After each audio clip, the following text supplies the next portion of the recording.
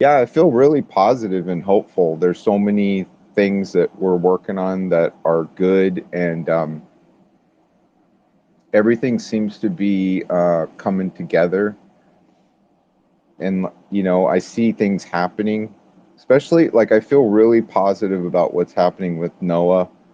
Um, the fact that MAGA Mission is also getting involved in legislation now. We're writing we're involved in consulting on legislation and adding to it. So as an organization, we're beginning to do all the things that I imagined and more.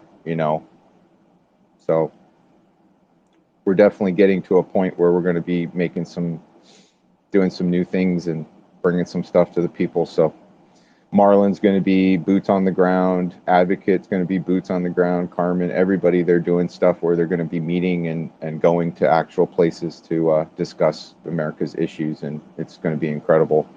The more MAGA Mission members and the more people that get out there across America and spread the word will get people to the information and bring awareness. And that's the goal, man. I can't wait to put. I want to talk to. I'm going to be talking to Noah about getting a banner for MAGA Mission on the side of a truck, stuff like that. It's going to be really cool. But yeah. So, what do you planting in your garden, Annie? Well, last evening, I was getting all my tomatoes together, right? And I'm going to make this beautiful sauce today. And Mm. then I'm going to bake some bread. Some of the things I planted recently was another set of potatoes went in. I do sets of potatoes. And yeah, I think this is our second set that we put in just to have a little extra, something put away and see how it does. And yeah, I'm going to be harvesting some corn here soon, and some more cucumbers are coming in, and some squash. Oh, the squash is just is doing phenomenal. And I just love to cook. And yeah, that's my special gift. And thank you for letting me share. My grandmother, she was not Italian. She was German, but my grandfather was pure Italian. They came over from Italy, spoke Italian, and the prerequisite for her to marry or for my grandfather to marry her, for her to enter into the family, was she had to learn how to cook. Uh, my great grandmother, I guess my grandfather's mother, demanded that she learn all of her recipes to feed him properly. this is the, so it was this. You are going to learn these recipes because if you don't, he'll starve. so her her sauce took overnight to cook. You had to put the bay leaves in there. You had to do all this special stuff and season it, and then you had to cook it forever to make it right. But man, if you do it right, Annie, it's going to be awesome. Um, Marlon, you there, brother? You were you locked up? Yeah, man. Sorry about that. Oh, it's cool. I was locked up too. When I started the space, I had to reset, and we're on the board, so I see us. So that's good. But I was locked up. So controls. What's up, Alex? Not much. Getting ready to go to the zoo. Today's Lawson's 5th birthday. I can't even. My baby is 5, and I'm not like one of those super sentimental, like, oh my God. But like, it's always been him and me. He's always been by my side because he's been so sick. That's like, what am I going to do? It's just going to be me and mom here all day. Like, what? She's going to expect me to do things on her honey to do list now, MAGA. And I'll have to be like, I can't, mom. I got MAGA mission stuff. We're working hard. Sorry. Sorry, mom. We can't do this right now. And tell Althea that's not on the honey to do list today. But I hope everyone's having a good Saturday. Steeler, did you see my picks from the Patriots game there? And I don't even want to admit the fact that we lost. Like, it's going to hurt.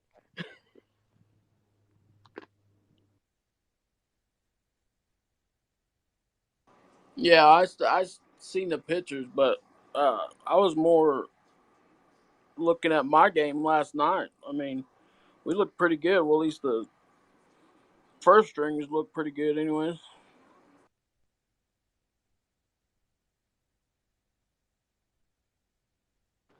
Gosh darn it, I couldn't hear a single thing that he said. And of course, it's probably witty and back talking about how the Steelers are so good, which they're not. But no, I'm kidding.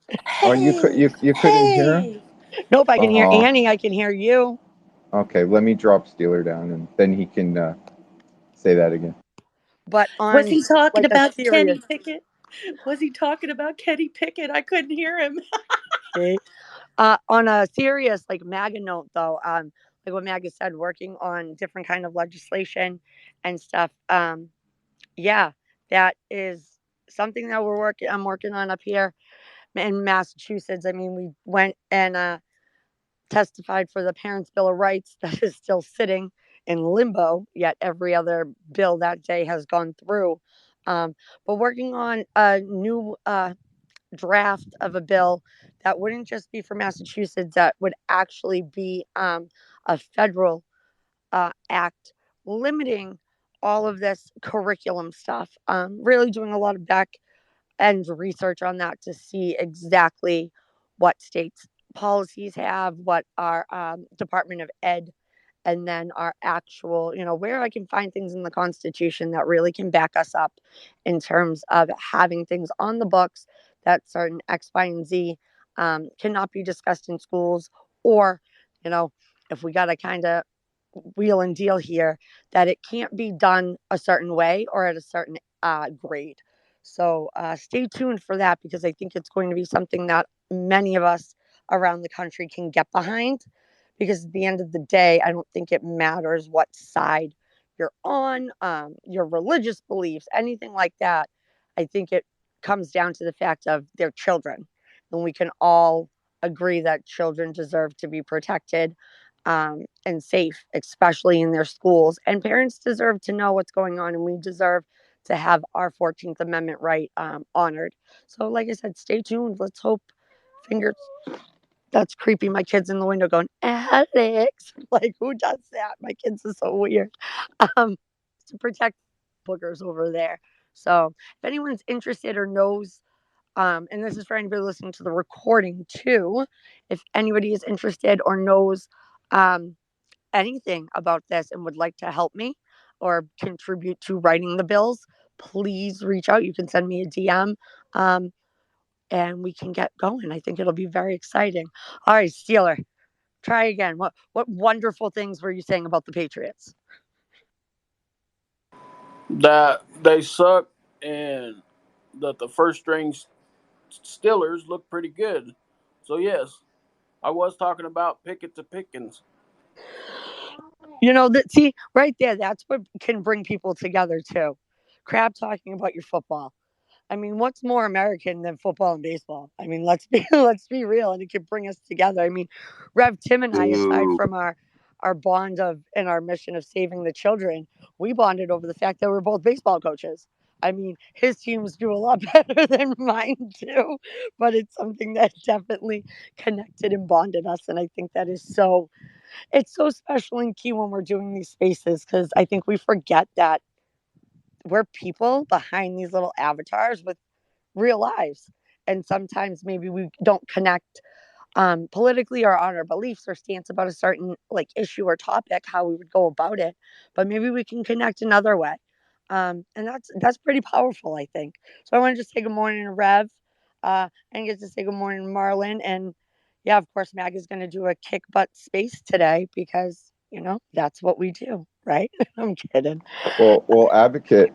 Some of the stuff you talked about, I'm really diving in on how to. I'm trying to learn how the format of bills and acts are written, and then I'm also writing amendments and also and also standalone documents. So I would be more than happy to collab with you on whatever you're working on, because I'm already doing it and I'm getting the format down, and I'm able to do it. So some of the stuff I've presented to Noah to present to congressmen, or to bring about change, and we're working on some stuff. So we're collabing with a few people. We have some lawyers to go over the documents and make sure that they're correct and in the right format, get the right docket numbers together, and present it either as an amendment or a complete replacement of certain outdated or otherwise unconstitutional legislation that's in place or being pushed through. So that's what we're fighting, and I'm there with you. Whenever you want to work on something, give it to me, and I'll look at it and maybe spice it up, or we'll get something Absolutely. I mean, together. right Yeah. now I'm still in that research phase. When you and Marlon and I talked a couple of weeks ago, and that was the kind of the light bulb that went off in my head, and I was like, you know what? Let me start doing that back end research of things. Um, Fortunately, similar to you, Matt, we got some experience in it, so I think between the two of us and the rest of the MAGA team, I don't see us not being able to pull this off. You know what I mean? And with Noah, I think we got a good team and knowledge. But yeah, once I got all that back end research done in a draft, of course you're in on this. You're standing next to me in front of Congress. We can wear matching outfits. We'll coordinate and then we'll kick some butt. I love a Soup. good match. I love a good theme. I love a good match. And I mean, let's be serious. Our fans, Remember the Wonder Twins? yes, Yeah, like that's what Wonder we can Twin be. powers activate. Oh my God, we Form could do form that. of an eagle, and you'd be like the bucket of water, and then there'd be like Oh my God, we could do. uh, I'm totally down. Just Gleek, like Gleek, totally. the little monkey. We don't know who Gleek is yet. We can be Marlon. Okay. I got to say hi to Rev, Tim. Thanks for coming in. We just getting warmed up, and it's always great when you join us. So, Reverend Tim, how you doing, buddy? I'm doing pretty good. Can you hear me? Yeah, we can. Oh, okay, great. Hey, I'm doing good. Just out here. Actually, I literally just plugged my speaker up, and I looked down, and Megan sent me an invite, and out here doing a little yard work. I finally got a Saturday to myself. That's awesome. Yeah, we got a slow warm up here. So we're just kind of rolling over some stuff. We were talking about where we're at, what we've been working on. We've been making some really great strides with Noah, and there's a lot of things going on. But Marlon's got some stuff that he's working on. We're going to be actually boots on the ground doing some stuff. So should be really interesting having that MAGA mission presence there. And yeah, we're making some serious things happen. It's just, we only started on the 13th of April, and we're here. Like, I never thought that I would be writing things to present, like that, or doing anything on this level. And we're evolving so fast. It's kind of crazy. But, citizens out there, they don't realize that they can do this too. And I think there's a lot of people that don't know what to do. And we're kind of trying to give everybody the tools, and then we can testify to the fact that, hey, you can do this too. You just have to sit down and care enough to do it, and there you go. If you don't do it. You're mega. You knocked it out of the park. The problem is a lot of people don't know what to do. That's why I look at Advocate and say she's a rock star, for going and doing what she does. It's all about being on the ground, man, because, we can sit in these spaces and we can say this and say that, and nothing ever gets done until we lace up our boots and we get out there and we start showing these people what we're about. One of the things that I have realized when dealing with your politicians, they know numbers and they know money. Those are the two things they know very, very well. If you can get a number of people get behind you and start making a difference, then they're going to listen. If you can pad their pockets, they're going to listen. But bottom line comes down to it, just like you said, man, we've got to get on the ground. We really do. We got to start making noise. And these people have got to start hearing us and really start listening. They can go in their office and we don't mean anything to them. 5 minutes they gave us to put our ideas and our thoughts and how we feel this nation should go. it's going to be gone. So yeah, we got to get out there, man. We got to start yelling. We got to start screaming. We got to start making noise.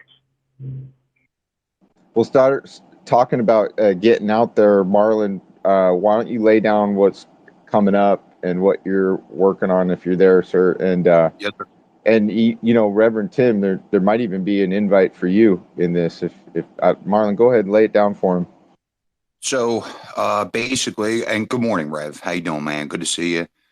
So the first part of it, hey, we are going actively down to Sarasota, Florida. There is a child trafficking seminar that I'm going to attend with Warrior, and it starts on Thursday. I fly in Wednesday, Thursday, Friday. There's a benefit, and then we're flying back on Saturday. But there's a lot of key people that I want to try and get some tentacles with, and network. And then in September, and Rev, I'm gonna throw this at you. So we have a chance to go down to Washington and explore and experience the lobbyists down there for this next vote. So they have 2 days of us going through, coming up and comprising our questions to take to these senators and Congress people. And, Tim, if you ever had a inkling that you wanted to do that, there's actually room for you. So that would be the 13th through the 15th. And actually, you were one of the persons that I wanted to ask.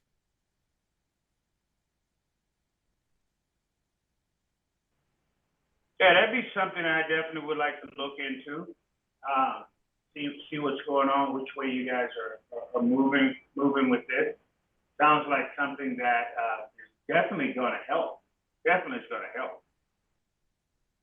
Yeah, it should get us out in front of the right people. Not only the trucking issues, but a lot of the issues that everybody in these spaces has. Right? If we could confine them and kind of have a unified questions, or 2 or 3 items that we bring up.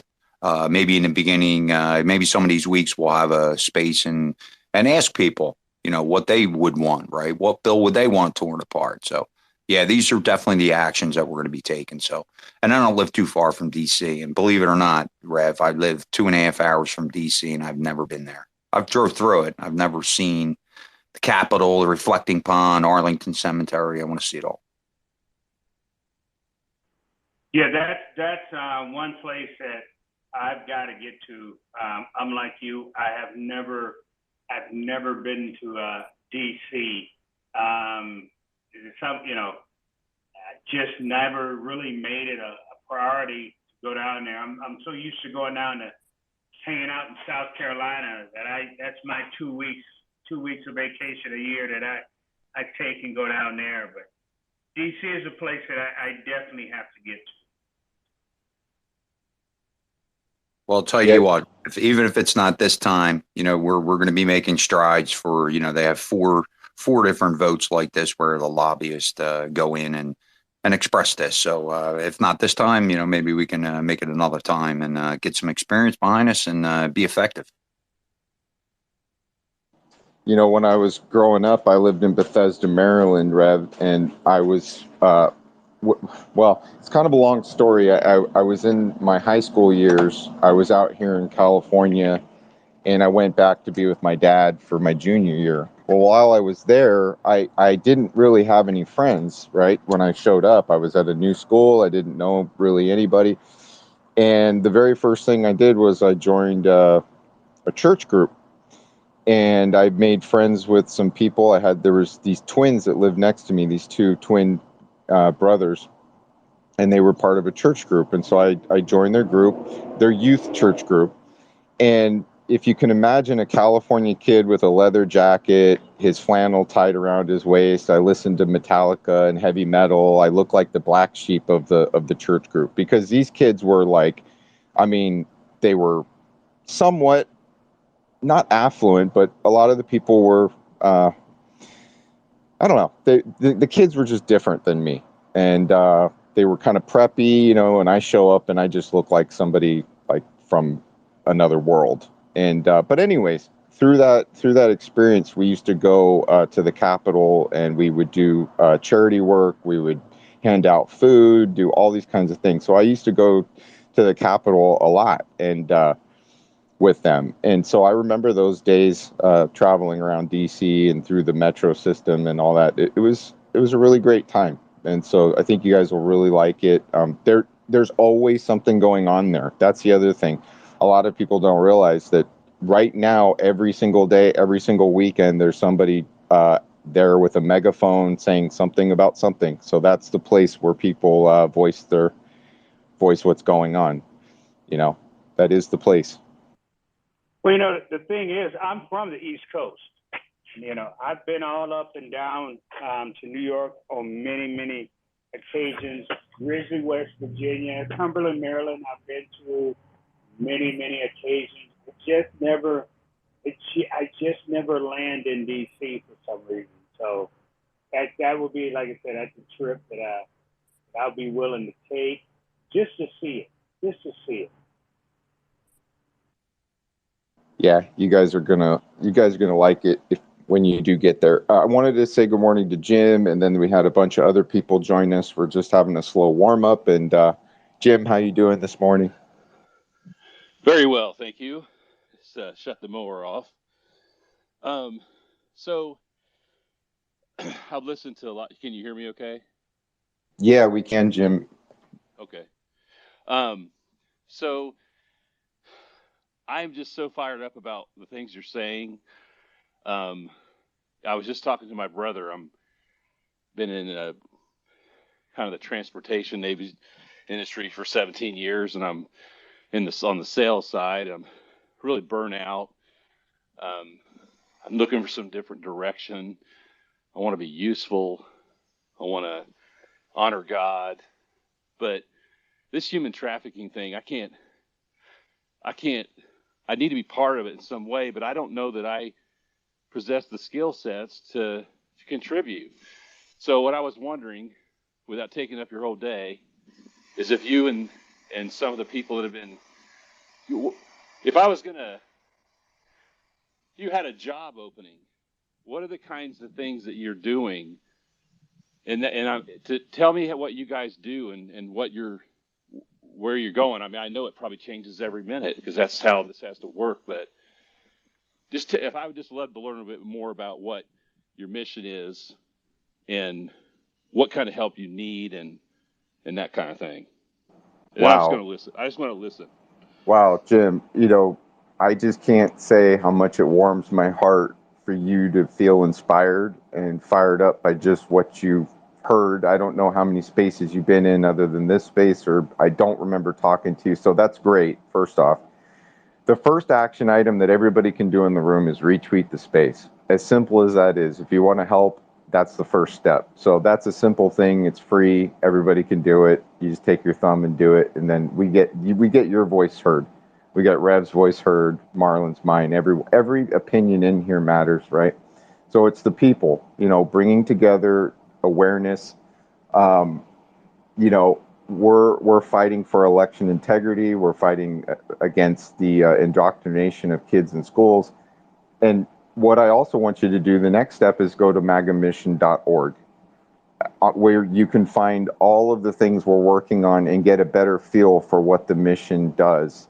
Okay, now the mission that we're embarking on is we're attempting to use the digital platform that we've created and all of the links and things that we link everything so that this information can get out there. We're taking the recordings of spaces, we're posting them on cross-platforming to bring, first you got to bring awareness. So we're bringing overall awareness of what the issues are, and we're giving people the tools so that they can individually fight or use tools to enact change in the things that they don't like, or the things that are infuriating you, you know, or the things that are frustrating you about what you see going on in the country. Because there's a lot of things that everybody can cite. Like, we can talk about the economy, we can talk about the kids, we could talk about politics, all of these things. There's something truly wrong that we feel we see every day, right? And the mission supports every single person, like Reverend Tim. Reverend Tim is a man on a mission to save America. His work is vitally important and is in his community.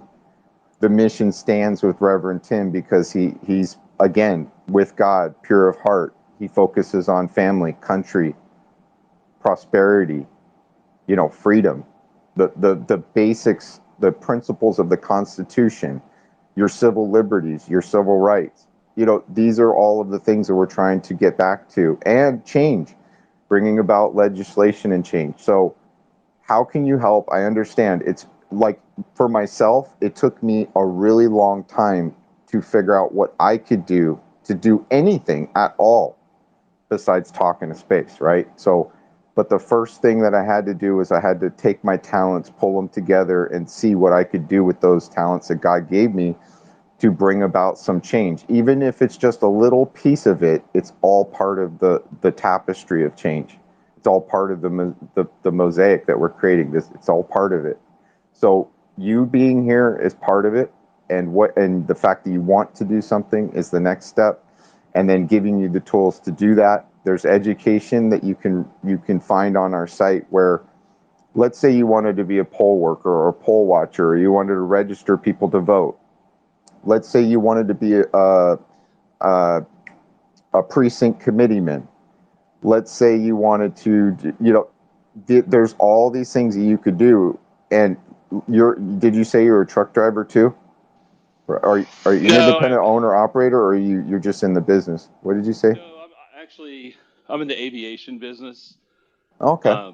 General aviation on the sales side. I don't like to say that stuff because I don't want people to think I'm all that, but just a guy in Indiana that's trying to be useful, and yeah, I've done okay in it. So the one thing about it is, sorry for fat and breathing heavy, but the one thing about it is that what the things I sell, I'm passionate about, and so I could be useful in that department because it gets you out of bed in the morning, and I don't mind irritating people or smiling and trying to be useful. So that's all. Well, if you're passionate about fighting against child trafficking, we have a section called FACT, and it stands for Fight Against Child Trafficking. FACT is going to be the conduit to Vets for Child Rescue, CATS, Shepherd's Watch. There's a lot of organizations out there that are fighting that fight. We spent months and months and months, well, not months, we spent a lot of time talking about this, but recently Sound of Freedom came up. We were talking about that. I think that the fight against child trafficking has now gotten so much attention that people in politics are waking up. Trump is on a mission against it. Carrie Lake is on a mission against it. There's a lot of people that now are like fired up about this. Not just you, not just me, but politicians. And what I've noticed is on the freeway, I've noticed a lot more stops going on, even trucks getting stopped. I've noticed that there's something changing on the freeways. I don't know if it's just people are just everybody's driving crazy, but there's something that's changing. And I think that it's becoming a number one priority to fight against child trafficking. I got two co-hosts that got their hands up. We're going to yield to Alex. And I thank you, Jim, and we will be talking to you more. Go to MAGA Mission, set up your membership account. Tell me what it is that you're interested in, and then we'll get you on the roster for some things. Alex, please. Jim, I gave you a follow. Give me a follow back. So I don't know if we've ever met. If not, hi, I'm Alex. And I do a lot of work with the children in terms of like the indoctrination that's taking place, and have now also connected and coordinated with all of the groups that MAGA just mentioned. So I'd love to connect and see, maybe give you some information about what you can do, boots on the grounds where you are, give you some information about what's going on in your state when it comes to the schools and different legislation being passed, and then kind of how that connects to the child trafficking, because a lot of people don't realize that it does. And I won't dive super into that all, but it really does. Our education system actually connects to more things than people realize. Because when we think of education, we think of like ABC 1, 2, 3, which is definitely not the case anymore. So please, I know I never do this. I've been doing it a lot lately, but I feel weird. Please give me a follow back for us to connect. And I'd love to see you in one of my spaces Wednesday nights, Uncomfortable Conversations. Mag is one of my frequent and awesome co-hosts, along with a lot of other MAGA Mission people that join in and share some awesome insight and information. So I would love to see you there. I have to drop down to either a speaker or a listener, MAGA. We gotta start getting ready to get these kids on the road going to the zoo. We got a birthday today, y'all. Just do me a favor, make sure that you hit stop co-hosting and just don't bounce, okay? Because it'll lock up my spot. But if you drop down Perfect. gracefully, that's all good. And do not let your child get near the tiger cages or anything like that where they can fall into the pit. You know, I've seen those videos where little kids, they get curious and then the next thing you know, they're in the monkey cage or something like that. Quick Be story safe with about that. just be safe with your little guy. We went to like a zoo. My parents, when my sister and I were younger, we were in the petting area with like all the whatchamacallit, goats. We turn around. One of the goats was eating my sister's shirt, ate half of the back of her shirt, and none of us noticed. So now she's terrified of goats, and they have like a petting zoo area there, all goats. So she refuses to come to the zoo. She's like, I'm 37. She's 33 years old. And she's like, I'll meet you at the house for cake and ice cream and gifts. Like, But you know what? We're terrifying. gonna have to get her an "I Ain't Afraid of No Goat" shirt. Oh my God. Wouldn't that be Yes. perfect? With the And I goats. have I'll take the perfect picture of the kids like surrounded by the goats today. I know we Oh my needed. God, I love it. I want an "I Ain't Afraid of No Goat" shirt really bad. I I also want know. a Marlin shirt really bad, and I also want a MAGA Mission shirt really bad. But anyways, Well, I I'm think. not hearing I want an advocate shirt with your face on it really bad. I didn't hear that today with you. Yeah, we'll talk about that one. If anybody does want a picture, a shirt with my face on it, just let me know. We'll get you one. Well, But thank you. we've turned on the AI art, so we're going to be coming up with some really great images for the MAGA Yep. Mission team and other people. It's going to be really great, and once we get that art going, we'll have some images that are really great that people would love to sport. So, anyways, that'll happen in the far future, but we're close. Far future, but very soon future. Marlon, brother, please. So, hey, just to go back on the mission topic, right? And I'll tell you what's been effective.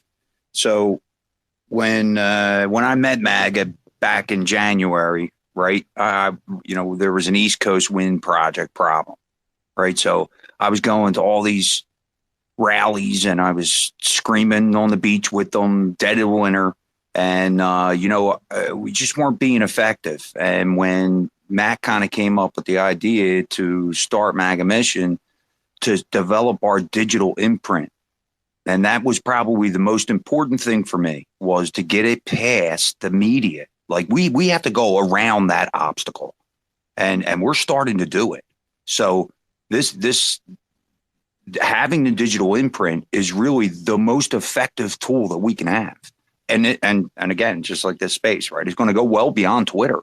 Go look at the digital imprint of MAGA Mission on Google, Bing. That is going to be more effective, in my opinion, that whatever we do, we just keep enhancing the content and it's going to work out because there's somebody else working behind the scenes with us. So to Rev, let me tell you, it's been divine, my man.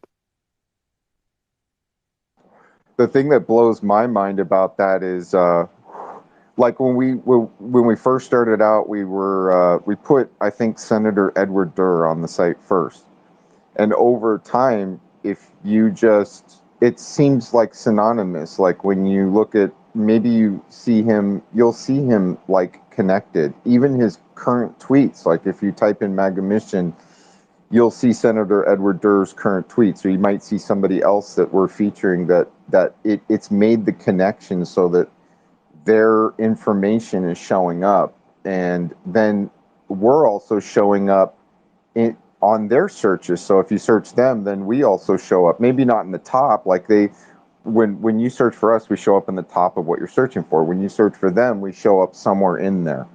But anyways, Heather has joined us, and I do want to implore everybody, first of all, before I go to Heather, want to really implore people to go to Early Vote Action.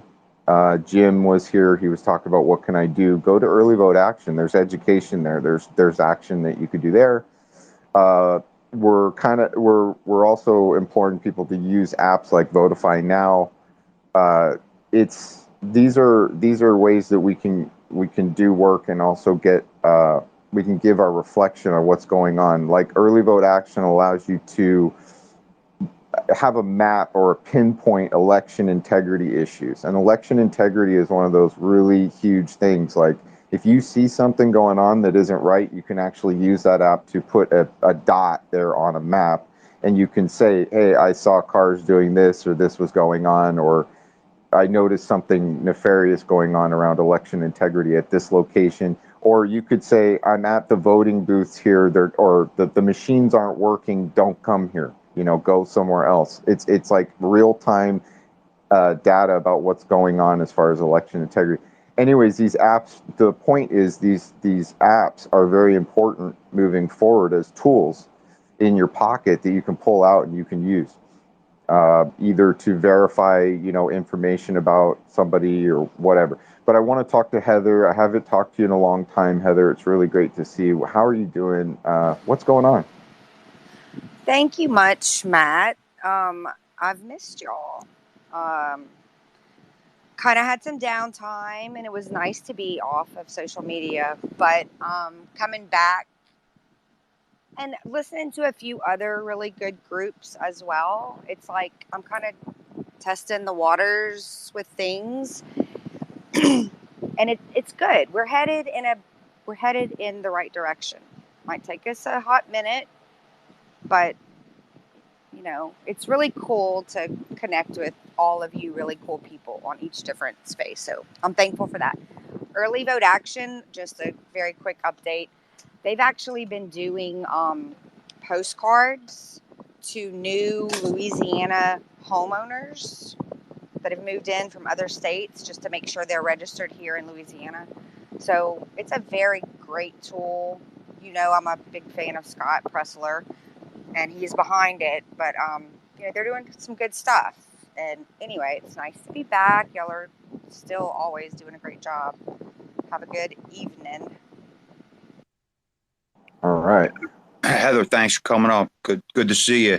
And actually, we wanted to talk to Scott. We got a little play coming up, and maybe we can jumpstart him. So yeah, that's great that you were here, and good to see you. Well, election integrity is really a critical thing, and we talk about it a lot. And one of the first steps to election integrity is a robust voter registration. I mean, and just the system alone, the system itself, needs to be accurate. It needs to be regularly updated and maintained properly. The voter rolls need to be up to date and be accurate, and that's a huge issue. And it's not. I don't believe it is up to par. I mean, we've heard the stories about somebody's dog getting or maybe they're just ballots going out. Go ahead, Marlon, jump in. So it's so bad. And, it's funny, Heather, when Scott was here, we talked about it. So he's got a good idea what's going on in New Jersey. And I was proud, not to sound condescending, but I was proud of him that he knew it. I mean, can you imagine the amount of people that are coming at this guy? He really did know the ins and outs of the politics in my town. It was awesome. So he knows so much. He's very, very knowledgeable, and he's puts action behind his words. So, yeah, great human, just saying. Yeah, absolutely. So, and again, I know you heard me say it before, but the people in the room can't imagine how big this dude is. He's gigantic. I'm telling you, I was standing next to him, I was in his armpit. You just look like a small little minnow.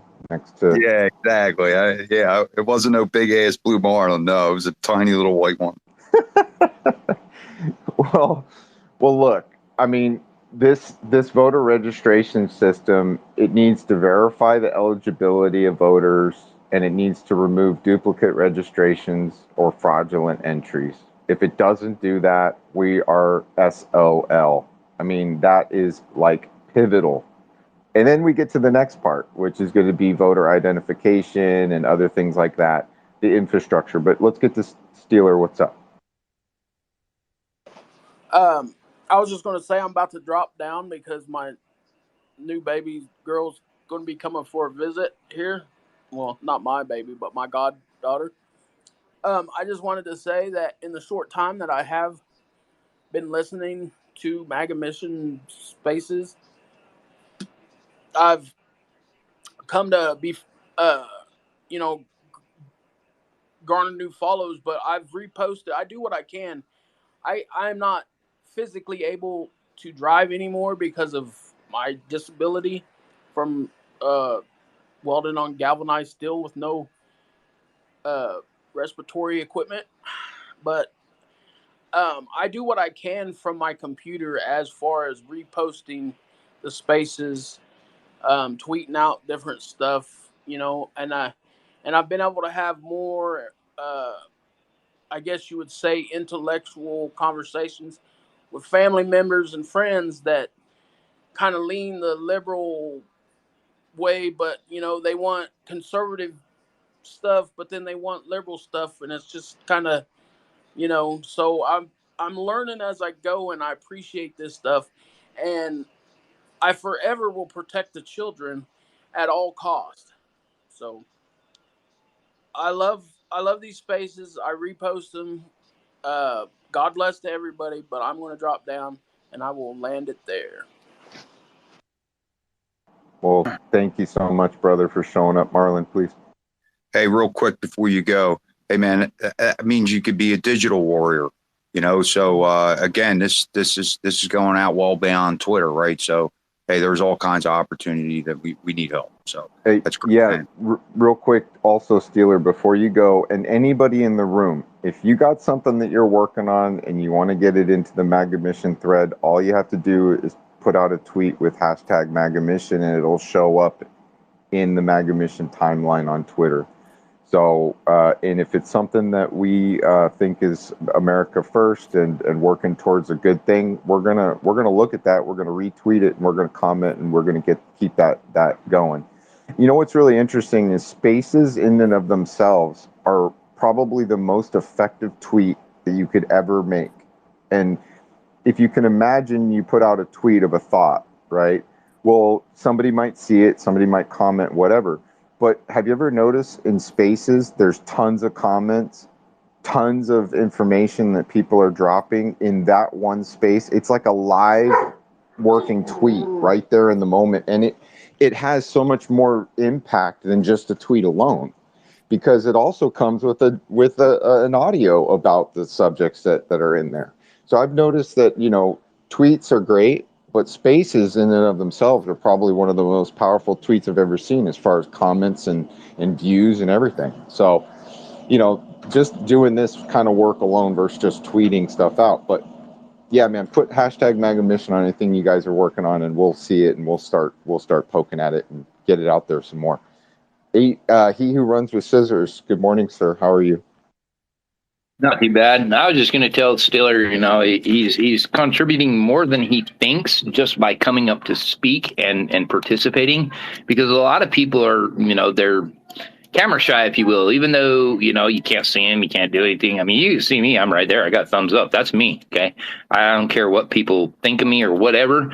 That's just me. But it takes people that, have a little bit of guts to come up and start talking, because we're losing that nowadays. And just know that you're doing more by coming up and just speaking. Even if you're bringing up another topic, you're still contributing to the room and making it, because MAGA works really hard behind the scenes. I know what MAGA does, and I work behind the scenes. And, Marlon hosts rooms, and it's more than what people think. But without people coming up to speak, there's nothing. We're all just in a void. I know because I did a room the other day. Nobody showed up. I was by myself. I couldn't figure out how to make it work. So, yeah, I mean, give the hosts, the co-hosts, and Marlon especially, or MAGA especially, for what he does, because nobody really knows. I do, but I'm not going to get into all the how all that works on the computer. Yeah, I just want to say, Steeler, just know, you contributing to the room, it means more than you think.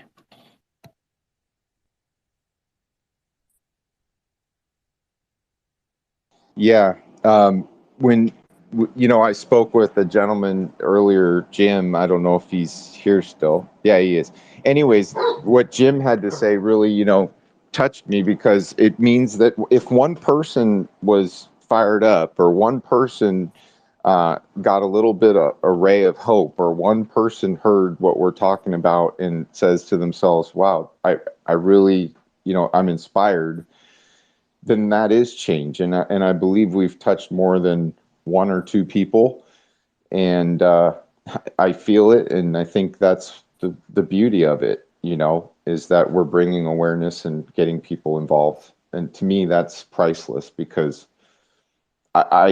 it just it warms my heart to see that all the effort and things that we're doing is actually bringing that kind of inspiration to people. And because what I was hearing before we started MAGA Mission was a lot of anger, a lot of apathy, a lot of depression, and a lot of things that lead people to the wrong path for action and not the right path for action. We need to get love in our hearts and focus on the mission, and do it in a way that's not from anger, or, I don't know, just in the right way. Marlon.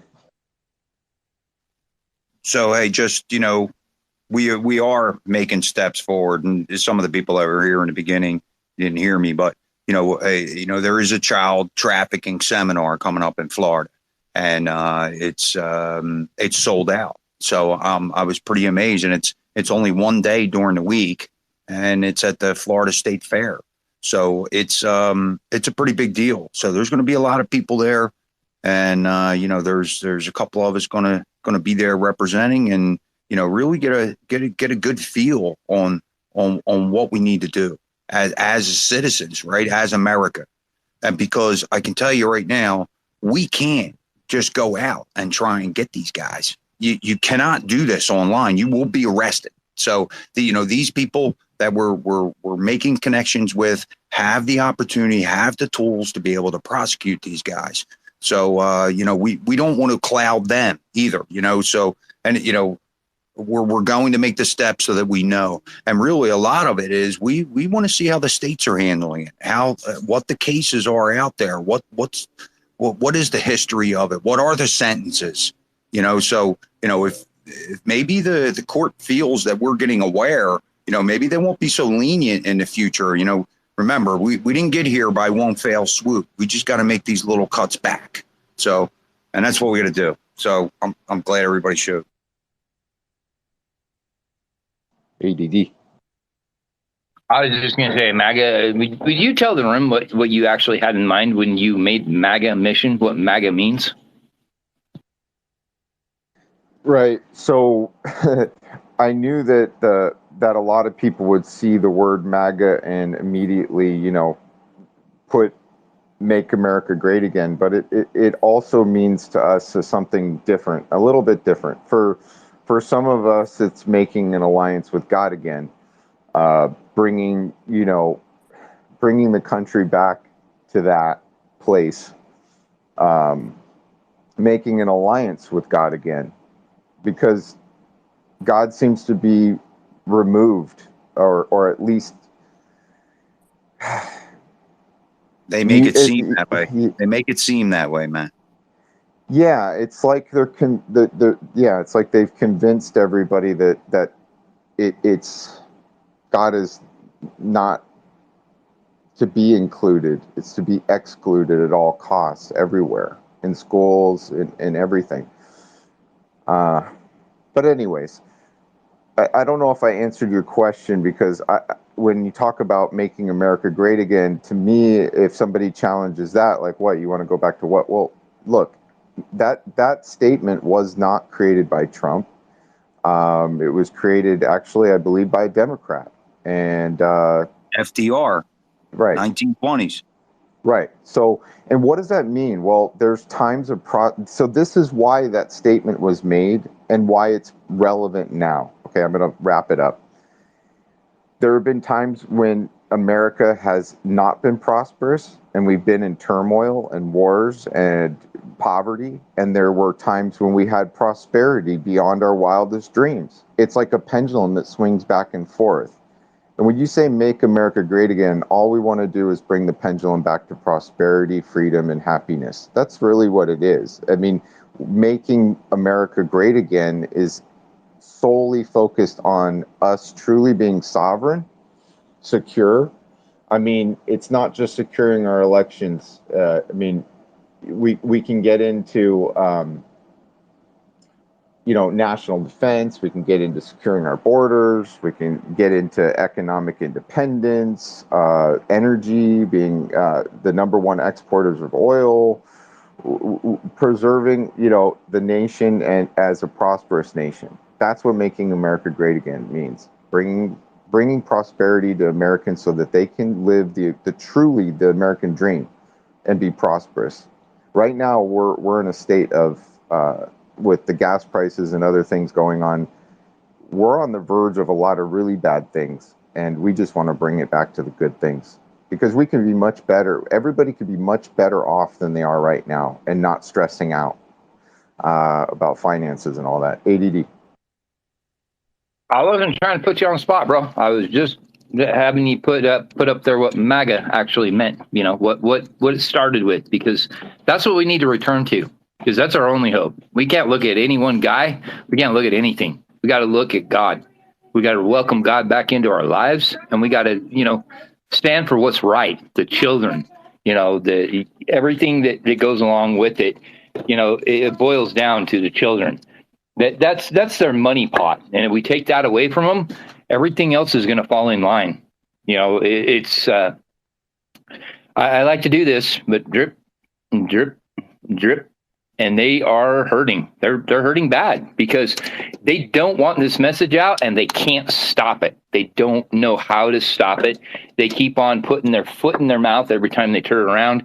To essentially show us what they're doing by blaming Donald Trump for whatever it is that they're doing.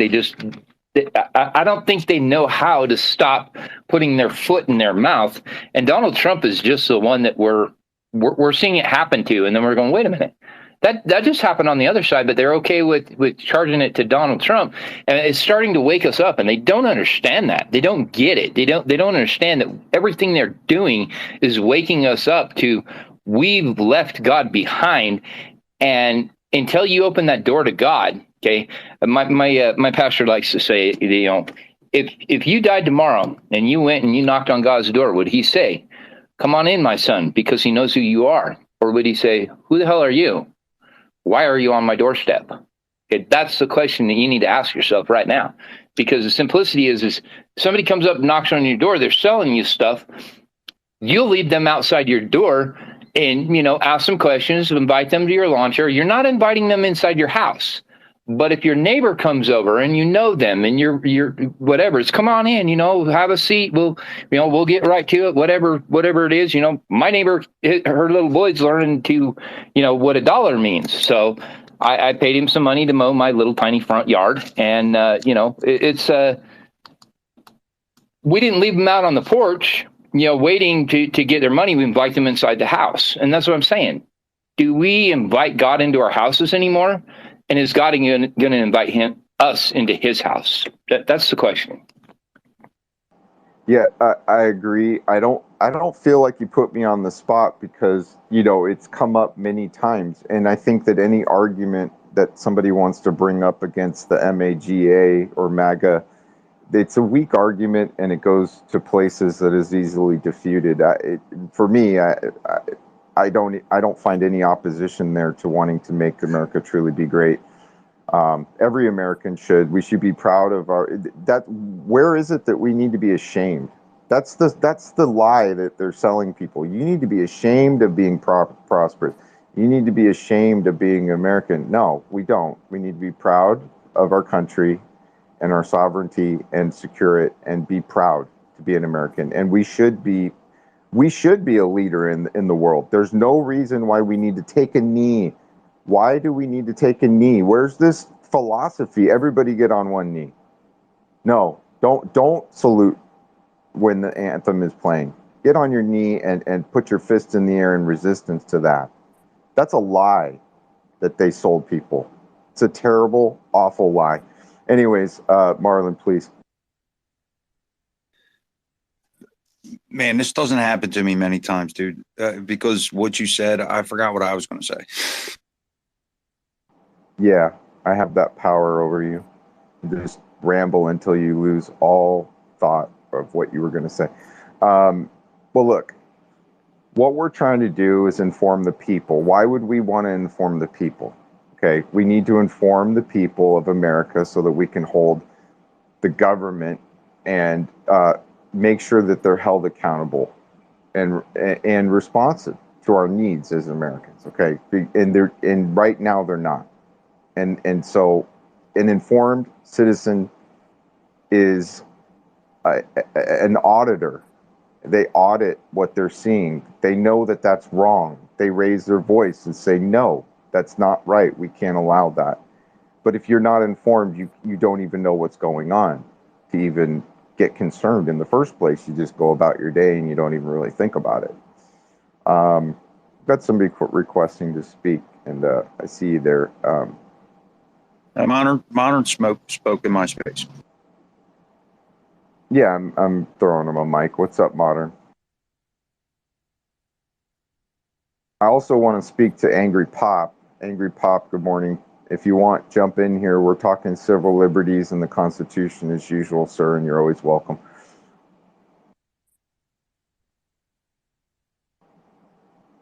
Yeah, I guess Modern bounced. Oh, there he is. He's bouncing back.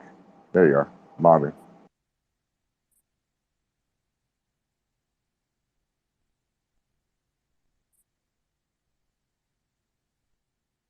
You there, Modern? Got to unmute your mic.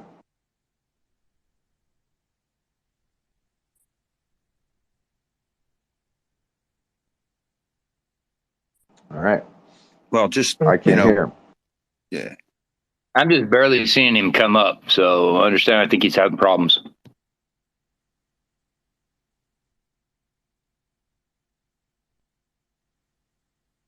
Well, right on. Let's, strengthening the local action equals national impact. And Scott's data, especially out of Florida, shows that it works. So, it's funny because what his action, early action, just gives the opportunity for people that, might only feel because they're solicited by Democrats, Hey, and a lot of the immigrants I know, I can tell you this right now, Matt, a lot of the immigrants I know, the only reason that they vote Democrat is because the Republicans don't show up. That's what the immigrant community is telling me, right? They don't talk to them about their community. If they did just a little bit of homework on them and actually approach these people, because our government's harboring them, I mean, you might as well convert them to, and most of these people are 99% Christians and God-fearing Christians. Most of the Spanish influence I know are great people, man, and a lot of them are my great friends, and because they work with me. So it's people are under the assumption of that they're all bad. It's just like any other demographic where they're just a small percentage. They're just the ones that get noticed.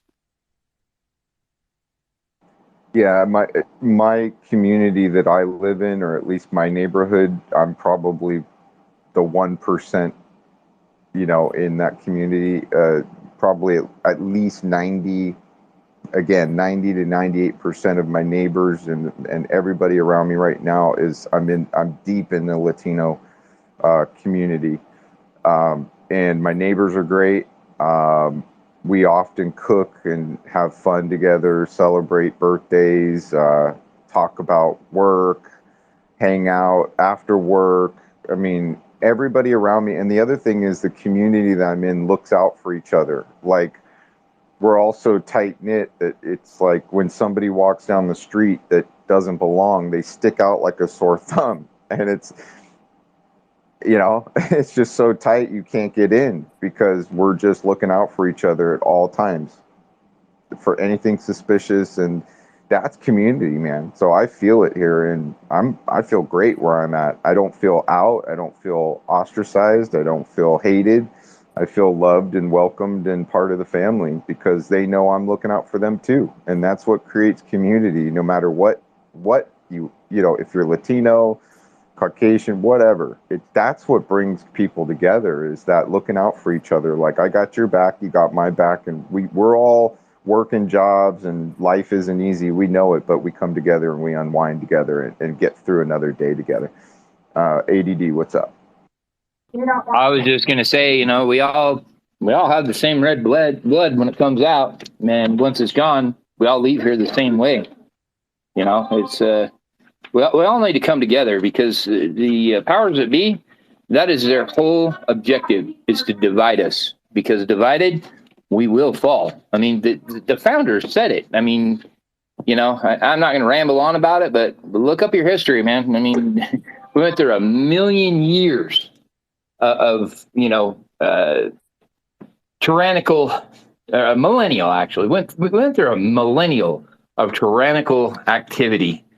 And it was the United States that brung it to a head and fought amongst each other to end that regime. And it still happens around the world, and nobody wants to talk about it there. But they want to say that we are evil people, and we're not. I mean, we tried our I mean, we haven't done our everything right, but we really tried hard not to do everything wrong. So. Yeah, I mean, America is great, and it's because it's the only place that anybody can run. And once it's gone, there's nowhere to run to. Well said. Marlon. Oh, we hear that in the spaces all the time, right? But I hear more out of the community of good things than bad things. Right. I know that people, even my own family, half of us were left and half of us were right. But it's awful funny, the evolution of it. They've come back to me and they're like, wow, well, hey, you're gardening. And, they're looking at the concrete foundations that I put forward. And they're saying, wow, we're hearing this and we're hearing that. And it just so happens that, these Twitter spaces are probably the most informed people in social media, in my opinion, especially coming into these spaces. How many testimonies we got in here? It's crazy. Hey, and that's why we needed to build a tool to be able to go use it. Let's go fight against it. We're not fighting against somebody. I always hear this revolution. There's no revolution coming. It's a cleansing of some kind of system that's going to put a foundation and give the confidence back to the American people in the voting system. And they're going to do this, and I feel it coming. They have this mechanism there, and I think it's coming to fruition. There's a lot of legislation being done. So I don't know. Let's go home. Thanks, man. Yeah, we're going to turn to exit, and I was inspired by a few things you said to kind of remind people and get them on page as far as things that are happening by the opposition. Because they're using tools to fast forward. I mean, they're going full speed ahead and they're going as fast as they can. You noticed from the very first day Biden got into office, he immediately went to work reversing a bunch of stuff. And then they went, and every time they're in office, they push the pendulum as far as they can in the direction they want to go because they know time is short. They know that everything they do, somebody might come along and reverse it. So they work really hard. They've been working really, really hard. And we're in the middle of an age right now where you can use tools to make that really, really easy. And so it creates a huge problem because now there's all these bills and acts that are coming down the pipeline at warp speed, and there's so many of them, and you knock one down, and guess what? There's just another one that they have right behind that one, and they're going to throw as many darts at the board until one of them sticks, and they all have deep-rooted agendas in each one of them. And so we need to use the tools that we have to do the same thing and fight these things back, because this digital age is going to usher in a huge amount of change really fast if we don't get on board. So anyways, exit. You've been waiting long enough. What's up, brother? Yeah, I just wanted to bring my input here because it seems like you guys respect just hearing from people, which is very powerful. And I'm honored to be in this group, and I'm honored to be on X. I think what Elon Musk has done for us is tremendous. We're able to connect and have these conversations. I will say those who serve more than one master can't serve their family, can't serve their community, and can't serve themselves. 9 times out of 10, those who serve a master that's not righteous fall on their face. So just love one another, and I think the big boys have done majority of the work. And God bless you all. God bless the world, and America first, baby. Let's go.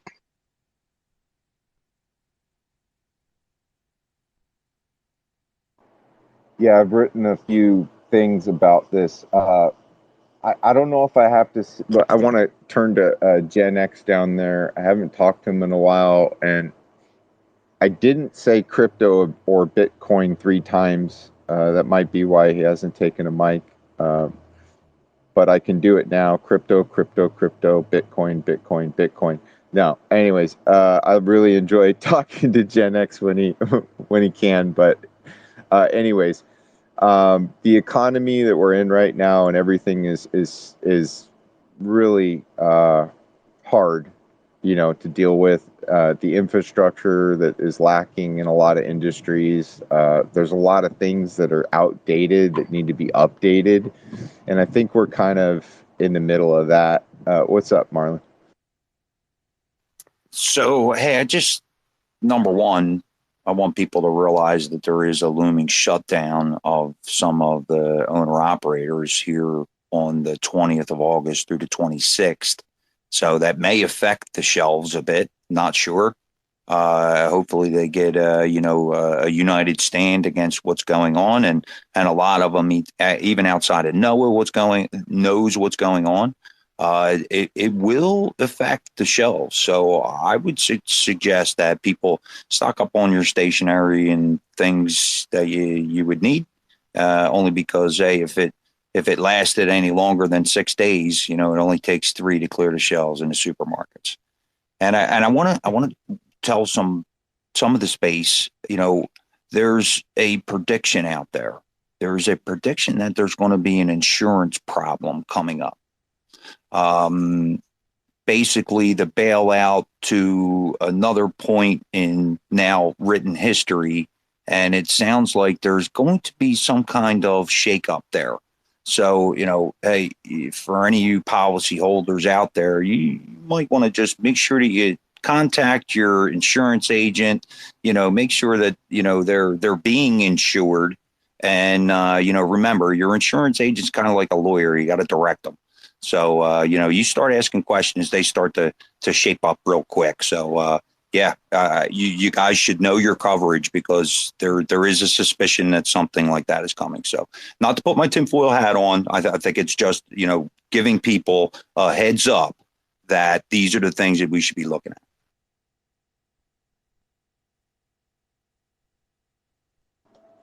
Yeah, well, we went through not just talking about insurance, but we went through all of those banks folding and collapsing, and everybody was shooken up by that, because it was like dominoes. There was a connection from one bank to the other banks, and they were going through some issue, and everybody was freaking out. And Gen X, just want to say what's up. He's got his.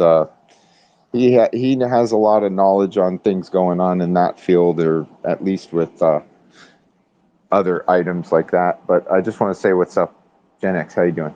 Good to hear you, brother. Hello, American soldiers. I really like hearing people being very clear about the power that they have and not laying down for any of this stuff. So I didn't come in here. First of all, I don't deal with crypto. That's just for stupid kids who rug pull each other.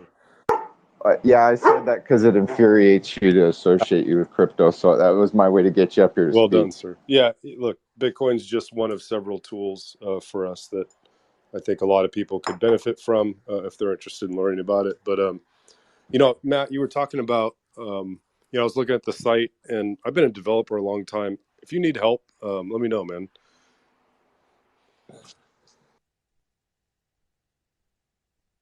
Are you implying that I need help because you looked at my site and it's lacking, or are you saying you want to jump in on some design? It's not you. It's anytime I look at any site, there's just anything that I can help with that you're struggling with, or it's a very vast world dealing with SEO and making sure people can view things and what's good practice. You're working with a very wide demographic, especially us being conservatives. Some of us aren't as astute when it comes to technical things. So if there's something that I can help you with, just let me know, whether it's that you need some stuff built or you just need some advice or an opinion. I'd be happy and honored to help on the mission. That's awesome. Yeah, of course. I've been embedding, things, doing different stuff on the site. There's, one of my dreams and visions was to have, which I started, was a Twitter feed where it's updating, and it's drawing from the Twitter feed. Some of the HTML, it yielded some really weird results. Maybe you could look at the Twitter feed page that I created where it uses the Twitter widget, goes and does action to grab some tweets and things like that. But one of my concerns was loading speeds of some of these things. And no matter how much I try to optimize the HTML, on my phone, it doesn't do well. On maybe an Apple phone, it loads pretty quickly. But yeah, I got some things to talk to you about, some things that I envision. I mean, just having a link to somebody's page on Twitter, that's a pretty fast link. You click it, bam, you're there on their page. That's not a problem. And there's the feed.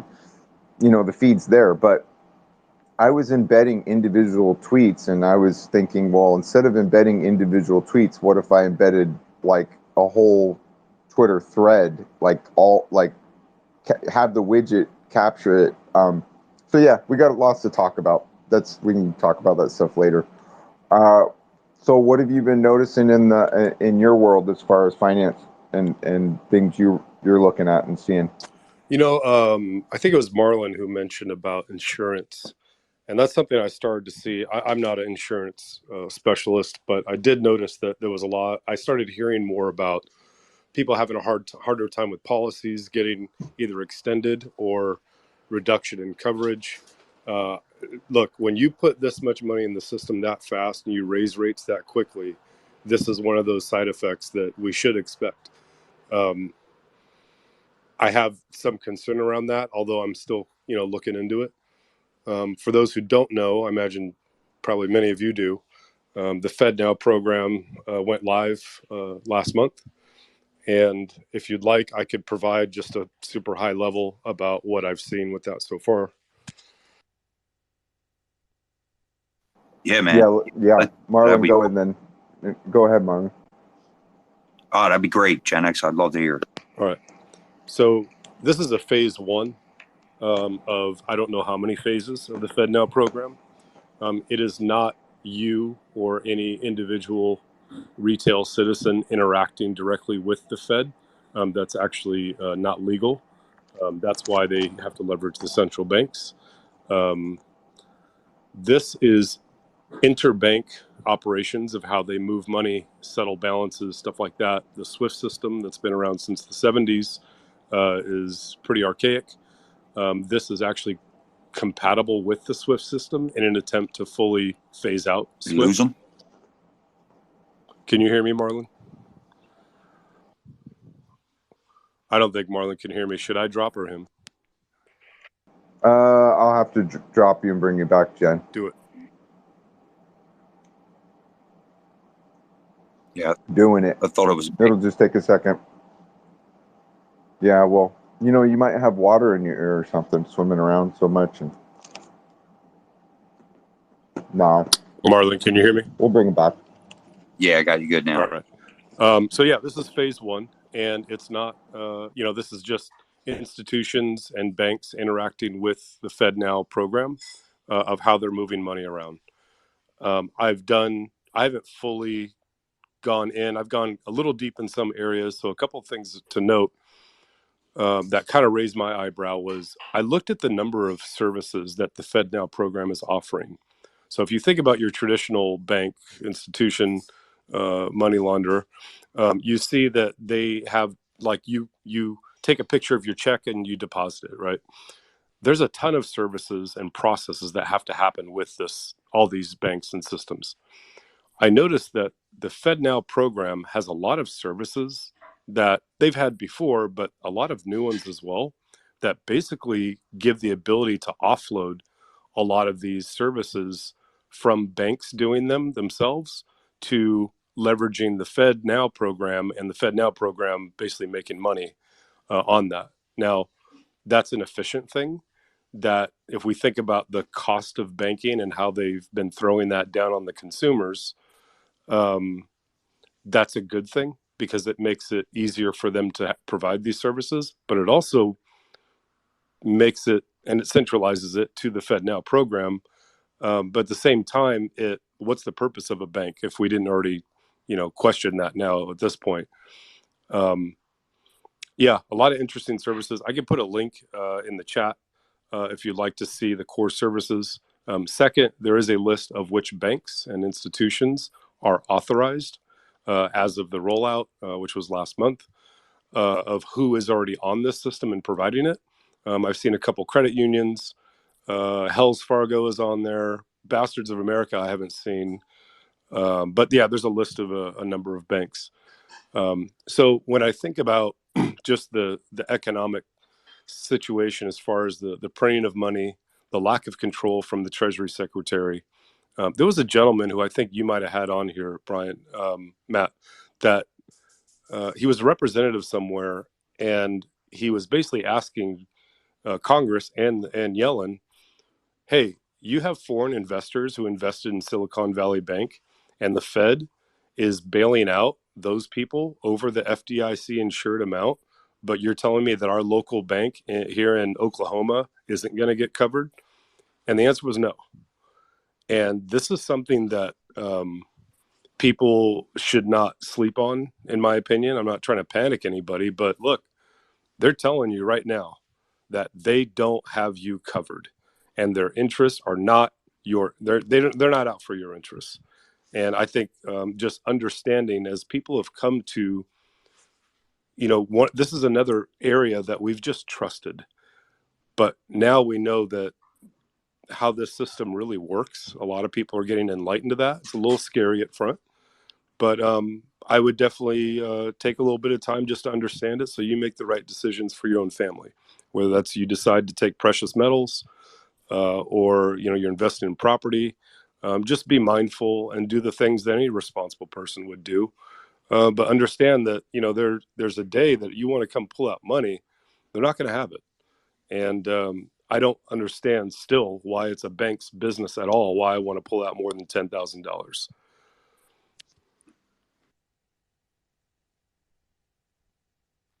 Well, they dropped the recording number from 5,000 in my state to 2,500 now.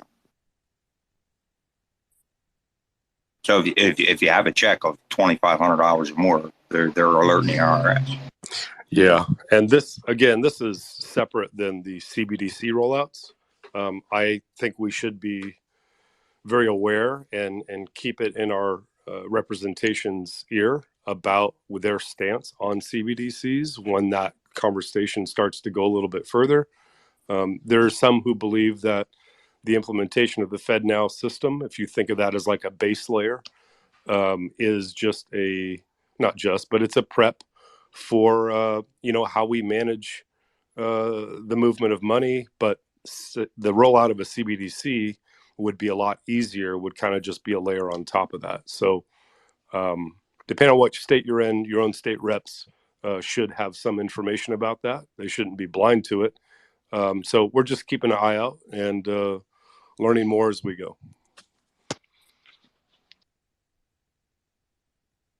Yeah, I wanted to turn our attention to Lord. Marlon, if you got something, and then maybe real say hi quick. to Lord. I just want to say, Gen X, it's really the underwriter's underwriter where the problem is. So, you saying that about coverage, people need to make sure that, it's apples for apples, because they're going to be lessening coverage to cover the cost. So, you're going to be paying for something that's really not what you're paying for. Yes, sir. And I would expect that this enables further bank consolidation. The more banks that you have come on and leverage these services of the FedNow program. Again, it's not all doom and gloom. I mean, it really makes the operations of a bank to function and provide the services that they provide the public a lot less expensive. So they're not trying to nickel and dime us. But I come back to this very same question. Why do I need the bank anyway? Thanks, guys.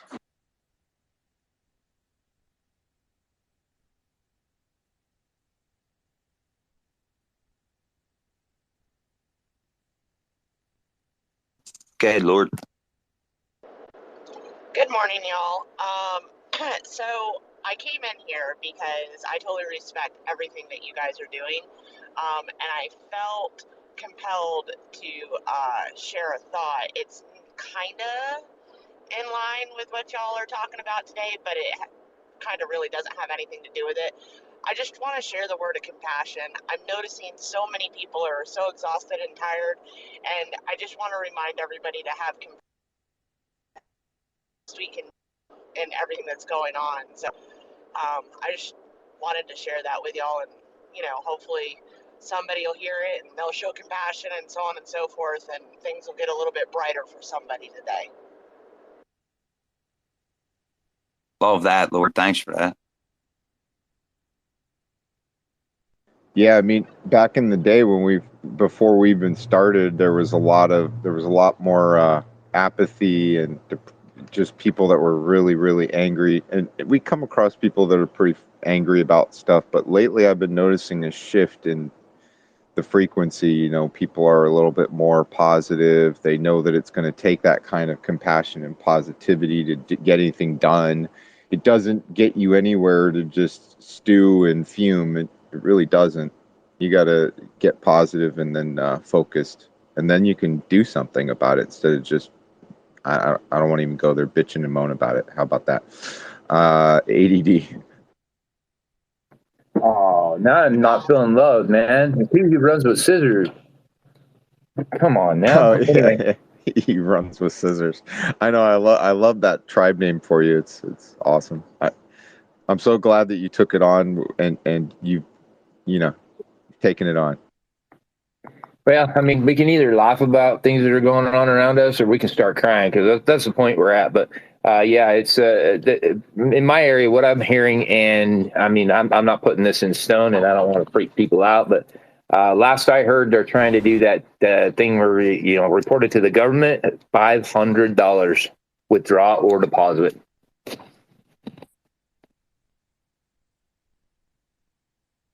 Yeah, I could imagine that conversation in the future. It shows here, he who runs with scissors, you've taken out a considerable amount of $500 increments lately. Yeah, I got shit to pay for. Stuff's expensive. What do you think? I got to tell you, yeah, I needed to buy some damn groceries at Costco or something. Get off my back. It's none of your business what I needed my money for. Get out of here. That's overstepping, and to me, I think it's an infringement upon our rights.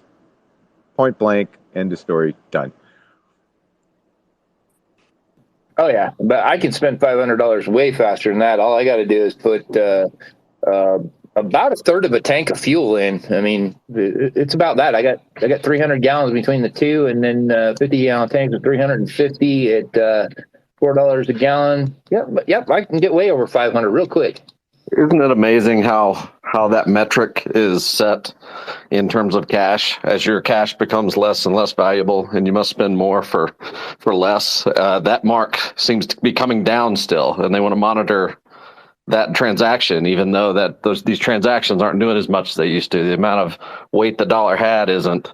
We witnessed de-dollarization occurring all over the world because we weaponized the SWIFT system, and so if there was something that could help us when, you watch people get their banks seized for protesting, and look at the Canadian truckers and what happened to those gentlemen and those people. They just turned off their bank account. When they can turn off your bank account, that is a vector of attack. And, that's why, you'll just hear, that's why we get upset conflating Bitcoin with cryptocurrencies, is because Bitcoin is actually a network that's state resistant and can actually help people to resist, those types of controls being dictated to them politically, and we've just seen it evolve all over the world where the money is being weaponized, and the political winds can always shift, but you just don't want to be on the wrong side of them when tyranny comes looking for you. You always want a backup plan. So I do like your icon there, and I'm sorry, is this Civic, Chris? What's up?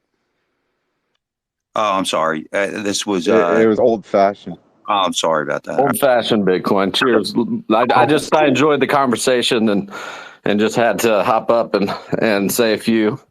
Enjoying this fine day. Blessed to be here on the right side of the dirt. And we've got, once we still have air in our lungs. We still can get along. And we still have our guns, and we still, there's things we can latch onto right now, but it sure seems like emergencies are being created to infringe on the constitutional rights that we all hold near and dear. So anything you can use as a tool to defend yourself from it, and I think Bitcoin is one that gets overlooked quite often, is good on you. Yep. Well, I'm glad you came up. That was cool. I don't think I follow you, but yeah, why don't you hang out and talk to us and make sure it sounds like you're on the right page. Oh yeah, man. I did 8 in the Navy. I was in Japan for 4, flew around. I've seen the other side over there, the CCP, and that's my biggest concern right now. And I think the way politically we've dealt with them, obviously with this disaster of leadership, is just absolutely dangerous. And it blows my mind that we're emptying our resources into Ukraine at this moment, and we're not taking care of home right now, and we're printing money and putting it everywhere, but where we need it right now. They're trying to hyperinflate this debt, and they don't want you to see it. They just approved $26 billion again for Ukraine. Anybody in the space that didn't realize that. And for fuck's sake, where does that money end up? I mean, you want to talk about auditing? There's nobody auditing any of that shit. It's like it's free for all. Everybody's running towards the printer and to grab some, before they hit the door at some point, because we keep playing this game, and it keeps getting harder to fix. Pretty crazy. Let me turn back to Maga. Yeah, I just want to say thanks, old fashioned. You said some great things, and that's why I love talking to Gen X, and that's why we kind of turn towards finances and economics for a moment, because it's also gonna I could say it's coming to a point of national security. I mean, really, the money that they're spending on other things, wars, all that stuff that we're not, you look at acts and bills. There's certain acts and bills where it was all about securing other people's borders, not our border. There wasn't anything in there for our border, but for to secure every other nation but our own. It shows the interest right there. It's not here. ADD, or he who runs with scissors. What's up, bro? Oh, I put my hand down because I forgot. Yeah. Well, I thought to myself about, everybody's contemplated Bitcoin. If you're not invested in it, I think everybody's heard about it. I think everybody, has seen the from the very beginning, watched the news, contemplated, shouldn't I? And then there's the people that are like have the fear of missing out. You watch it go up and down, and I think it came down to 14 and rebounded, and that was its new bottom. So I wouldn't anticipate Bitcoin dropping. I would only anticipate it going up and down, but showing a stochastic track in the right direction overall until it's finally 100% mined and not available anymore. But anyways, Jen, jump in and then we'll go to Civic. Yeah. I didn't come up here to talk about that. I came up here to talk about the other tools that we're sharing and the collaboration on making sure that things go the way that we need them to, so that our votes are counted properly, and that we maintain these values. I just want to say, we didn't come to Bitcoin about money. I mean, a lot of people do in the beginning, but that's not why we're in it. We're in it for sovereignty and for the fact that nobody can take it from us. And I don't have a better place to put it other than land, property, which, I mean, there's arguments of those. But this is a lot more than money. And people really don't get an opportunity to understand that until they spend some hours, just learning about it, learning the basics. This is far more important than just monetary value. This is around, the fact that I control this myself. I have the ability to walk across any border if I wanted to with nothing but a t-shirt and some shoes and a pair of shorts, and nobody can confiscate that wealth from me. This is something we've never had before. So every other tyrannical government that's ever been fought, this wasn't a tool that was in the toolbox. And this isn't the only important tool. There's a lot of other important things. But something that I try and impress on my conservative brothers and sisters is that they seem to have this. I know that they have the same values that I do of life. Forget money. I want to be on a farm. I don't want to be told how many cows I can have. I don't want to be told what I grow. This is my land. I'm an American. I'll raise my kids the way that I see fit. I'll operate for my community and nobody else. And this is the bigger picture about Bitcoin. It's not just about money here.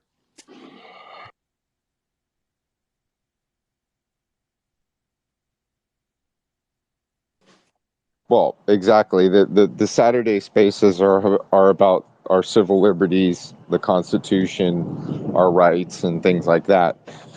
I just think that we were just talking about basically the financial situation that we're seeing in the market right now, and how banks are taking away your rights in certain ways if they're infringing on asking about if the federal government is tracking as little as $500, things like Yeah. that. But I get your point. I mean, the bigger point is the principle of the right to do what you want to do, and to not have it controlled by an entity that's overstepping on those Yes, rights. sir. In all aspects. And that bank teller, they're just doing their job. But here's the reality. They have zero accountability for your life 2 years from now or 2 days from now. They're just doing their job. And these people know that. They're trying to track as much as possible while there's, failed governments in other places like the Middle East that have tons of cash. This is a step of them understanding that we cannot control Bitcoin, but we need to move our US dollar into a full digital programmable money. That's what they're telling us. With the FedNow program, again, it's not all bad. It is a more efficient, better system, but we got to think about the true motives here and what that sets up in the future that might not be in our interest. I have the same concerns, I think, as everybody else around somebody telling me that I drive more than 20 miles away from my house to go, take a couple goats to my friend, and they're going to charge me, some kind of carbon tax BS. I just, look, we're in a world of unaccountability. You can count on your community and your fellow patriots, and that's it.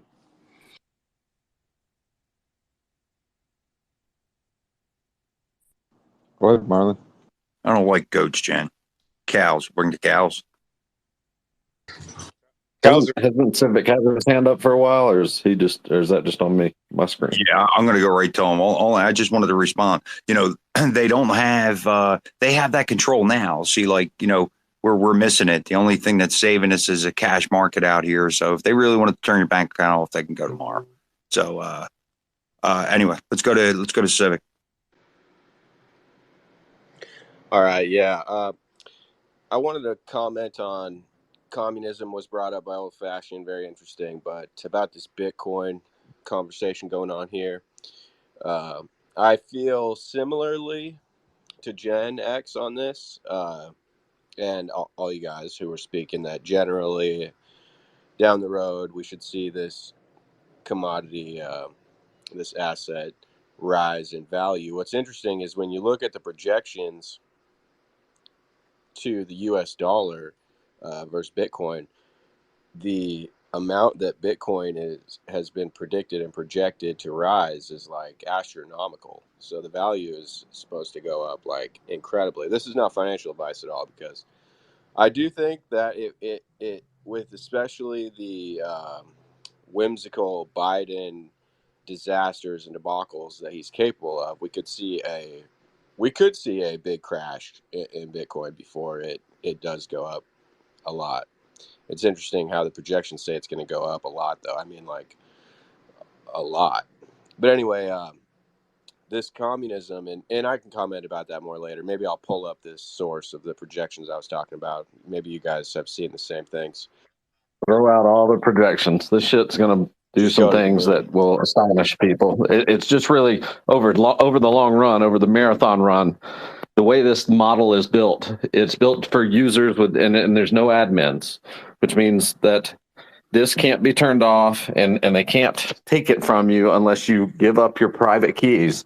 It is a tool that humans just have never come across. It's just many people can't quite grasp it just yet. It's banking everyone, or billion. It can bank everyone in the world at any time they so choose to use Bitcoin. And in a country like, let's say, Lebanon or Argentina or Venezuela, where, boy, sometimes it's really hard to hang on to value, or in China, for some people, or, if the social credit score system happens to blackball you, you can't use the state's money, and Bitcoin just never is turned off, and it's always available if you can use the internet.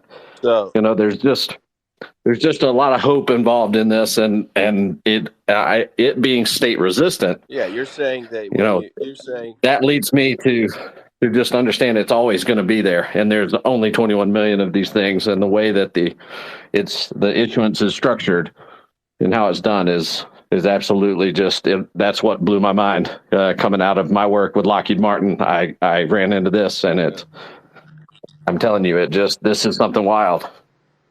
Yep. Okay. Yeah, I agree, man.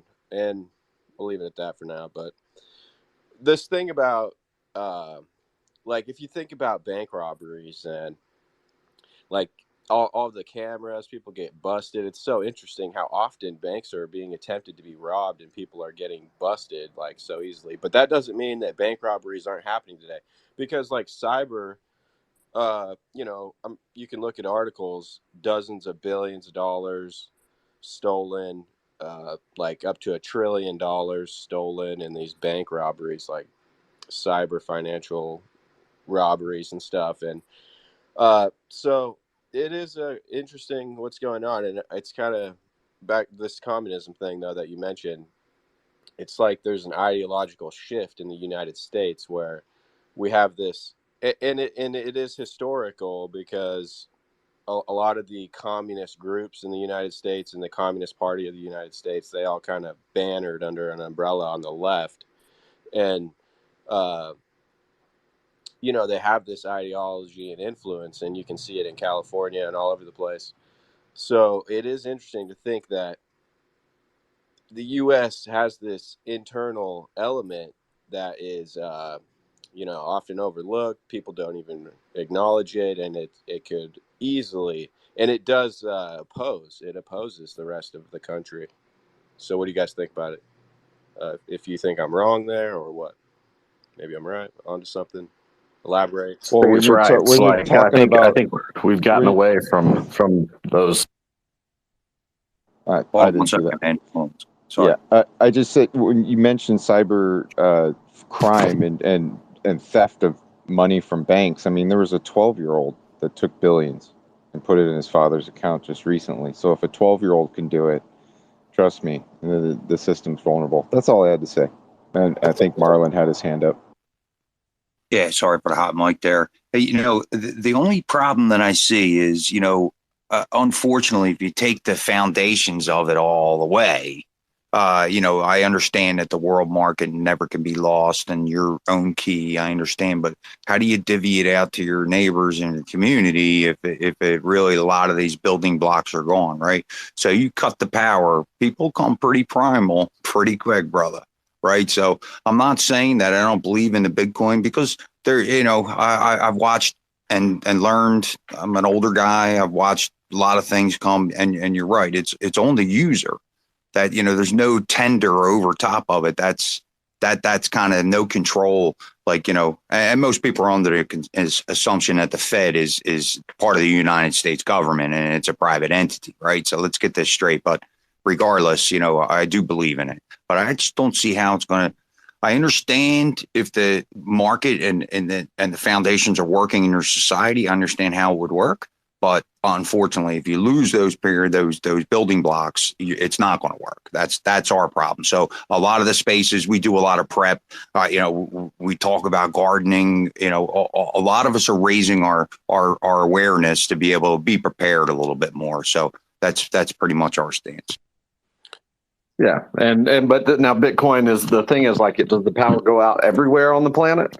Is every and No, even and if I it does, understand. I you can understand turn that it part. back on, right? Okay, cool. I just wanted to make sure, like, the cool thing is like if when the lights go out, and the GPS isn't working, and Bitcoin is still its own protocol, and they can't change the rules, no matter what they're doing in that situation. The benefits of it just are so wild. But when we get to that point where the lights go out and maybe things really go bad, I can memorize it, and take it with me. I don't have to carry it. It's light. And then I can carry more bullets and weapons and water and, the things that are going to be more important in those situations. And, banding together as communities if something, God forbid, were to come like that. In a place where you look at this, what was this lab that China had testing agents in fucking California here recently? Yeah, You see Riley. a lot of weird shit going on. So like, I think, I just put Bitcoin alongside guns in the self defense of my family. I just think it's that important. But like I said, everybody, this is quite a young system. It's 14 years old.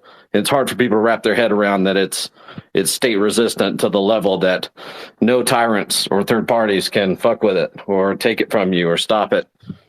And our kids, I just don't think we're going backwards towards gold or anything like that. I just think the cell phones and the digital age is upon us. And I think Bitcoin's an immune response to the system failing around us. Matt and Marlon, if you'd like, I know that the discussion around this it's a lot for people, and I know that wasn't really what you were set out to talk about exactly today. But if you'd like, Old Fashioned is actually a really good friend of mine. He's a veteran. He's a true American, and if you would like, we can bring a gamut of respectful, good educators around this. If you want to have a space to ask all these kind of questions, which are absolutely, like Marlon's question is perfect. This is it's a lot to kind of fit into right now, but we can arrange. Yeah, pardon me. Look, hold on, stop. This is my space, and I'm going to tell you right now, we can talk about whatever you want to talk about. So don't ever say that we're not talking about it. We're talking about it right here, right now. If you want to talk about something, talk about it. That's why I started the space, is to talk about it. We're not deferring to another space, another time. We're here now. Let's enjoy it and talk about it. I got to go to Big Daddy. Well, on a lighter side, I just wanted to kind of go back to Marlon's earlier statements of likes cows better than goats.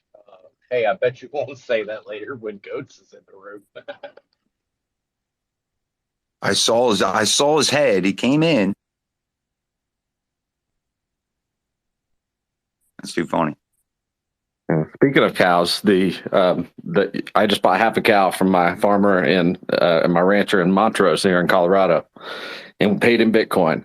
And I think they recognize that they're kind of under attack. Like the food, it just almost seems like every vector under this administration and leadership has gone to the wayside, and our focus is so far off the ball that there are real industries threatened, and to do things with your food that I'd like to keep it. This network open where even if things go haywire, I can go get that half cow and have dinner with him and his wife. And that I think we've abstracted so much, and we just go to the grocery store and count on it being there. But we might face some shortages at some point. They're going to try to get you to eat alternative things, and there's all kinds of wild shit coming down the road, if you ask me.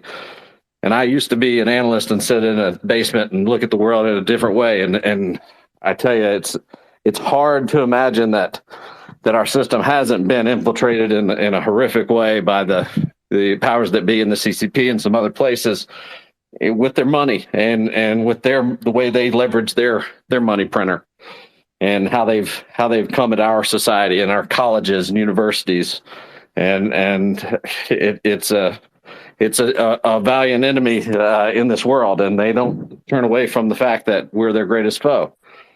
And I think we just all need to prepare for everything. And if we have some networks that can survive a catastrophe and are resilient and help balance our grids and things of the sort, I think we have to really prepare ourselves as a people to look up from our phones for a little while, and the kids, turn towards reality sometimes, and we all come together and understand what we're fighting for here in the United States. This shit is it. This is the light on the hill. Like this, if nobody's coming to save us here. So just cheers to you all, and I enjoy the conversation, and Twitter Spaces is fantastic because people can hop on here and talk through some things and learn some things. So just God bless you all, and we'll see if we can get an election where we don't feel like it's been toyed with too much. But man, it's hard for me to see the bullshit going on and not think that, man, who knows if that way is not going to be the way that we can get it done. We're going to have to prepare ourselves to be resilient, and hold on to your values and your beliefs in the face of the current, because God, your school board meetings, everywhere that you go, people are self-censoring and all this bullshit. And it's time for the men to quit self-censoring and just speak the truth of what you believe and what you think, how this Constitution should be upheld, and fight the good fight.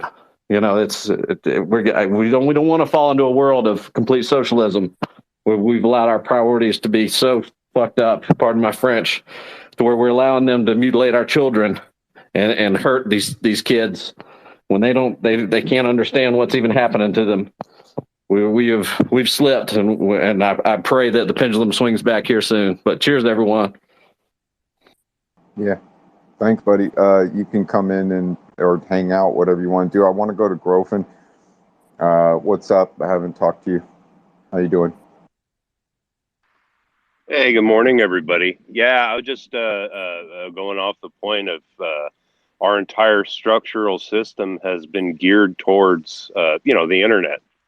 Well, I don't know if anybody has any historical context to what happened during the Carrington event. If a solar flare hit the Earth with an EMP that massive, computers wouldn't matter. Your Bitcoin address would not matter. Nothing on the internet would matter anymore. It would be over. That part of it. So as far as hanging on to, just basic analog, knowing how to garden, knowing how to survive That's not being taught anymore anywhere, other than on the internet, where you can find people that can put out a survivalist type mentality. But in general, it's not being expressed throughout society. The everybody's fancy computer everything would be completely worthless, and we would have entire generations of people lost. I mean, completely lost, not knowing what the hell to do. So, hanging on to just basic knowledge on how to get by would be vastly important. I would suggest, in the case of something like that, God forbid, everyone would know, what to do. Have stocks of water, have dry goods, just to survive until you can get a base camp set up, because everything would be over. Banking, none of that would matter anymore, except for the people that had the assets to overrule everyone else. But yeah, no one would care about Bitcoin anymore. There would only be tangible assets: water, bullets, possibly gold, and that's it. But yeah, so that's all really. I just wanted to chime in. Hope everybody has a great Saturday. Yeah, I've seen your banner before, and I don't think we've talked too often, but I like your Luke Skywalker banner. That's a really funny picture. But something that you said made me think of something, and that something was what someone else told me about or referred to. So we have the orbit of the Earth around the sun, but in the galaxy itself, Earth is in the same position that it was during the prehistoric period of the dinosaurs.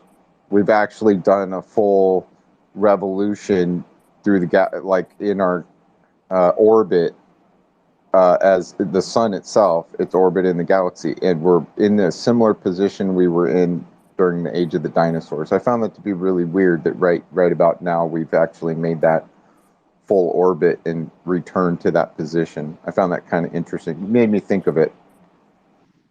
Well, and if you look at the orbit of the planet Earth, well, actually of the sun, and we're orbiting around the Earth and orbiting around the galaxy towards the center, we oscillate back and forth. If you look at star charts from the ancient Egyptians, the stars and the if you look through, you can see the Milky Way galaxy. We're on the edge of it. It's in a slightly different position. So we're moving back and forth. There is ancient knowledge of what has happened over time. And these catastrophes have happened, whether it's a polar shift, which has happened several times. They have it documented through ice core samples and all the rest of that. You heard the Adam and Eve story? Well, the Adam and Eve story, I mean, I'm looking at it not necessarily from a spiritual sense or a biblical sense. No. The guy the CIA wrote about. You can look it up. It's about a polar shift and what it could do to the humanity and things of the sort. Like there's a lot of that coming. Pardon me, I didn't mean to interrupt. I was interested if you had heard about it. Oh no. I mean, I'm just talking in general. These massive global catastrophes have happened several times over the history of this planet. This planet has been around a lot longer than human beings. Now, whether you want to talk about creationism, which is fine, I believe that human beings were created by God. This is my belief. As far as anybody else is concerned, it doesn't really matter. But the history of this planet is, if something were to happen, none of what we have now means a hill of beans. It would be reset. We would start over. Humanity would have to start over. The ones that survive. So we could prepare and try to do the best we can. And I think the craziness we see is the scurrying of the people that know what's about to happen and are trying to set themselves up to be able to rebuild and be at the top of that pyramid, so to speak. That's what we're seeing. So they're keeping us occupied with all the fun stuff that they throw out through the media, keeping us at each other's throats so that we're not going after them saying, hey, what are you guys doing with those underground bunkers that you're building? How come there's all these things that we can't have access to? That's the type of thing I'm looking at and saying, well, this is the type of stuff we need to be talking about because they know something we don't, and they're trying to keep us plebes away from them while they set themselves up to be the rulers of the new world. That's kind of how I see it. But, I could be wrong. What do I know? I'm just a dude on the internet. You're just a dude playing a dude of another dude. Jen. I'm just a dude playing another dude. Jen. Yes, sir. Is it my go? Yes. I just wanted to respond to Grofenstoppel's comments, and I don't disagree at all. I think anybody who says that you should rely on something digital for the well-being of you and your family and everything is completely nuts. I also just have to acknowledge that, we're not fighting the old fight anymore. This is if my enemy starts using mechanical equipment, I need to upgrade my systems too to fight that. And as scary as it may be for some people and intimidating, we're going to have to adapt, and we're going to have to find other tools like Bitcoin to have some confidence with them. It's also important to recognize that our kids, this is kind of second nature to them. And when we talk about this, which I think we've lost in this country because people are just too broke to have the time to really set their families up, we're supposed to be giving back to the younger generation to make for them to have a stronger, better future. That's our job, to me. If you did have an event like, look, I'm all about having cows and land personally, and there's very few things that I would actually spend any large sum of Bitcoin on other than land, property. But if something did happen where you had an electrical outage, EMP, whatever, one of the core principles of Bitcoin is that there's nodes all around the world. There's nodes being a copy of the ledger on satellites. So you literally would have to obliterate all electricity all over the earth. But that's only for a temporary amount of time. As soon as you get electricity back somewhere, you have nodes all over the world that have a copy of every transaction that's ever happened. So that's the immutable property of it. And half of those are behind the Tor wall.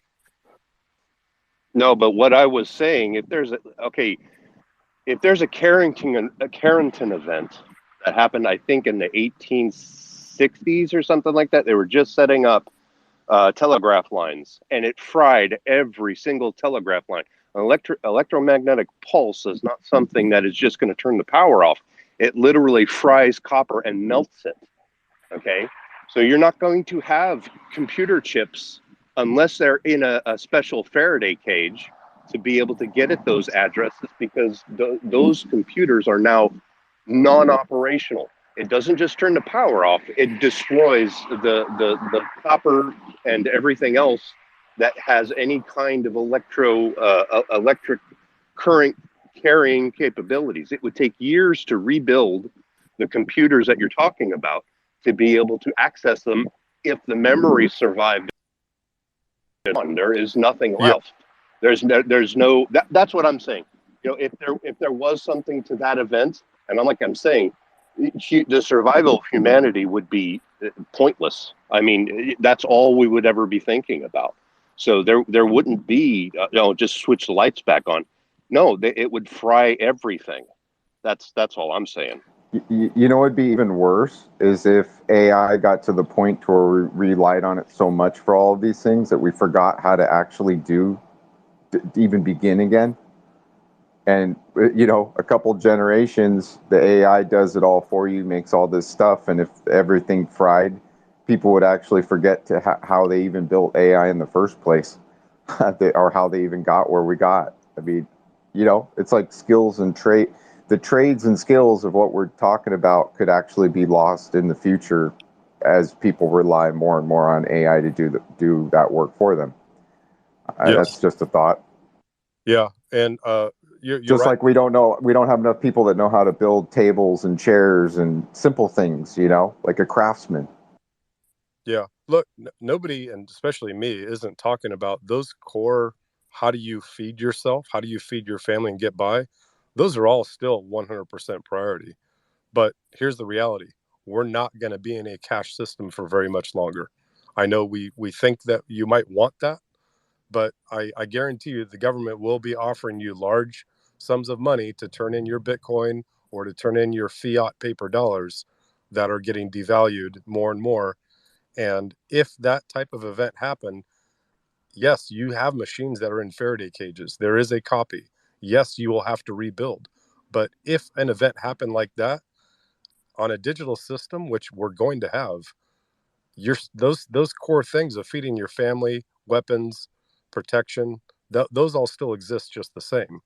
But if that event happened, your existing system of banking and digitization of the dollar is all gone anyway. So the question is that, well, we're not just going to give up and not put our money somewhere to at least retain value. We're gonna use that as a new savings mechanism, because gold doesn't have the use that it used to, other than events where there is no technological capabilities. But my concern is having that gold seized, like they requested before. So I'm with you 100%, brother. Well, I'd like to say hi to B. Joined us this fine afternoon. B, how are you? Hey everybody. God bless everybody. God bless America. I'm fine, thank you. I'm sweating my A off here in Florida, but I love it. There's just so much happening today. It's kind of overwhelming. I mean, you got to farm, you got to do this, you got to Bitcoin. I know all that. I get all that. I don't totally understand it, but I'm learning every time I listen to these spaces. But my thing is, we have to stop this creep of the old New World Order that is in place. And I worked for the Republican Party of Florida back in the 2020 election. And when Joe Gruders, who was the chairman at the time, came to our St. Augustine office, I questioned him on the validity of the next election. He said, "Oh, we know about it. We know about it." They knew nothing about it, or they didn't do anything about it. So until we can get our elections under control, I don't think we have a chance of anything, because the WEF is just going to keep running them. I mean, if we want to go farm and they bring these smart cities in, I don't think we're going to have a place to farm if we don't stop them. Anybody have an opinion on that?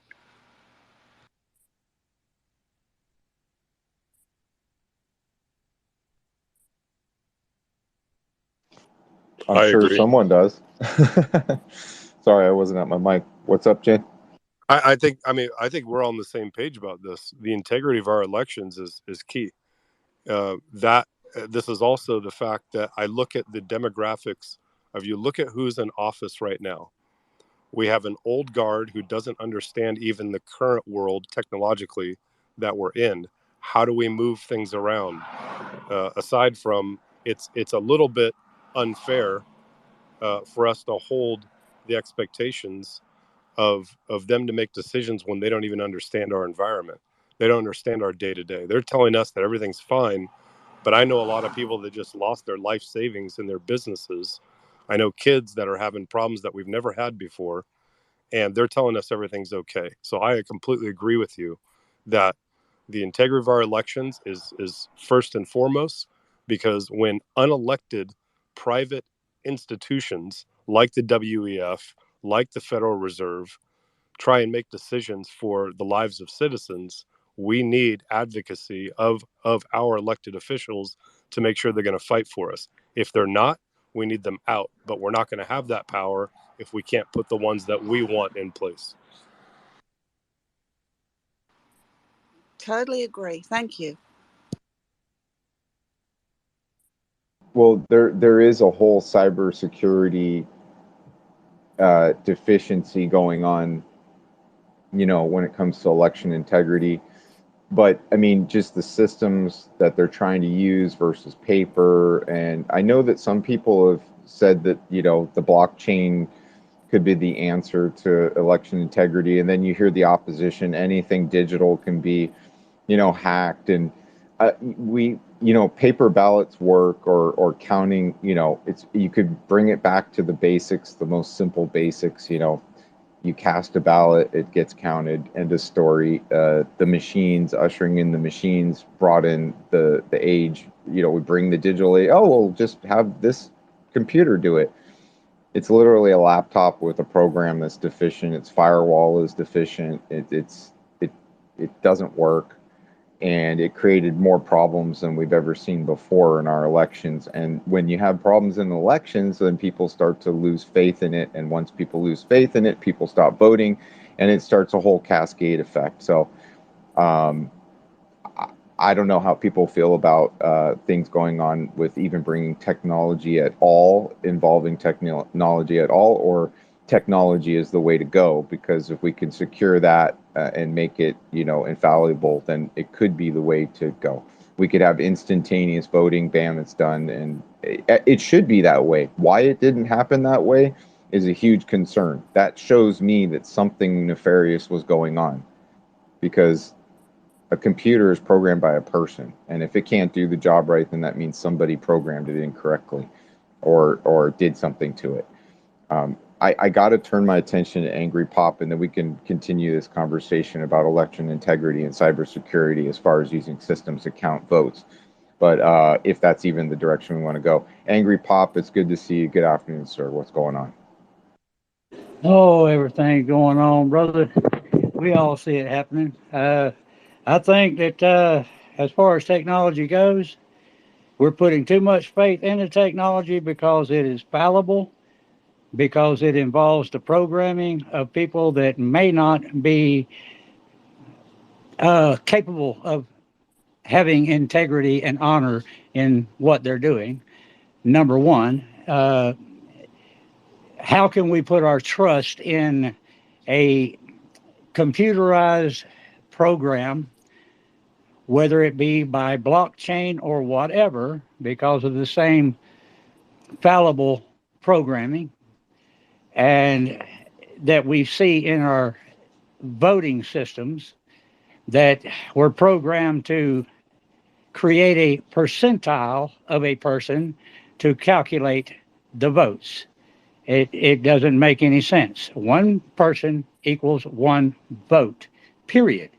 And without having that simple program in that ballot reader, that should have only had one function, just like the old fax machines was set up. Whatever you put through it was duplicated at the other end. It should have had no more functionality other than that. And yet they've got this thing that they claim to own, which is the programming of the system, which made it obvious that it was programmed fallacy from the beginning. Because why? They sold the machines to the state to be used. Therefore, they gave up that claim of programming integrity that is controlled solely by them. That is a lease. That is not an ownership. So therefore, if it was under a lease option, then it should be up for debate as to how the programming is. So just the common sense factor is gone by the use of the machines for voting.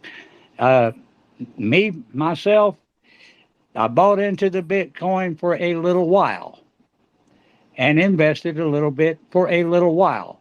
But then, whenever it showed that it was a fallible system, I withdrew my money from it. Because why? There was thieves that stole billions. Some of them got caught, but not all of them got caught. And these robo accounts that people made to generate mass revenue because they hooked up numerous systems to it and manipulated the valuation, made a virtual money grow in value that was in very big question as to whether it had true value or not, in my personal opinion. Now, I'm not the kind of guy that knows about technology so much, but at the same time, it did have problems that have not been worked out. I don't know that the general populace can accept the technologically advanced systems because there's far too much ignorance among the general populace about it, such as myself. I'm not an ignorant person. I try to educate myself on all topics. But part of them getting away with using their system that is fallible, it makes the general populace lose faith in the use of it. And that being said, I'm not saying that it can't be used in the future, but right now, there's not enough faith by the masses. And the only way they can do this is by removing our rights, as they have stated in their ideals of turning a technological world into the way things are. No, I'm not up for giving up my rights as an individual that is guaranteed in my Constitution and that my representatives swore by oath to uphold. At no time am I willing to allow that contract of trust to be breached by those in government, no matter who is appointed by the technocrats that is trying to rule the world, without having accountability to we the people. So I'll stop right there. Thank you, Pop. And I know Gen X, you want to jump in. Yes, sir. I know why. And go ahead, and then we're going to go to John Fisher. He's a legacy speaker. I can put my hand up and wait in line if you'd like. If Angry Pop, if you could stick around, totally valid. I'd like to speak to that. Yeah, there were a lot of things that only you would be. Well, I would defer to you to answer. So let's get to John. John, how you doing, sir? And what's going on? What's up, Matt? Thanks for the microphone. Appreciate it. And I'll be real short. Everybody wants to go back to the paper ballots, which I do too, and get away from the machines. However, the last time that I went in and voted, I opted for the paper ballot. I got a paper ballot. I took a pen and filled it out in ink. And then what? I had to put it through a tabulating machine. So, you're back to machines again. Even though you're filling out a paper ballot, you're still putting it through a machine. So we got to get away from that. And I don't know how to get away from that, but it needs to be done to go back to paper ballots and hand counting the paper ballots. Thank you. Exactly. Thank you for joining us today, John. It's always a pleasure. He who runs with scissors, please. You've been patient.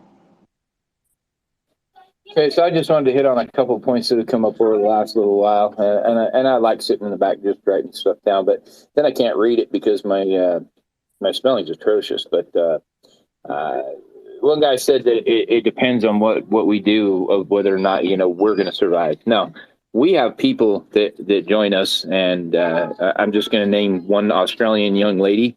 Not going to throw out her name entirely, but we all know who I'm talking about. She has point blank said that she is watching us because her country depends on what we do at this point in time.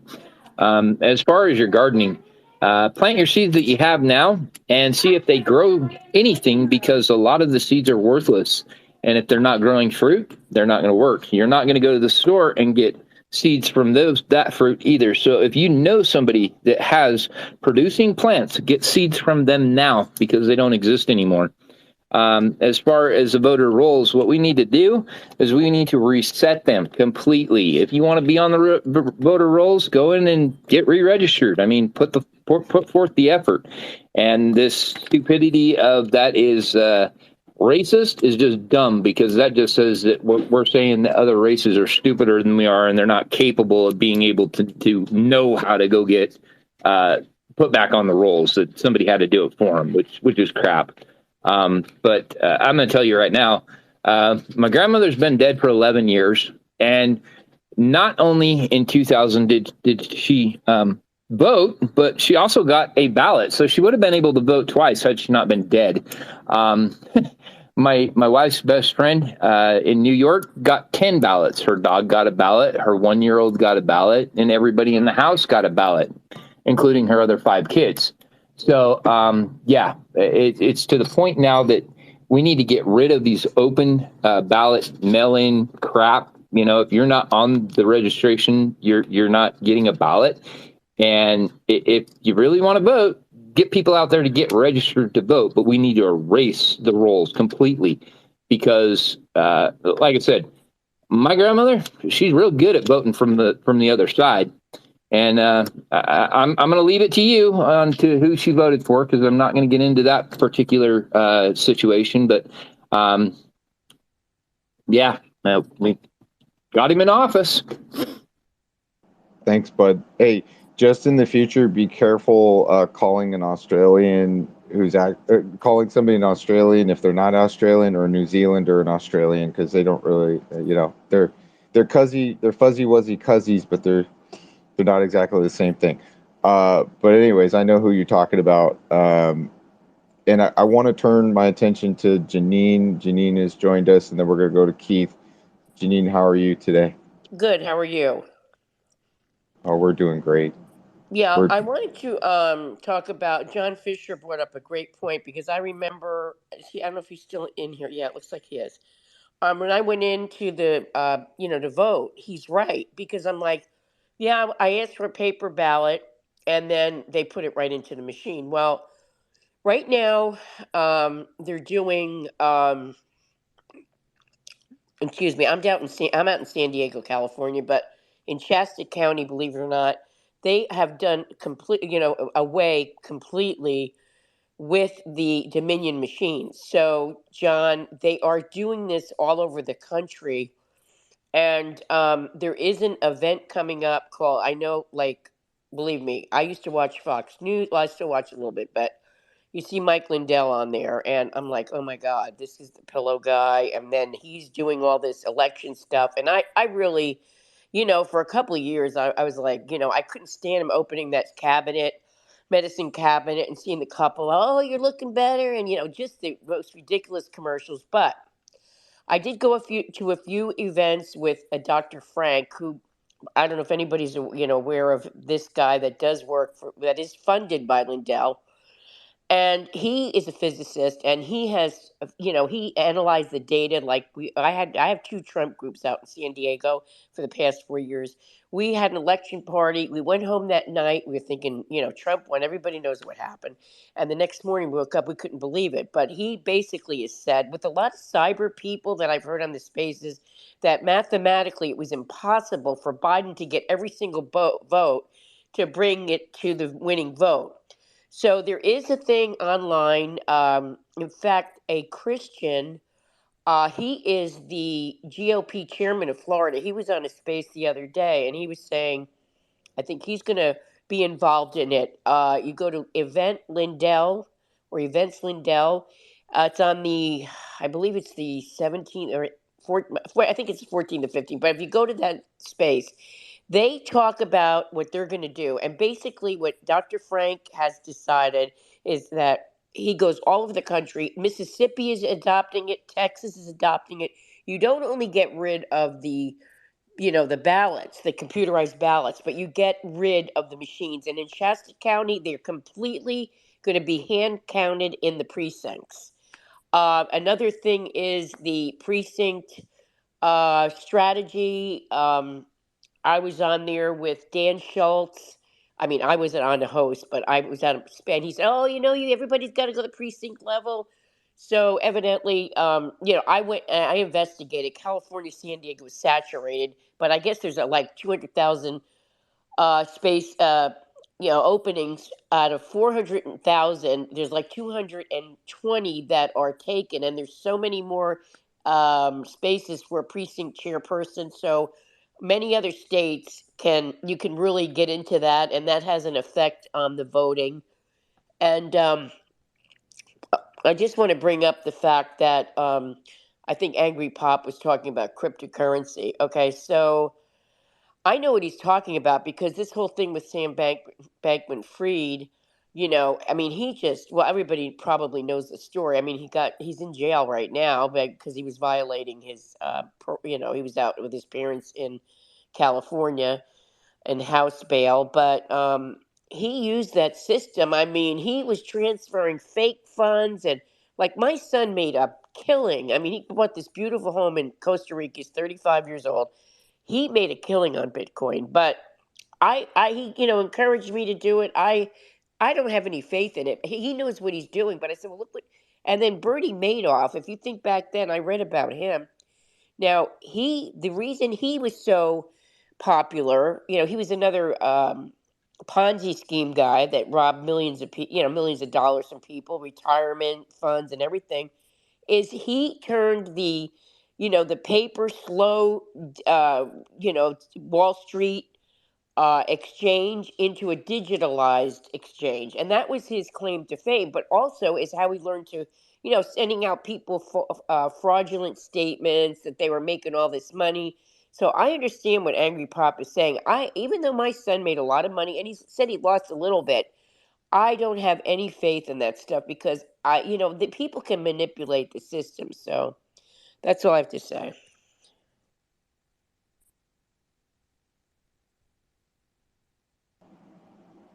Thanks. I really appreciate you coming up today and speaking with us. We got a lot of hands, so we're just going to keep rolling. Keith, I haven't spoken with you before. How you doing, Keith? And then we'll go touch back to John just real quick, and then we'll keep moving. Oh, good afternoon. I just actually got off the phone with Albert Harshaw. He is actually a Republican running for president.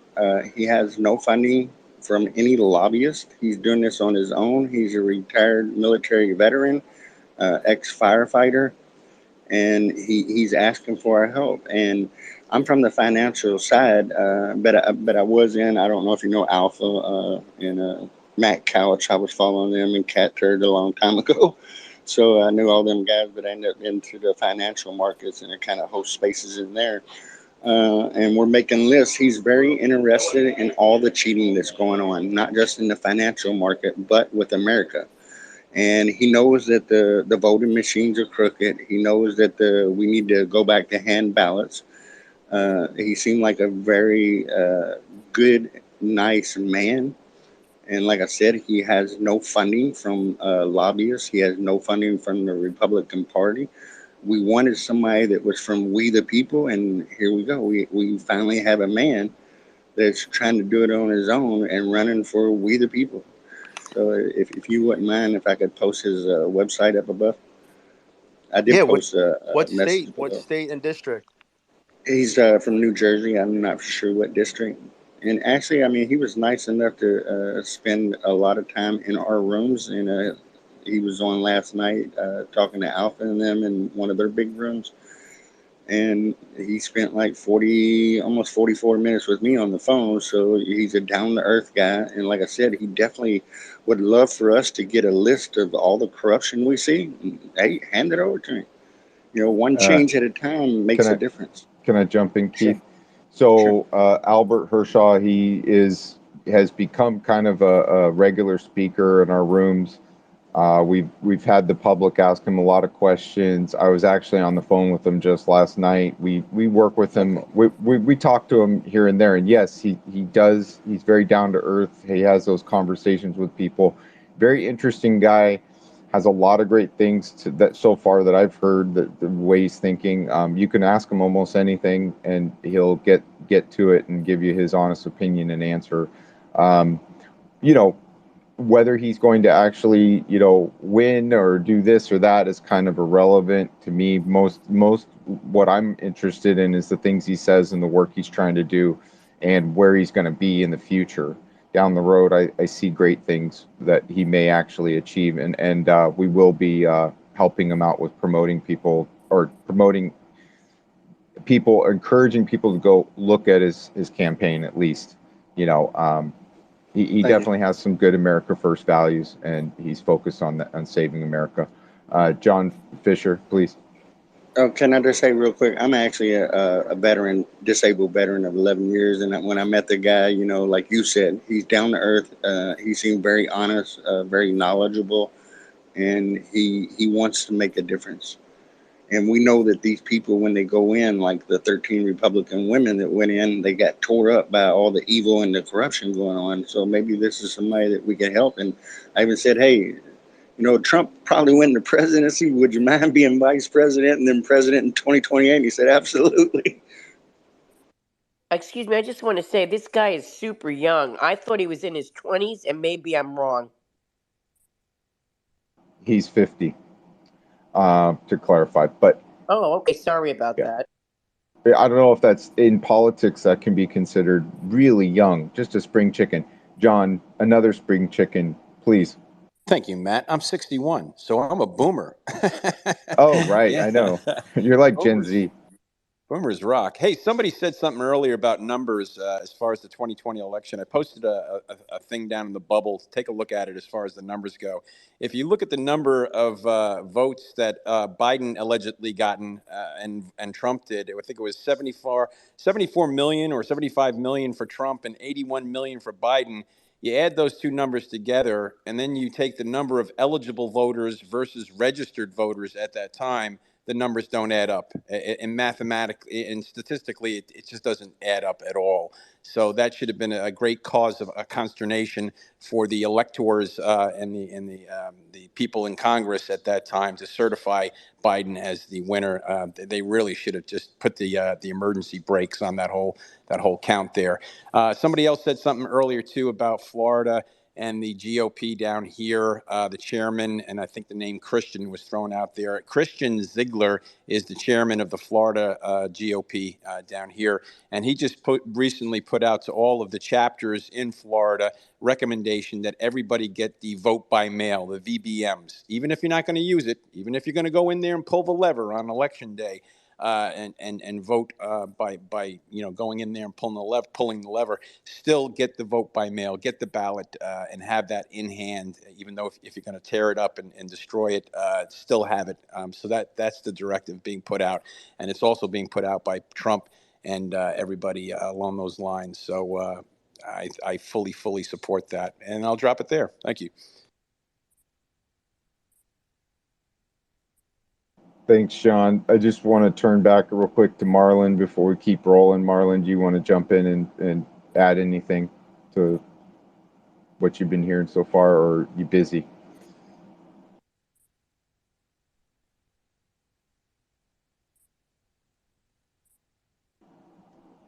All right, we're going to keep rolling. Let's get down to Dallas. Dallas, I haven't heard from you in a while, and I want to hear from you. And then I know other people are waiting to speak, so we'll go to Dallas, and then we'll go to Skip. If you can do that for me, gentlemen, that'd be great. And then we'll get to the next hands, because I haven't heard from these people yet, so really want to hear from them. Dallas, please.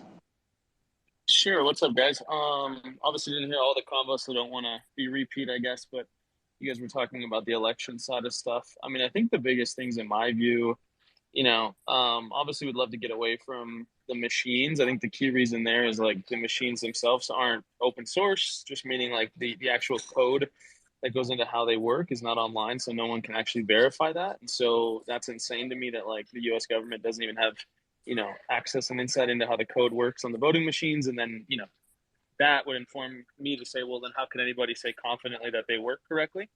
You couldn't, right? Because you can't verify that. That's a big problem. And then the other side, you guys were touching on like the mail-in ballot stuff. Obviously, the challenge there is, it's a state-to-state issue. I'm not fully educated on like what the president could or couldn't do, given that states do run their own elections. I know there's some things that they can do. I've heard like Vivek kind of gives his remedy and, for what he thinks would like do more to sort of ensure like a good election. And I think if like some of those things were followed, that'd be solid. But ultimately, yeah, the big problem is like you had a big change the last election that never existed before. You have, most of the time the election will come down to the swing states. You have ballots being sent out to every single name on a voter roll when like the reality is a lot of those people aren't even going to vote every year. And the people who, operate elections that are doing election analysis, they know that, right? And it's pretty easy to run data to figure out with a high likelihood of certainty who's, not likely to vote.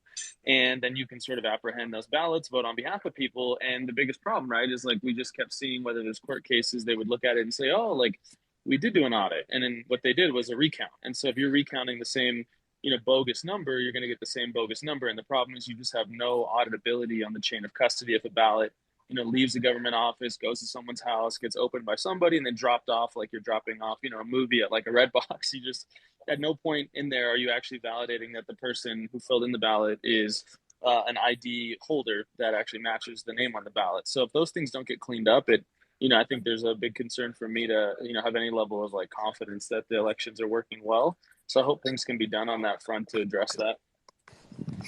I think something that is being done on that front, Dallas, is actually the signature verifications. We see new laws in states like Georgia and Arizona, and it's not perfect, but it definitely will alleviate a lot of the problems that you're talking about. But here's the thing. We need to get that, in my opinion, across the nation, signature verification. States like California, New York, Illinois, it's just at this point, it seems like it's never going to happen. I think we need to be forming coalitions in the places that matter most to actually push these sort of new laws or policies to ensure that these elections are safer and we could all have better outcomes and be more assured.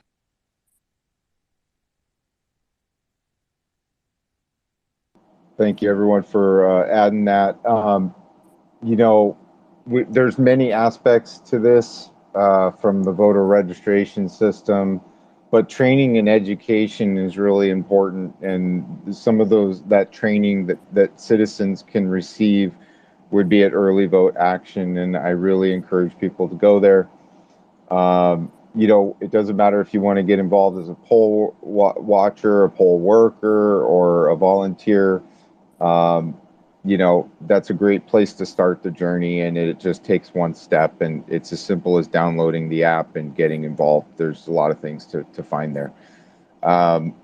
And there's a lot of people doing work on the ground. Magna Mission is involved. Carmen Love, she goes out and registers voters, provides on the ground registration and education on these things. So every little bit counts, and the data shows that the pathway, or some of the data has shown that EarlyVoteAction has made a big impact. And so I just can encourage you to do that. And your first action item that you could do is retweet the space. That helps everybody get your voices heard, because today we're really heating up on this, and a lot of people are bringing a lot of good stuff. So thank you so much. And let's get to Old again. Old Fashioned, what's up? And then we'll keep rolling. Yeah, cheers. Hearing a lot of good thought-provoking things about these systems. I wanted to just harp on the gentleman that spoke earlier. I understand his frustration where, the technology is evolving so fast that it is hard to understand, and we sacrifice a lot of security for convenience in our current systems, but that's half the problem. And in the voting systems specifically, we're using systems where there are admin users. So that means someone can go in and change something, or how something's calculated, and along the rails that runs on. If it is an open source, as Dallas has pointed at, it's not distributed where people are locked into running that software, abiding by the same rules, where no one can edit the database. It is vulnerable. And so we have major issues on that front. And if you even looking at the mail-in side of things, what was it, the 2000 Mules documentary, there's some people pointing at some wild tactics that can go on in those situations too. And with COVID and what had happened to everyone being, frightened to the point where people were, understandably, with how it was pushed on them, it's a scary place where we think that our vote doesn't count in the United States of America to hold the Constitution, the base layer of our rule set. And we see the degradation of society and the decay around us from the system that maybe we didn't actually ask for. The system, we're going to have to fight it from many different angles. And in terms of coming back to the all admins, and no, if there is an admin, then there's a vulnerability to that network and the rules that you agree upon in a system. And in today's world of computers, we need someone who understands the cyber side of things, because we've got many foes, and it's a race at this moment on the digital front.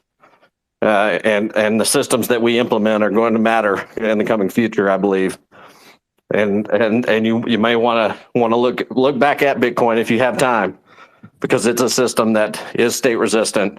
It's usable by anyone on the planet who needs it. And in the United States, agreed, we don't quite yet. But the way the de-dollarization is going and the way things are happening, it's something to keep an eye on and stay curious about. And it doesn't hurt to read into it or look into it a little bit. But cheers to everyone, and hold the line wherever you are if you can. Influence people, go work in that election system, and keep your eyes open, and try to hold the rules in place that you see. Because these coming times and these changes during these hyper evolution times of digitization, where the kids have the phones in their pockets and everything is digital, and CBDCs and all these decisions that are upon us in the free world, we need some representation, and to think about our systems a little more carefully. So cheers, everyone.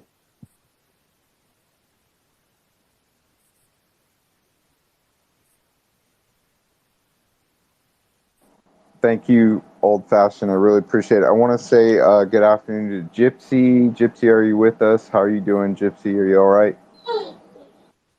Good afternoon. Yes, I'm just coming back from the mountains, listening to the conversation. Absolutely love the information that's out there. Thank you so much for having me up. And I'm just learning, just like everyone else.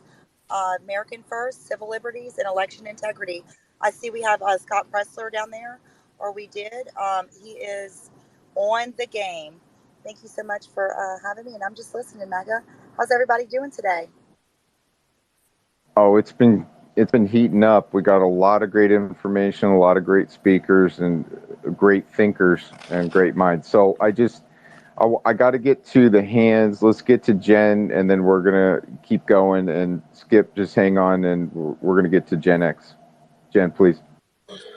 Thanks, Matt. Angry Pop, as Old Fashioned said, I share the sentiment with you. It's not easy. We're talking about a major demographical shift in age, and I'm guessing you're older than me, where we have a shift now of a lot of the younger people are the major demographic, but they're coming up in a very different world where economically they don't have the same opportunities when it comes to preservation of their wealth. And in fact, it's very much stacked against them. And this is my personal opinion in my own studies. The demographic of my parents, so basically boomers and older, is going to be a heavy weight coming up that I don't feel that our medical system and the decisions being made by governments and insurance companies, I think that's a massive weight that's going to get thrown down on a younger generation that isn't going to be set up well enough to be able to handle it. And this isn't to dunk on anybody. This is just, look, we only live so long. We all start to have issues, and we're trying to empower our youth to make sure that they can, care for us and look out for us when we can't keep up with these technologies. It's going to happen to all of us. So, John, I really respect what you said. And about the voting part, if I can add, paper to digital is still a vulnerability. And our problem is more about confidence in people. We're coming back to that root cause. We don't have confidence in the people making decisions that are in elected positions. And we need to fix that.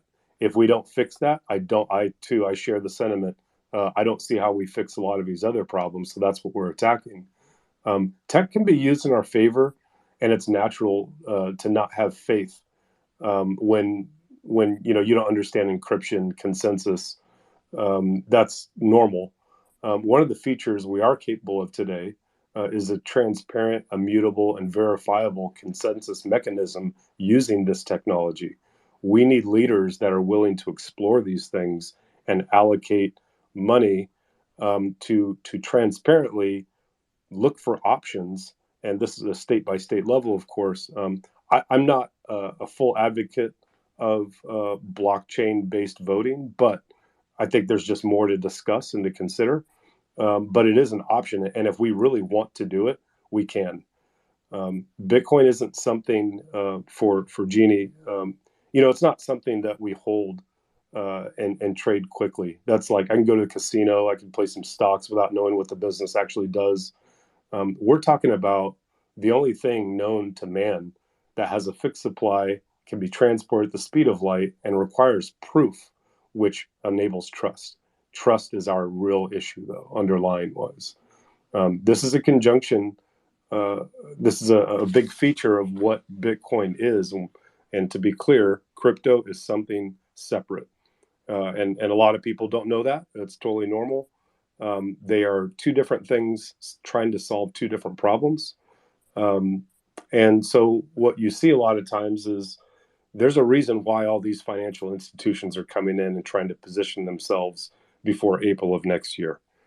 One of the features is called a halving, where the reward for mining, without getting into it, gets cut off a fixed supply, which the closest thing that we've ever operated on like that was gold. And there's reasons, without getting into it, that a lot of these institutions, they're trying to set themselves up because the government has deemed Bitcoin a commodity. Nothing else has that status digitally. And they're trying to make sure that they're going to custody it for people so they can make their profits just like they do on your typical 401k. For Angry Pop and Janine, I really commend you on taking the time to understand this and try your best to keep up with the tech. Many folks find that they've spent a lot of their life, going honest handshake deals and climbing a mountain, only to find that today the landscape's very different, and there's actually another mountain that I need to do some work on to climb, and that's scary.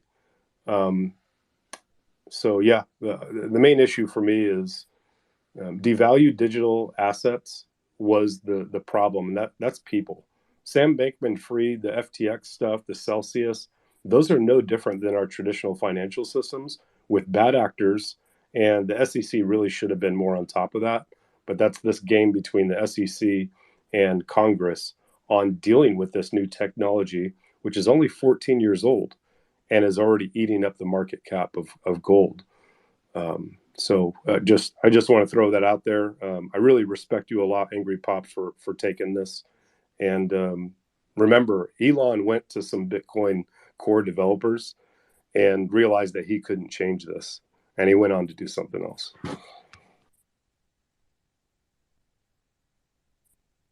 I just wanted to check in with Marlon, but it seems like oversight over all of these things is lacking. Oversight and accountability. Marlon, please jump in. Yeah, brother. I was locked up there for a couple minutes. It's all good. I'm screaming behind the glass. Can't get out. It's all good. I freed you. Too funny. So let's go on to Angry Pop. Let him go. And now I didn't hear Skip either. Skip out of his hand. Yeah, Skip had his hand up. I think I want to hear from Skip, and then we'll go to Angry Pop, because Angry Pop's going to bring it some more stuff. Skip, you're going to bring some stuff. Why don't you jump in, Skip? I know you had your hand up and went down. Yeah, just wanted to. We're back onto the Bitcoin stuff. So everything Gen X said was awesome. That all sounded really good. I'm kind of new into it, so I definitely gotta hear more about it. Doing the stocks and stuff for now, but definitely need to learn more about what's going on with the Bitcoin, and we'll definitely link up with you, Gen X. But as far as the election is concerned, I really honestly think no COVID, no problem for both Ronald and Donald, as I like to say. Either one of them, I'll be happy to give them my vote. I think both of them are a zillion times better than any Democrat out there. So I just want us, at the end of the day, as a party, we need to be focused on spreading a conservative message and expanding that as far as possible, not only in this country, but basically throughout the entire world. Yeah, I think how we got into the digital discussion was we were talking initially about civil liberties and also election integrity, and we know that machines are being used for tallying the votes. So then you get into cybersecurity and oversight of the digital platform that they're using to tally votes, and then we went it down the relation between blockchain possibly being used to secure or chain of custody or just to secure someone's vote. We're kind of throwing around the premise, but at the same time, there's the sentiment that anything that is digital can be hacked. But at the same time, you have encryption systems that actually are pretty secure. So it really, the whole thing, it's not just about Bitcoin, it's kind of technology, how it's going to affect everything. And it already has affected election integrity. And how can technology be used correctly? We don't have it down. They don't have it down yet, and it seems like it should be really simple, right? A vote for a vote. You should be able to do it. It shouldn't be. It should be infallible. But they managed to mess it up. And Angry Pop, we've talked about just going right back to paper ballots, and basically a person counting that vote instead of doing anything digital at all. Remove all digital aspect to it and just count a vote and get it done the way it used to be done. But anyways, the digital aspect is an interesting point of view. Marlon, what's up? So it's quick. But what we're missing there is the foundation, and the foundation should be the voter roll. Okay, that voter roll is manipulated right now. So as Americans, we need to get back to a foundation. Back to we maybe need to look at the Board of Elections in your county. Maybe that'll start realizing that we're actually looking. Now, remember, there's not just two parties, there are three parties. In New Jersey, I think there's 73 different parties that are, registered with the Board of Elections. So it's not just, independent Republicans, Democrats. There's a lot of bridges to be made there.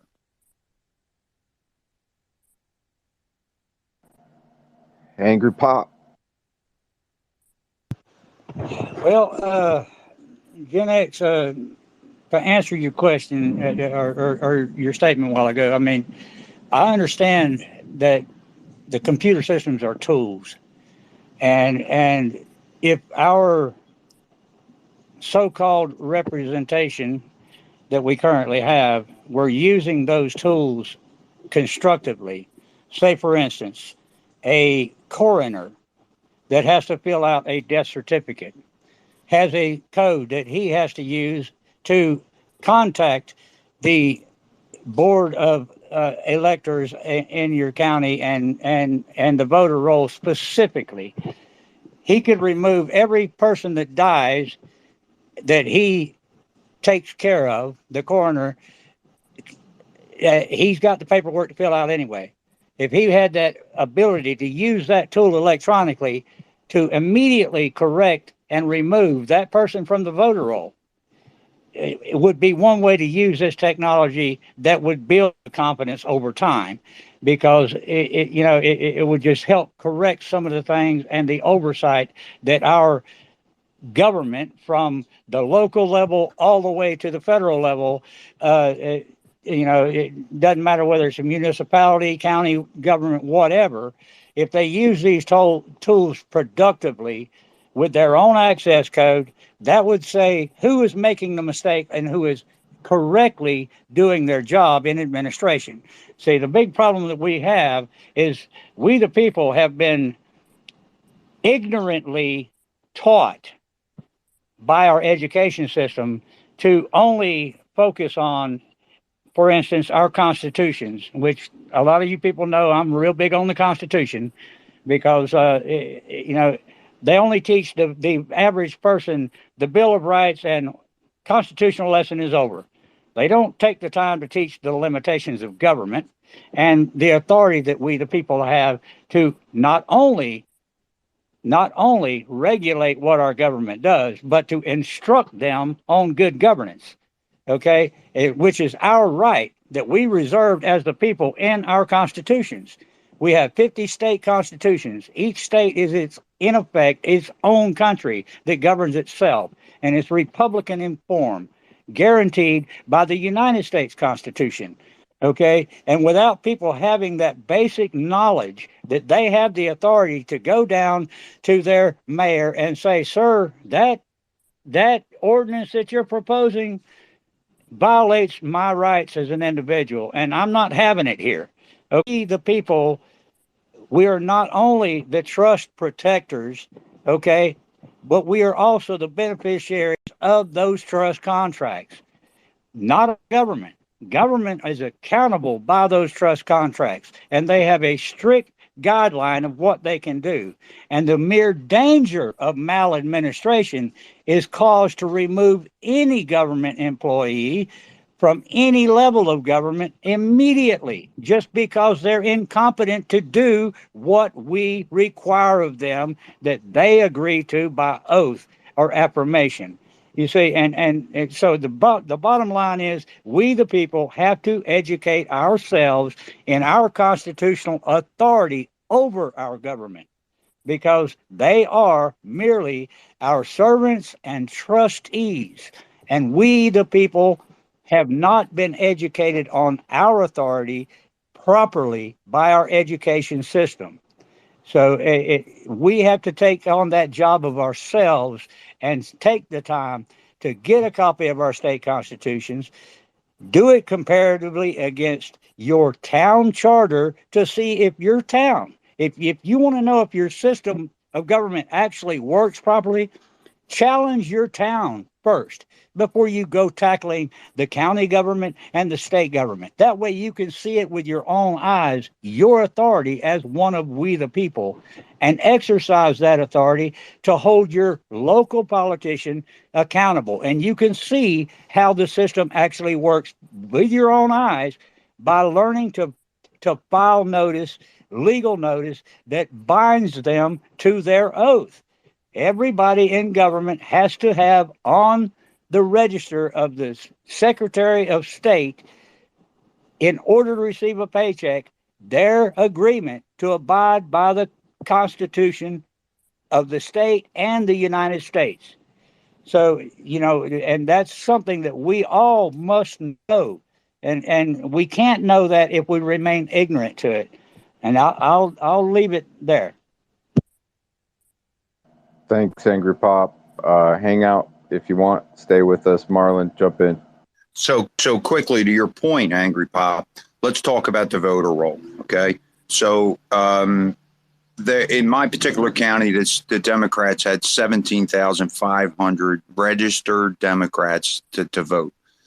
They produced 25,000 votes. Okay. So when this went through all the court system, what happened is now you have a suppression of vote screen right after it's been through two judges. And now you're going to have this sympathetic judge vote against this 6,300 vote difference in the registered Democrats. Okay. So this is not, we are fighting, but you have to understand that there's players that aren't playing by the rules. So, every time that I speak, it's about a judicial cleansing. And this is where we need to start. And it's a too slow of a process. Come on, 2.5, 3 years to get a decision out of the Supreme Court. Supreme Court's really not even in the Constitution. But regardless, that Constitution was built there to control the government, not the people. So great points, Angry Pop. Thank you for coming up. Yeah, we're going to keep rolling. I'm going to go to Old Fashioned. I know some people popped up to speak with us. We're going to turn to them and say hi to them as well. So Old Fashioned, jump on in here, bro. Yeah. These are all great. I love what I'm hearing about the wanting to uphold this Constitution and what this nation was based on, and all of that is necessary. It's part of the fight. The resistance against enemies, foreign and domestic, you have to protect yourself from all these vectors. I flew in the Navy on a platform called the EP3 platform, and we would do some work in the South China Sea, and I was a CTR, a cryptologic technician, and I learned some things about encryption and how SHA-256 is being leveraged in this world, and all different forms of trying to, make sure that there are signals that are protected and things of the sort. And when I ran into Bitcoin, it enlightened me to this network. I mean, the toothpaste is out of the tube with this. It's not going back in. It's here for us to use, for the whole world to use, and it's something that is going to have to be dealt with in terms of resisting against anything, the tyranny that can come with systems that maybe we can't move fast enough to fix fast enough. There's value in this system to help people. It is peer to peer. It's something you can trust that the rails work without having to trust any third parties. There's nobody who can turn your user access off. And the supply is verified because there are so many nodes all over the planet that they all lock down this system. And if you step outside of that system and you don't follow those rules, you're not part of the network. So we have it at our hands, and our children, I think, are going to need it. But when we look at the voting systems, I just pray that we have the ability to take it back. The trust in our judiciary systems that seem to be weaponized, the industries around us that seem to be pointed at the wrong people who do enjoy the Constitution, who enjoy the shade of it, who our forefathers fought for. And there's threats coming from every different which way, from within, from outside of our borders. There is a global power struggle at our hands, and we need to just prepare ourselves, because the way we've been dealing and handling the money printer is going to have some consequences, I believe. And we can all protect ourselves in this world. And vote with your feet, and let's get back to states' rights for sure, and personal property and the value of that, and being able to defend it against tyrants all over the planet. Cheers, everyone.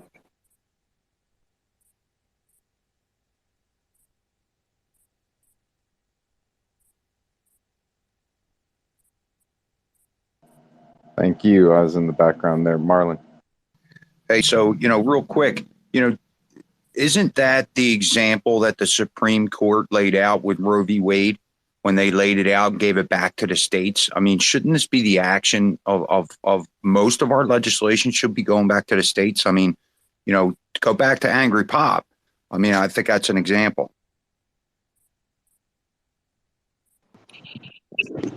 Yeah, guys, I mean, and that's the point, okay? Our judicial branch is a co-equal branch of government, and they are simply there to make sure that our government does not exert its authority above right, okay? And that's the reason why the judicial branch of government was created in the first place, to be sure that that trust contract was always valid for generations to come.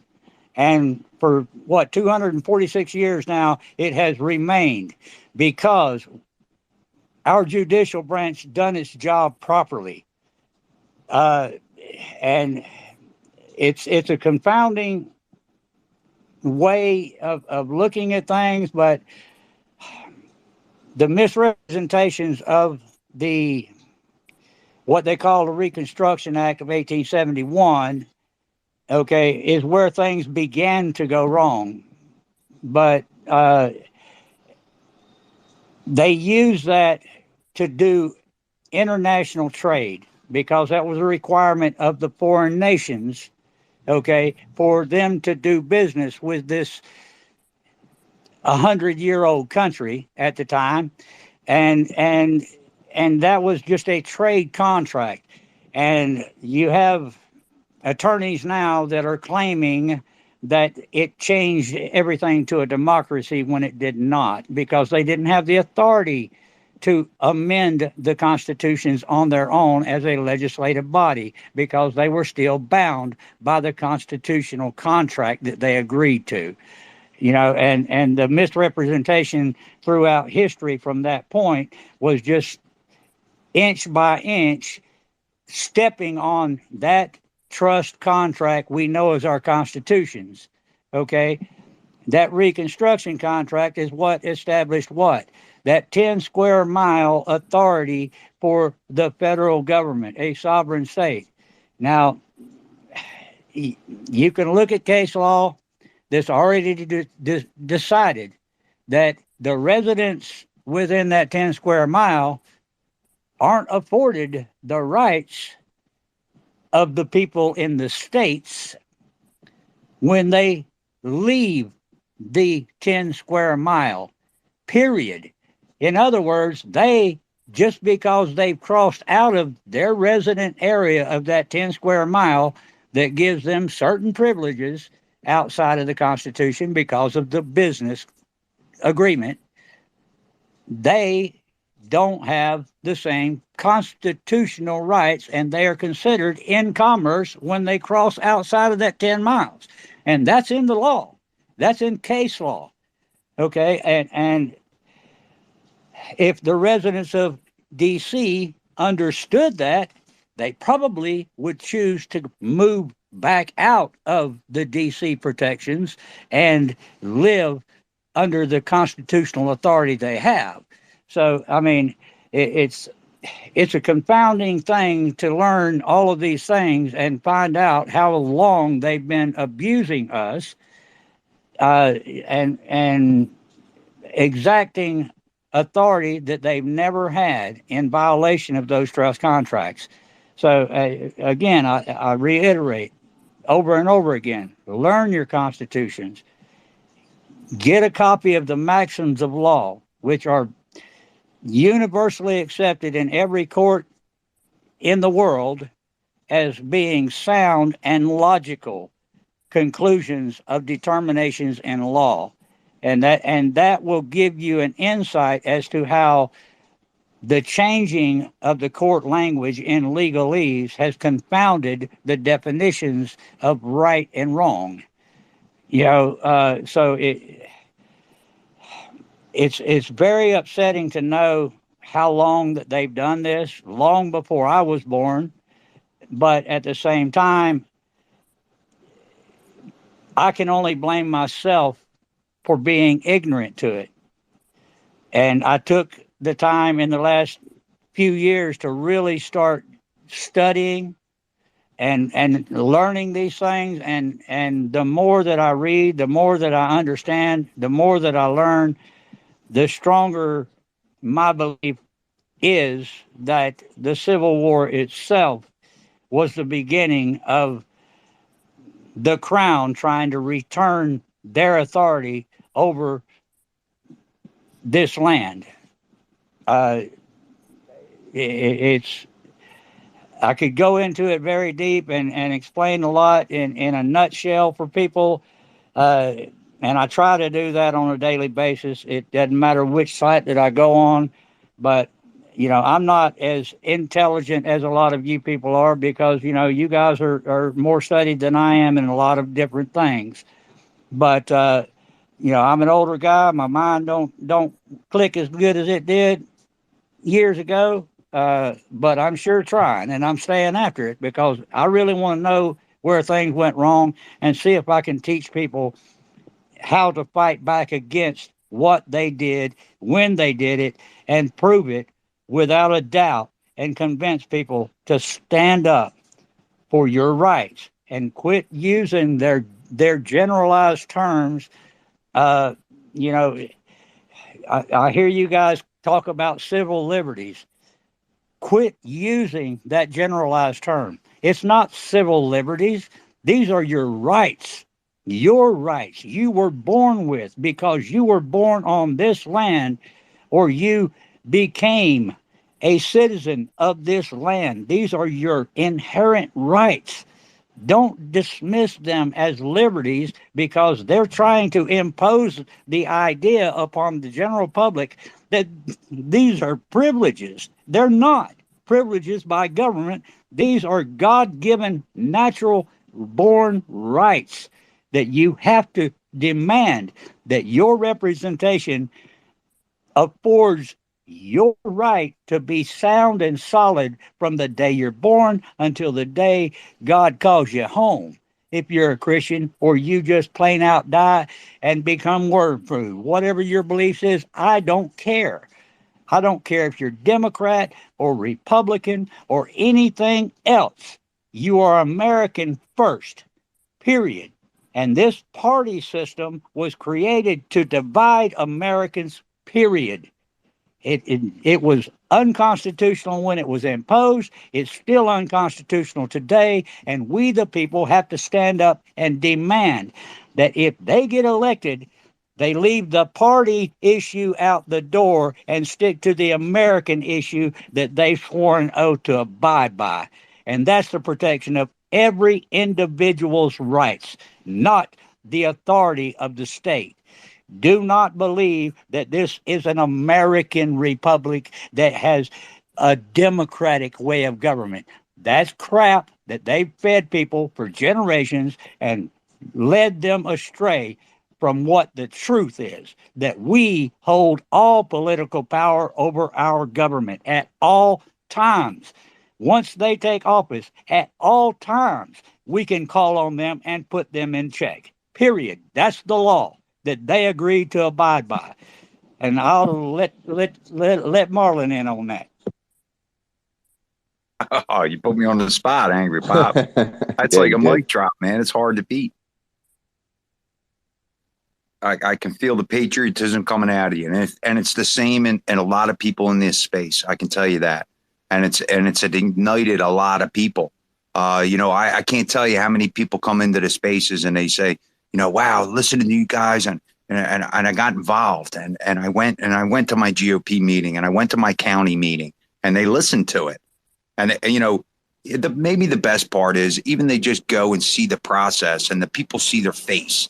And that would be, a start for most people. And then we can talk about becoming precinct committeesmen and, bringing the right candidates forward in the way that it's manipulated. This is another action, Angry Pop. This is something that needs a cleansing mechanism to happen. So proud of you, though.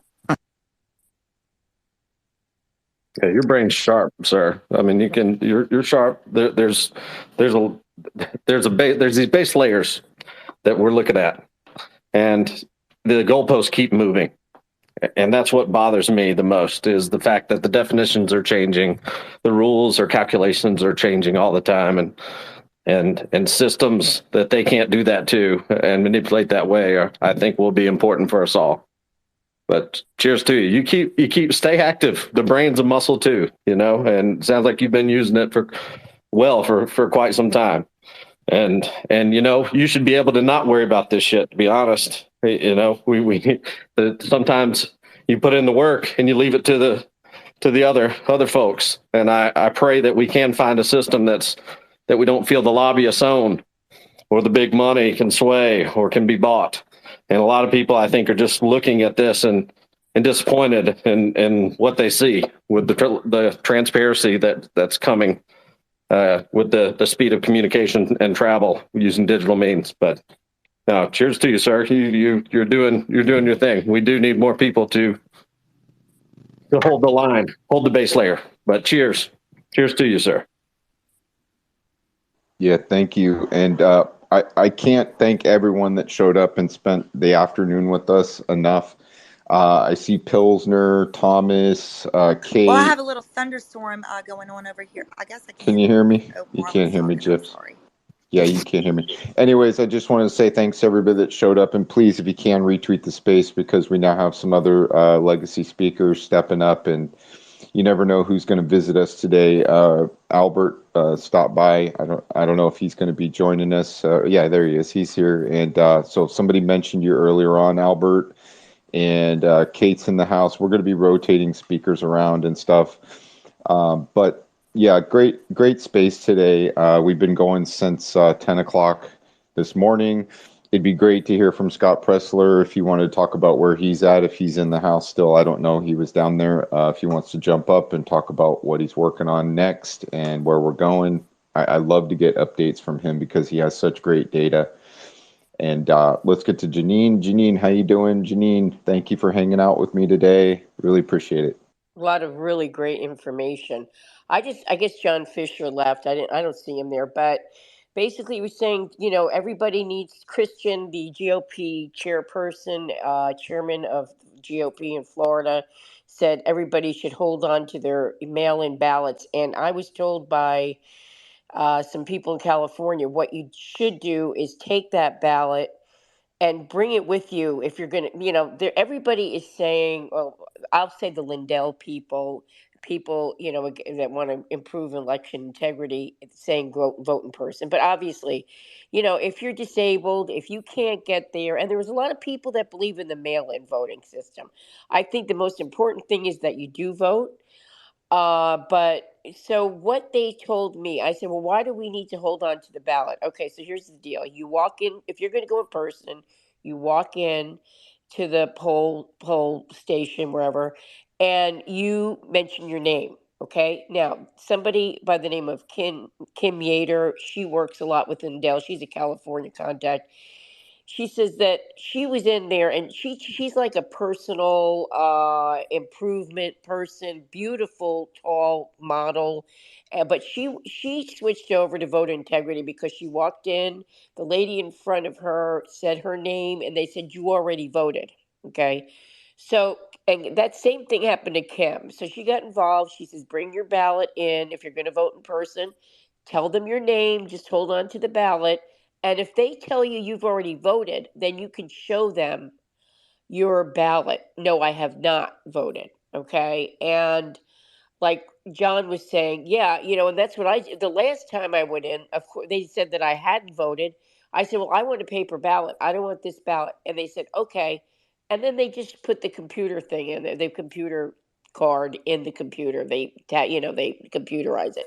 So anyway, that needs the machines need to be taken out of the picture. I don't know if that's going to happen way before the election, or how far we're going to get. Like I said, Shasta County's adopted. If we can get a lot more precincts in California and everywhere else involved in just paper ballots and hand counting, that would be great.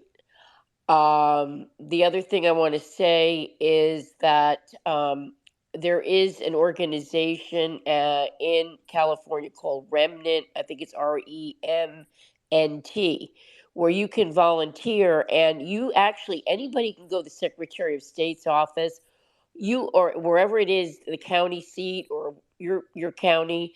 You go in and you say, look, I want a copy of the voter rolls. And what you can do, a lot of people have been doing on their own, is verifying it. And then it's like you go to one house, especially in Mexico, there's a high Hispanic Mexican population. There's 10 people that live in one house, supposedly. You walk up to the door. Somebody told me they went up to the door. They said, no, we only have 2 people here. So you can take all these these polls and bring them to the sheriff. The sheriff has the right to, change the polls. So if you could even go out and volunteer by, canvassing your neighborhood, there's a way to do that, and go to your local county and ask them how you could do that. But the polls are accessible to people. I think if you sign up, or you pretty much anybody could do it. You have to go through a procedure. But I'm going to start doing that, where you canvass and you say, no, they said they had 10 there. There's only 2. And then the sheriff's department can actually go in. I think it's called the peace sheriff. He can go in and change the count, so they don't send out 500 ballots to one house and everybody 499 are for Biden and one's for Trump. That's the whole point of it, not to have all these fake ballots. So yeah, that's about all I want to say right now. Thanks, Janine. I want to roll through some hands real quick. I want to say hi to Kate, and then looks like Shane might want to talk. So, Kate, how you doing? And then I want to welcome Scott Presler to the floor. So, Kate, how you doing today? I'm doing okay. I just have a quick question. I'm guessing Jen is the one that was talking about the Bitcoin and stuff.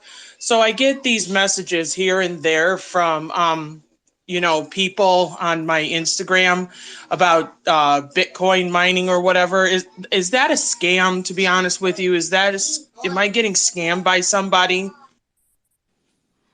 Okay. If somebody's sending you an email or a message on something about Bitcoin mining, I would assume that it's a scam. So you're correct to do that. If you are interested in mining, I can point you to some resources. It's a whole nother topic. It's actually a really important one. But I would assume that anything that you get of somebody reaching out to you, I would assume that that's a scam. Okay, and then I was going to say something, but Scott's here. Hi, Scott.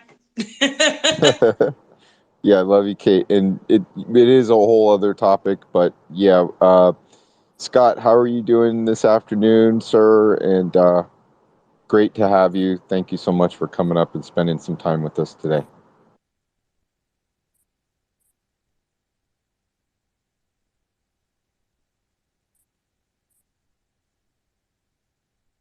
If he's not going to speak yet, I just want to tell Scott, I want you to be the replacement for Rhonda McDaniels. She is not what we need. We need you as leadership, and you're one hell of a guy. You know what you got a lot going on for you, and I think you are the future of the Republican conservative movement. Yeah, I'm not sure if Scott could hear me, or mic check. Scott, can you hear me? Scott, Marlon, can you hear MAGA? Marlon, why don't you call on Scott if you can't hear me? Yeah, it's Scott. You can't hear MAGA, so sorry about that. How you doing, buddy? Hey, y'all. Thanks for having me. I just wanted to kind of get people to prioritize this year. I know that everybody's excited about 2024 and they have their favorite presidential pick. But I think if we're going to look bigger picture, then what I'd like y'all to please think about are the 6 statewide elections that we're going to be having this year in 2023, starting with Mississippi, the governorship, and just be mindful that Tate Reeves is underwater and his race is going to be closer than foreseeable in a red state like Mississippi. So don't think that just because it's a southern state that we're going to hold the governorship. We still have to fight, because I hear that Stacey Abrams is working in Mississippi on that gubernatorial election. Number 2, Louisiana. We do have the opportunity to elect Governor Jeff Landry this October. And I say October because they actually have a they have a primary first on, I believe it's October 14th is the date. Now, how it works is it's 50% plus one. And if no candidate reaches that threshold, it goes to a runoff in November. But our goal is, if we're able to elect Jeff Landry in October, then imagine all of those resources, all of those people that are volunteering, we could divert them to help in Mississippi, or we could divert them to help in Kentucky for the governorship over there. So we have an opportunity this November, guys, to flip 2 governors that are Democrat to Republican. And if you love Trump, if you love DeSantis, whoever you like, I don't care, you're going to have a better shot at defeating Joe Biden if we focus on winning those elections this November. And then last, we have New Jersey, that if we win 7 state assembly seats in the General Assembly, we'll be able to stop Democratic Governor Murphy from passing legislation. And here's probably what I believe are the most 2 important races. Number 1, Pennsylvania, the state Supreme Court. If we're able to flip this seat, electing Carolyn Carluccio to the Pennsylvania Supreme Court, the Democrats will only have a narrow 4-3 majority on the court. And I don't know if this math is right, so fact check me. But here's the other part of the coin, that if we are unable to flip the Supreme Court seat, Republicans will be physically, or we will be unable to flip the Supreme Court until 2035 in Pennsylvania. So this year is so important in that state. And then last, here's what I believe is the most important. Governor Glenn Youngkin is the governor of Virginia, and we have the House of Delegates, right? Every single legislative seat is up for election this November in Virginia. And Republicans, we only need 2 state Senate seats. And if we flip just 2, Governor Glenn Youngkin and Republicans will control the entire legislature in the Commonwealth of Virginia. And the implications of that, I believe, are huge, because not only would the Democrats have to spend a boatload of money in Virginia that they wouldn't normally have to spend, but Virginia could possibly be on the table then, because imagine the people that will move to Virginia, and imagine the conservative legislation that we could pass in 2024 in preparation for the presidential. So no matter what state y'all live in, California, Oregon, whatever, please, I ask you to devote your time, your talent, your energy to those 6 states that I just mentioned if you really are dedicated to making Joe Biden a one-term president. And last thing, and I'll shut up, I promise. We're writing letters to new movers in Louisiana as we speak. I have a list of 24,000. We've sent out new movers to about 3,000 volunteers who have dedicated themselves to writing 5 letters each. If you would like to write 5 letters to make sure that we're getting new movers to register to vote for Jeff Landry, please send me a message. And guys, thank you all for your dedication, your passion, and I look forward to working with you to make Joe Biden a one-term president.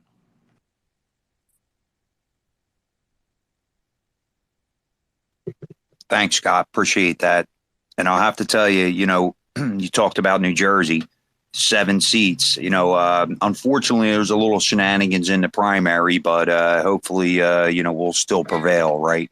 And that Supreme Court thing in Pennsylvania, that's huge. And one more thing, Scott, I think you pressed on it the most is, hey, it's not about 24, it's about 23. We got to set our states up to receive the good graces of Trump, right? So let's hear from Albert. Albert's another New Jerseyan. So go ahead, Albert. Good to see you. Hey, how y'all doing today? So yeah, I am Albert Harshaw, and I'm also running on the president Republican ticket, and I am from New Jersey. And I want to touch on a couple of things because I was here for a while listening before I came up, and I think Scott Presler is here. I think this message should go out to all Republicans. I know that a lot of people are not educated in ways of the Constitution, but we need to be on the same page on that, in that the arguments they're using are incorrect and they're fallible because they can be defeated. The arguments that can't be defeated are the truthful, factual ones, okay? So our way of life exists in the preamble. Everything we do, right? Pursuit, life, happiness, and any other freedom therein is derived from there because it's God-given.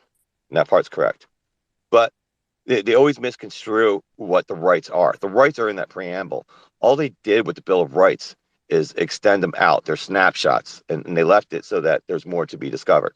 So, but they ordered the first 2 as the most important. The First Amendment does a few things. It allows us to verbally exercise what those rights are and how we need to live. And it gives us the right to freedom of expression and religion.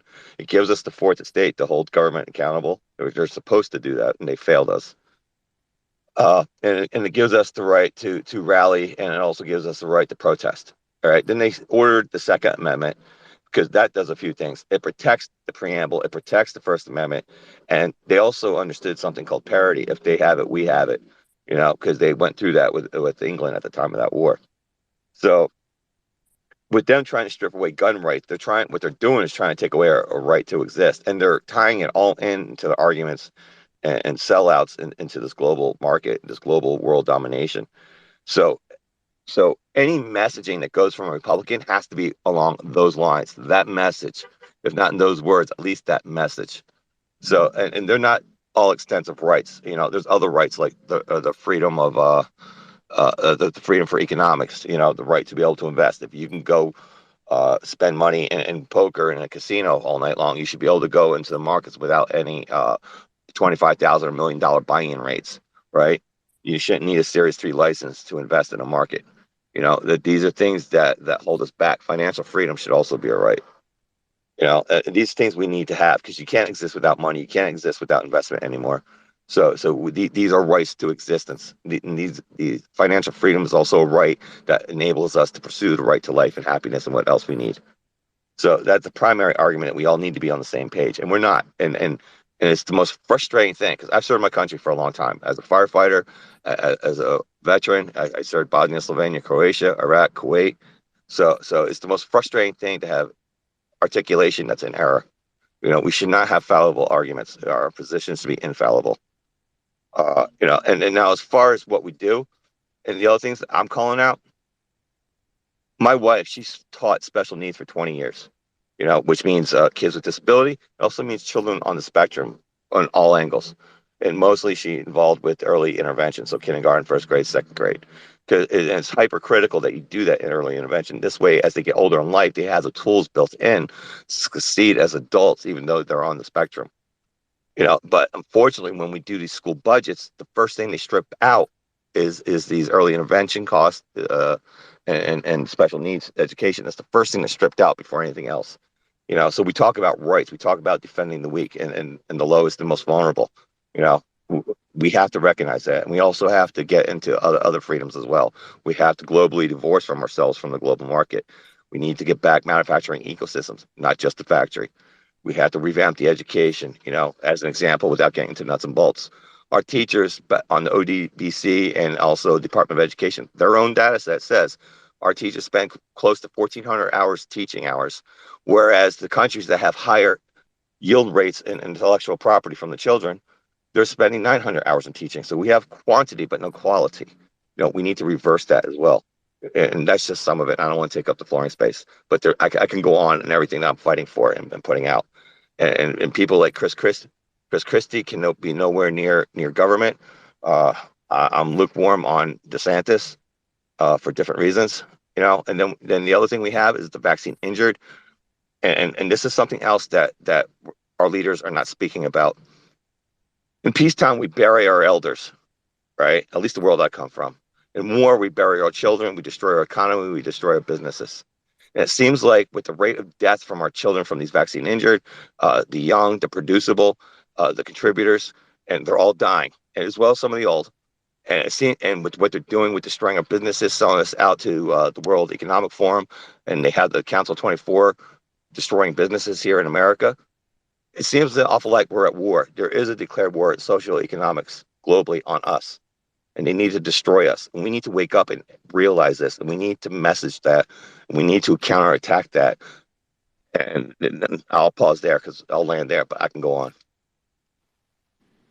Great points, Albert. And I'm glad you came up, and I think let me turn back to Mag and make sure he's got a mic there. Yeah, I'm good. I just don't know if Scott can hear me. That's the only problem, and I don't want to drop him down or make him go through that. But if he wants to, I can drop him down, and bring him back so he can hear me. Yeah, I don't think Scott can hear him. So Marlon, MAGA, I'm gonna step down so you guys can make some room. Okay. No, we got to check. Jen, you can drop down if you want. That's all great. I'll drop down and make some room. Thanks. Yeah, I don't need the room. I just need to do a mic check with Scott, make sure he could hear me. I wanted to make sure he heard me say thank you for coming in, and I really appreciate his time today. So, Shane, you've been holding on for a while. What's up, Shane? Oh, nothing. I just wanted to say, thanks for having me on here. And I love listening. Too bad I'm on my phone, so the thing's at like 5%.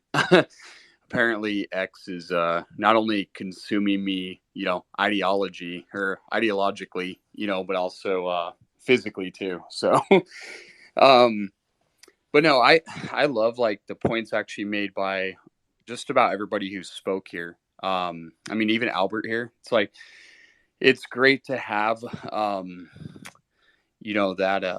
I guess I hate to say it, but this old way of thinking, because I don't believe it should be the way it is. I mean, we, like you guys spoke, like God-given rights or inalienable rights, right? It's just, the fact of the matter is we're all people, and the pursuit of happiness is just something,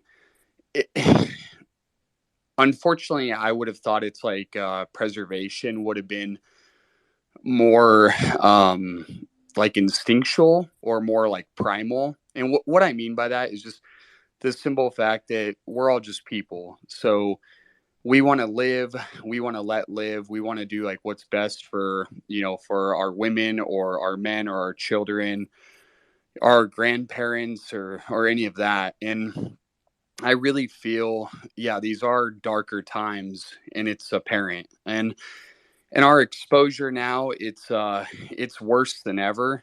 And this technology is great. This application that brings us all here today it's great, but at the same time, it's caused a plethora of issues, and one of them even being the simple fact is it's mundane and ridiculous, but all I've heard for the past 36 months, right, is private companies can do as they want or do as their will. So it brings about censorship or deplatforming or deboosting. It also gives, like, unfortunately, it gives these political leaders that are supposed to actually be representatives of the people, but they fail to do that. It gives them the power to explicitly express the bullshit, whether it's outside of the conceptual reality of morals, but it gives them the ability for like people like Joe Biden to sit here and put sexualized images on the internet and then to somehow polarize them as a positive in America. I mean, right out on like the White House lawn. It gives them the ability to light up the White House with LGBTQ or Black Lives Matter and Antifa or whatever, and then sit there and indoctrinate people as like, oh yeah, they're activists or they're protesting or it's for a better cause when it's totally bullshit. I mean, it's not hard to figure all this out. Our schools, what's happening there, and systematically it all just goes back to the parents. I could be as guilty as anyone, right? It's like we need to spend more time with our kids. We need to essentially go back to our grassroots and be like, hey, this is what it's like to be a kid. Go out, play with others, be kind, be courteous, but at the same time, don't let other people tell you how you need to feel. Your feeling should just be inherent. You should know good and right from wrong. It shouldn't be something you need to find on social media or TikTok or anything like that. And then the sexualization of anything, whether it's an application or whether it's physically, I mean that should have never gotten where it is today. I mean, it's gone way too far. But I love you guys. Like, obviously you talked about election integrity here. You talked about voting. You've talked about, as Angry would say, like the civil liberties, which is more just God-given liberty, right? Or freedom. But yeah, I appreciate you guys. Albert, honestly, it's like, I've never even heard of him. And I click on his profile and it's like Albert Hershoff for president. And I'm like, wow. I'm like, where are the representatives like this that we need in America?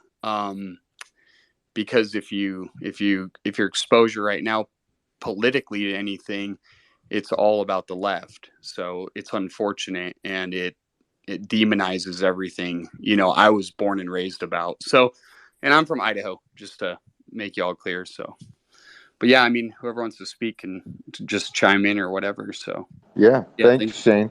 I really appreciate you sharing that with us, and we're going to keep rolling. I got to refer to Marlon, but if you just stay put, and you can raise your hand and come back in anytime. Marlon, what's up?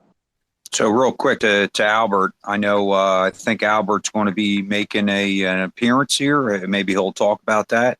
And we're look, Albert's a sharp guy, and we need to push Americans just like that, Shane, exactly like you said. So MAGA, I want to thank you very much for having me up, buddy. And unfortunately, I am being pulled away, and I do need to sit down. But brother, and I want to say hello to Thomas before I go. Thomas, how you doing? Good to see you. I'm glad you came up. Hey, Marlon, MAGA, Albert, Mr. Presler. I appreciate the invite. Number one, Matt. Thank you for keeping me honest there as well. I've been listening for a while.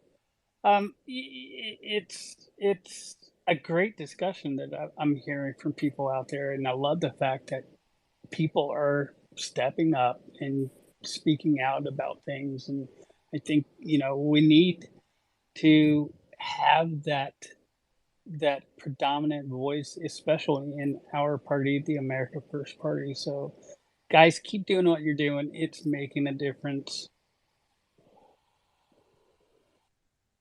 Thanks, Thomas.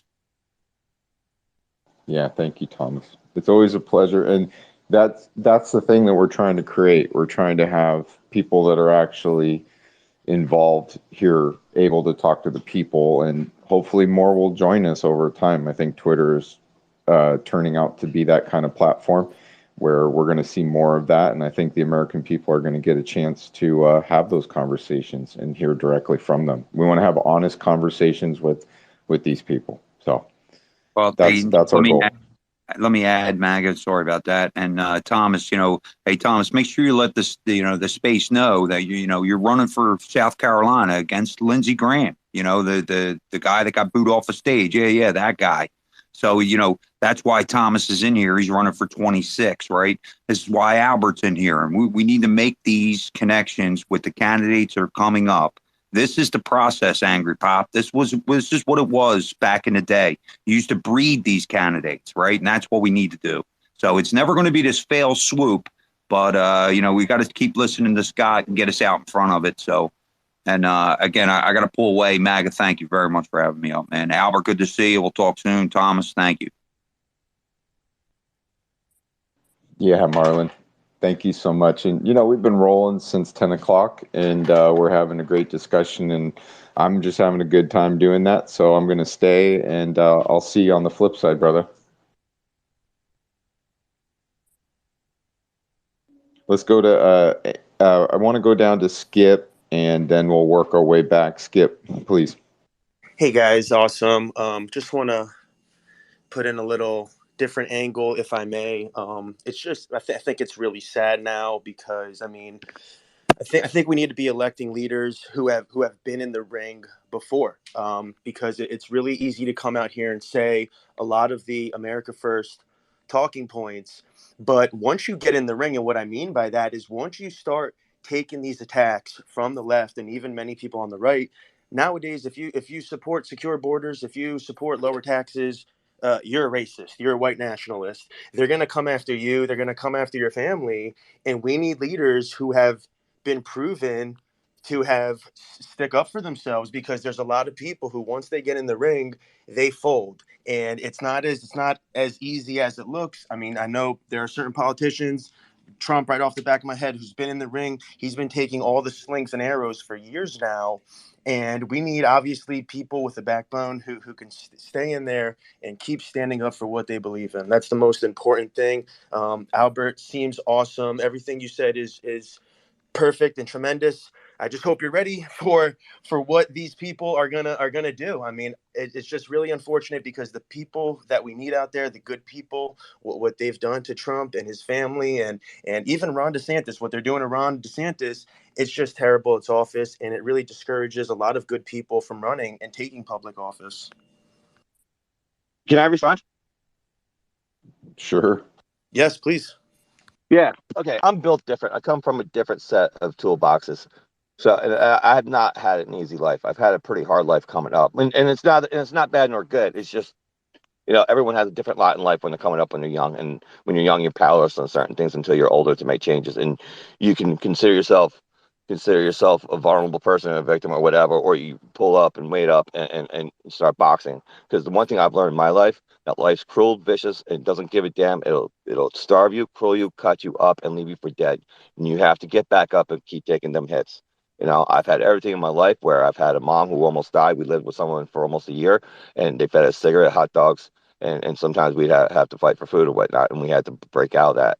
And then, later on in life, we had a few other things. I had a father who died in a fucked up way, and I had to bury a son because some things went wrong.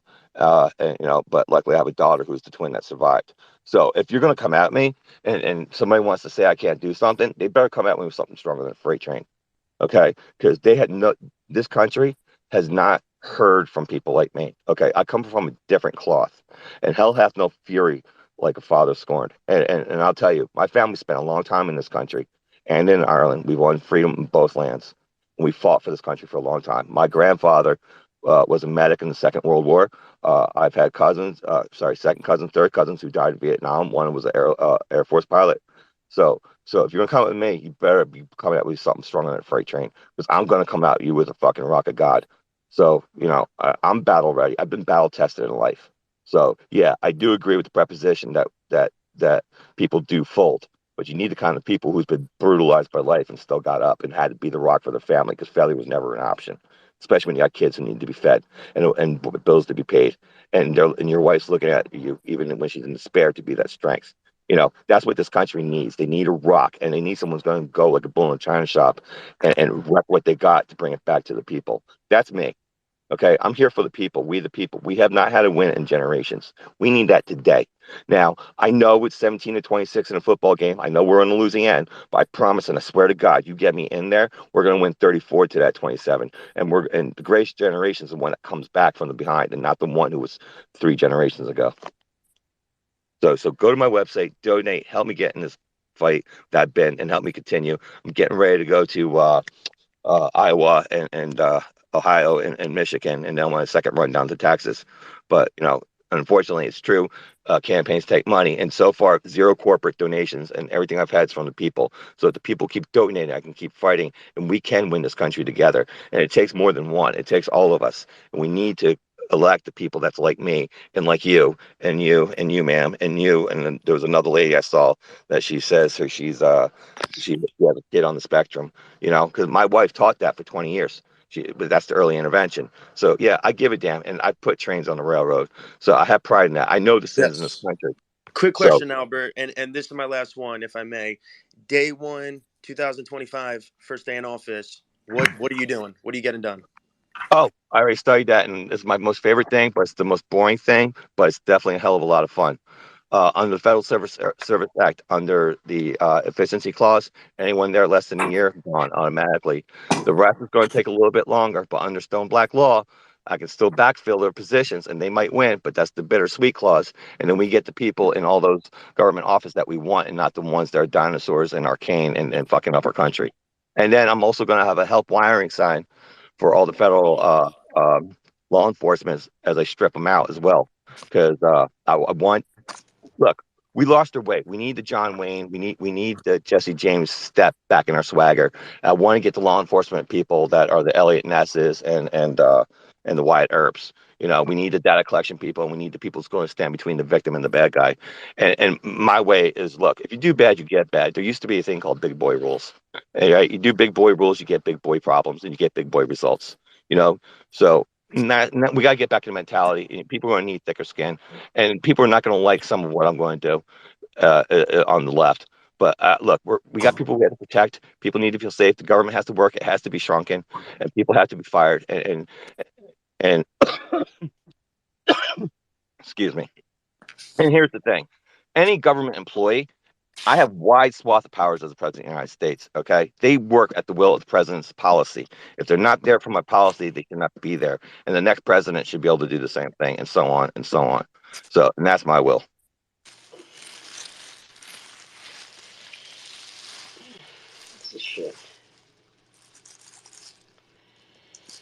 Thanks. Let's move to Angry Pop, please. Thank you. To address something Shane said a while ago, I'd like to read something from Black's Law Dictionary and a couple of our common law maxims, and to put things in perspective for people. Okay. Black's Fifth Edition, a constitutional right, a right guaranteed to the citizens by the Constitution, and so guaranteed as to prevent legislative interference therewith, meaning they can't make up rules and laws to violate our rights, period. Now, the maxim, from the maxim of the law or the common law, no right is held more sacred or is more carefully guarded by the common law than the right of every individual to the possession and control of his own person, free from all restraint or interference of others, unless by clear or unquestionable authority of law. If they violate the Constitution, then the law is questionable. And the last one that I'll read for this same purpose to make my point is the mandate of an immoral or illegal thing is void. And that is another of our common law. And this is the reason why they want to confound our laws and force we the people into their jurisdiction under statutory administrative procedural law.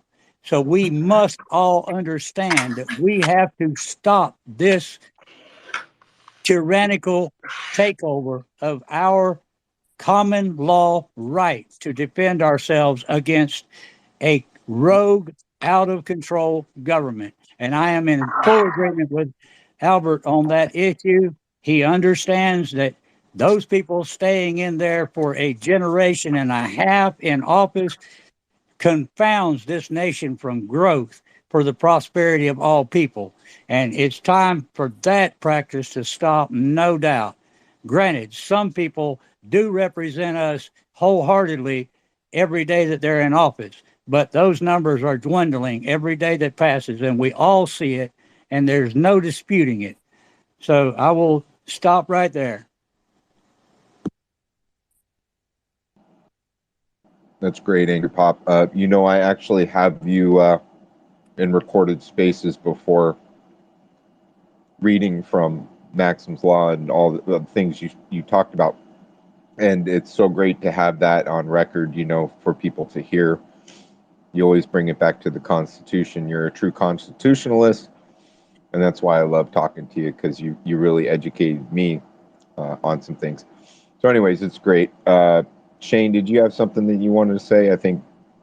I'm just basically no, thank you guys so much for having me follow me. Yeah, I don't follow so much right wing, but I just consider myself a constitutionalist and an absolutist of all of our God-given rights, every fucking one of them. And then furthermore, my phone's at like 1%, so that's, I have to charge things. So, but I appreciate you guys. Yeah, we need to follow each other and then group together. I mean, that's the only fucking way we'll win. So, anyways, peace out, guys. Thank you. You're welcome. I will be closing the space down pretty soon here, probably. Been going since 10 o'clock in the morning.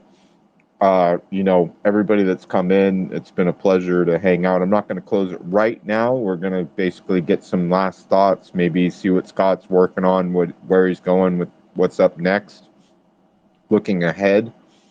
And let's go to Albert, and then we'll see if anyone else has anything else to add before we go to a soft close, and we'll keep moving. Albert.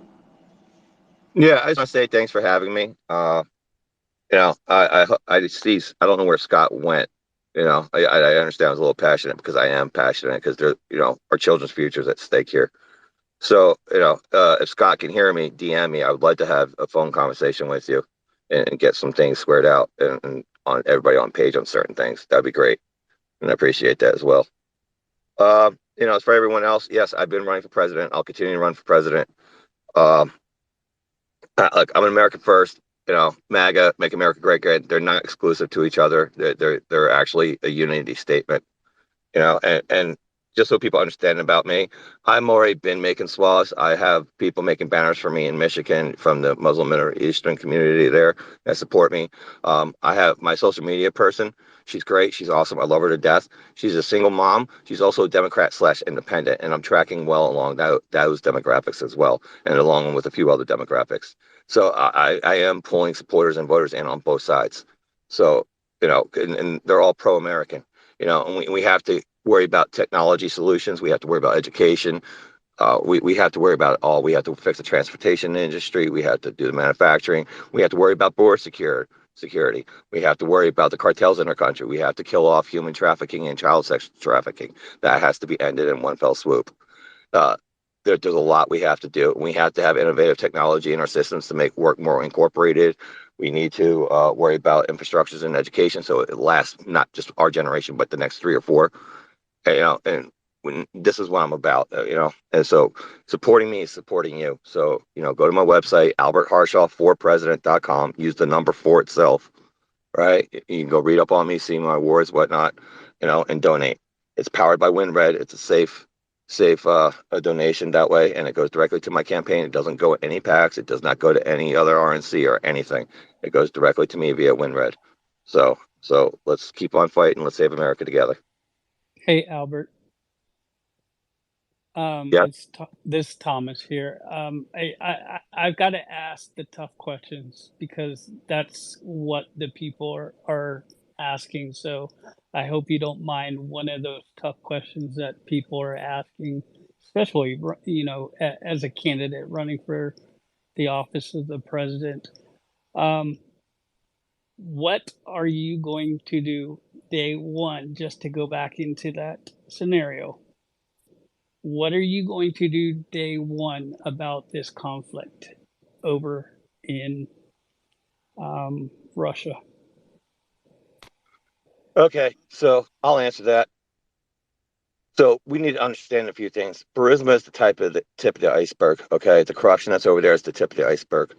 Uh, I know everyone's used to seeing the news, and I know some people here do their own homework. Well, here's one of the homework assignments that people should be looking into. There's 9 million hectares of land that's not sovereign Ukraine, but corporate owned. People like Bezos, people like Bill Gates, there's ties into the Bidens, BlackRock, Vanguard, all here in the U.S., own hundreds of thousands of acres over there of farmland. So does China, so does Italy, and so does about 15 other countries, and about 23 oligarchs. So that money is going over there, disappearing, going into those corporations, and then coming back and getting kicked back. So really, they're using tax-paying dollars. Now, there's going to have to be a come to Jesus peace deal, and we're going to have that talk. Okay, now, I've come from New Jersey, and we usually negotiate with a rock, chair, a bat, and a choice of knee. So they're going to have a come to Jesus because they're going to lose an awful lot of lives if they continue, and if they're really serious about it. And here's the cold hard facts of life: not all countries survive, and it's not in our business to be building nation states either. And we can't save every nation because our house is broken. We have 9 million children that go hungry every year by the Democrats' own statistics. 2 months ago, Biden spent money, billions of dollars, on 25% of the available wheat fields and transported them over to third world nations while our own children starved. We have a broken house that needs to be fixed. I understand that both sides are fighting with each other, and there's going to have to be accountability because there's an awful lot of wrong that was done by people on both sides, and there has to be accountability, and they have to be held to an accounting. But we also have to, like any family, because I'm the elder of 6, we fight, but we come back together eventually. And we're going to have to do that because if we don't, we're not going to have a country. So that's my answer on that.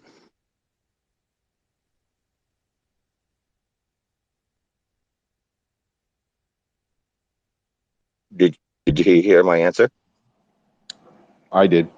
I think Thomas, did you hear what he had to say? I did. I'm sorry, I was away from my mic. Just a follow up, Albert. We know that we have a serious deficit problem in this country. We have a National Defense Act that is, forefront in where some of this drain is coming. We know that we have a superior military in this country, and there's a reason why there is a military supremacy. Is because if you do not have a strong foot forward in this world, you're going to be stepped on.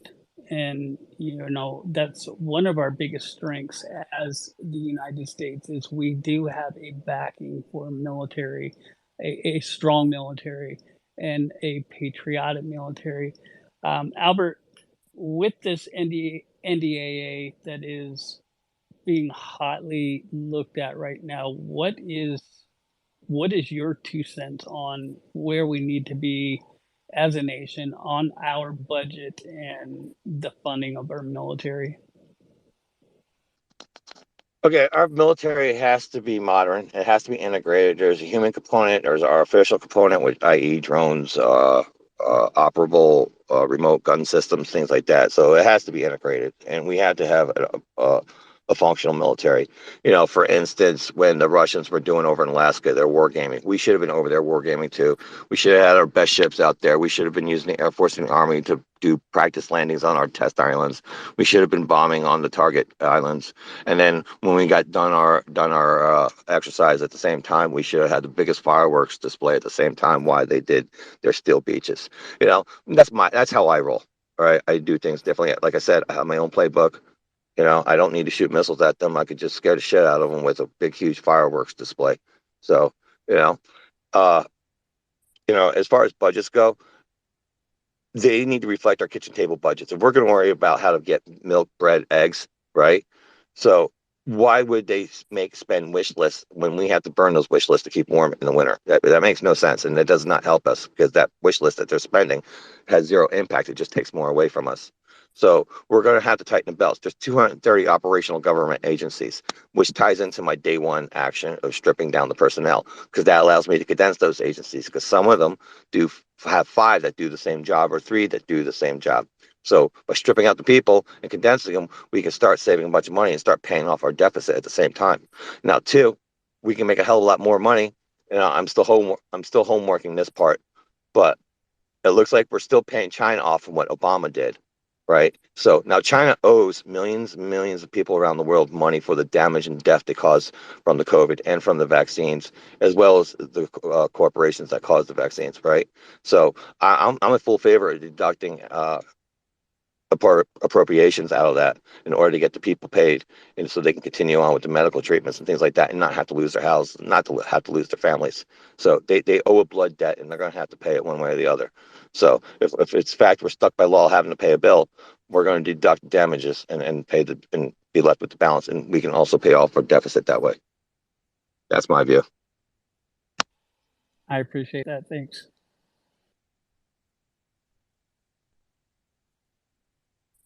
I wanted to turn the floor to Mrs. Positive. Ms. Positive, how are you?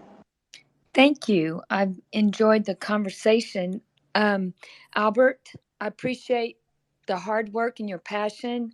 I'm a family of 7, 5 boys, engineers, served the military, 1 still in there.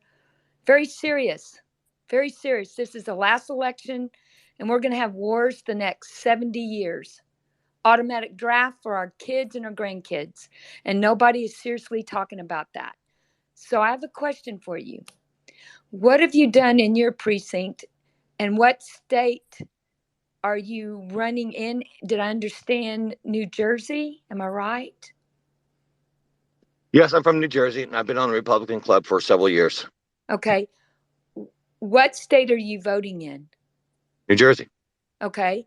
What have you done to your precinct? I haven't done anything to my precinct. That's my point. We're 200,000 vacant seats. All this problem, that problem, and the rallies. God bless President Trump. He's done a lot. He's proven himself with all the daggers and all the Russia bull crap and all the media and all big pharma and all this been organized for this has been planted more than 70 years. So here we are. But there's not one thing that I heard that you took over your precinct, and we need that. We need every representative, every Congress, every senator, everybody working on it. Matt Gaetz isn't really talking about. Lauren Boebert's not. MTG's not. Laura Loomer is. But unless we don't, and Scott Presler, God bless him, but I'm tired of everybody saying, woohoo, Scott. It's not just Scott. We're all Scots. And I don't understand. And I was contradicted on one thing because my brother's a veteran. He said, well, because he's still serving, he said, I can't work in my precinct, which is a weird law. I did not know that. But when they come back, they can be our soldiers because everybody says, well, let's go to war. Let's go war against our government, blah, blah. No, we're not. We are the government. We are the people. Civics 101 was taken out of our schools. We need to re-educate at the local level and take over the rhinos who are voting for us. Nobody knows that the mayor actually decides who the police chief is or the fire department chief is. If you don't like your sheriff, you don't like your police department, you must not like your mayor, but you vote for your mayor and you know nothing about the issues because you won't show up. So I'd like to see you talk about how you're going to get your state, your county to vote GOP, get rid of the machines, and how involved are you with Mike Lindell? Because Scott cannot take this burden on. He works his butt off. He does a phenomenal job. He's very ill, recently had a surgery. I know he's doing better, but we're raw, rah for Scott. But nobody's talking about what are we doing? In my precinct, we're doing a lot. And we don't meet once a month. We meet weekly. We know who that ugly judge is because in 2 years he's out. We know who the sheriff is because he's out. We know what our mayor's doing. We know what our city council's doing. We know the wokeness is doing because we're going to kick their butt out. But unless, the groomers, God bless them, we've been lazy. But the Gen X is lazy, but the Gen Z are smart. You know why? Because they're scared to death about going to war. And they're not dumb kids. And they do not want this garbage on their back because they have no future. They're the youngest age that's committing suicide. And this fentanyl is disgusting. But if we don't say and come together that we all need to work, not behind the computer, not on TV, not in the media, but in our precinct, and I would love to find a way to get a couple of billionaires to say, put my money into some veterans who've come back and hire them because they'll get in that precinct from county to county.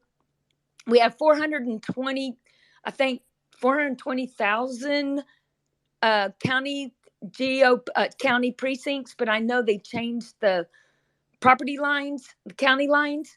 Scott can say yes or no on that, but it's close to it.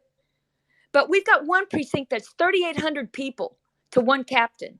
That's ridiculous. If we make it smaller precincts, us doing our civic duty, we do our hand count there with no machine.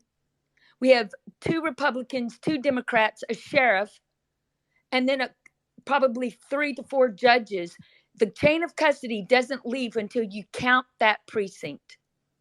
And you verify signature, you have an ID, it's one day, you vote, and we clean up this garbage because all this talk is just talk. It's no action. And then these candidates, you said that, to donate you, Win Red also donates to President Trump. So I don't want to pile on you, but I'd like to know at a precinct level and an army level, an organizing level, what have you done for your precinct? Because Scott can't be the all-do-all guy. I know he's Superman, but, this is too much and it's wrong. So I'm going to land my plane, but I'm a fighter like you, but it boggles my mind that new people are popping up when it needs to be focused and behind President Trump. He's the only one, and we know it. This was stolen. It's evil. It's a bad government. We're putting our president in prison.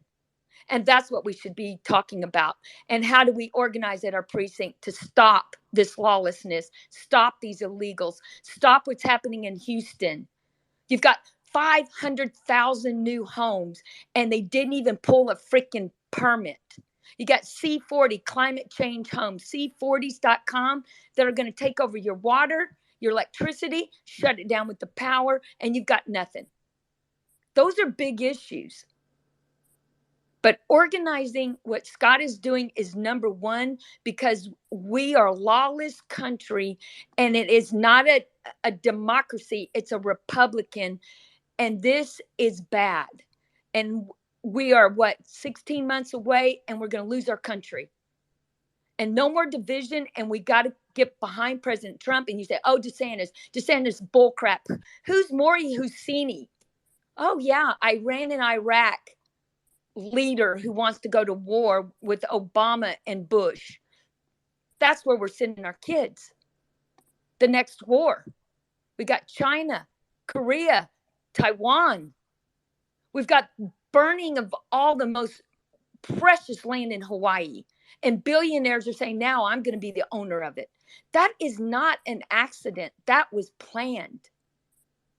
So, you can do what you want, but the answer needs to be for you. What are you doing for your precinct? What are you doing to make sure that your precinct is behind you, or even behind the GOP? Because the rottenness is local. And then it just builds and builds because we've got machines. My county, we're not using machines. There's going to be enough of us American who freaking care. Ms. Positive, can I jump in? Sure. Yeah, I appreciate everything you said, and hold on just a second. I appreciate everything you said and your passion, and I encourage you to go back and listen to the beginning of the space and the recording, because we've thrown around a lot of ideas today, and some of the ideas you have similar sentiment out there that was spoken earlier today. Albert, if you want to, I know you had some technical difficulties. It looked like you wanted to respond. Yeah, I heard a lot of what Ms. Positivity said. Well, first of all, I did campaign for Trump in 2016 and 2020 in New Jersey. My brother did it in Georgia, and I had an uncle who did it in Pennsylvania. So we did it twice for him. We voted twice for him. And two, okay, we don't coordinate people in this country. Right now we're in the primaries where everybody who thinks they have a better idea comes up and they spout it. People either support it or they don't. Okay, we don't coordinate. So, and two, I choose how I fight for my country. No one else chooses for me. All right. So I want to make that perfectly clear. All right. Everyone's built different for different things. There's nobody on this God's given earth that's going to tell me how to make a fight. Now, I've campaigned for him. I've been to a lot of rallies for him. Okay. Now, I'm at the point where Reagan once said we're one generation from losing our country. This is that last generation, no matter how you cut it with everything that's going on. Okay. Now, I have great ideas. I have a lot of passion for my country. No one's going to challenge me on that. No one's going to tell me how to go fight for my country. No one's going to tell me to take a precinct job if I think I'm built different and I'm built for another possible position. And I have no problems being on his cabinet if he's the one that wins the primary. Okay. But right now we're in the primary season, and I have great ideas for this country. All right. And there is a lot of fixing that has to go on, and it has to be all hands on deck, up and down ballots. And we have to support each other. Okay. And I do. And I support other candidates as well, publicly. All right. That are American First and MAGA and whatnot. Okay. And I've never said anything bad about Trump because I don't have anything to say, because I supported him twice. All right. So no one challenges my honor or my conviction.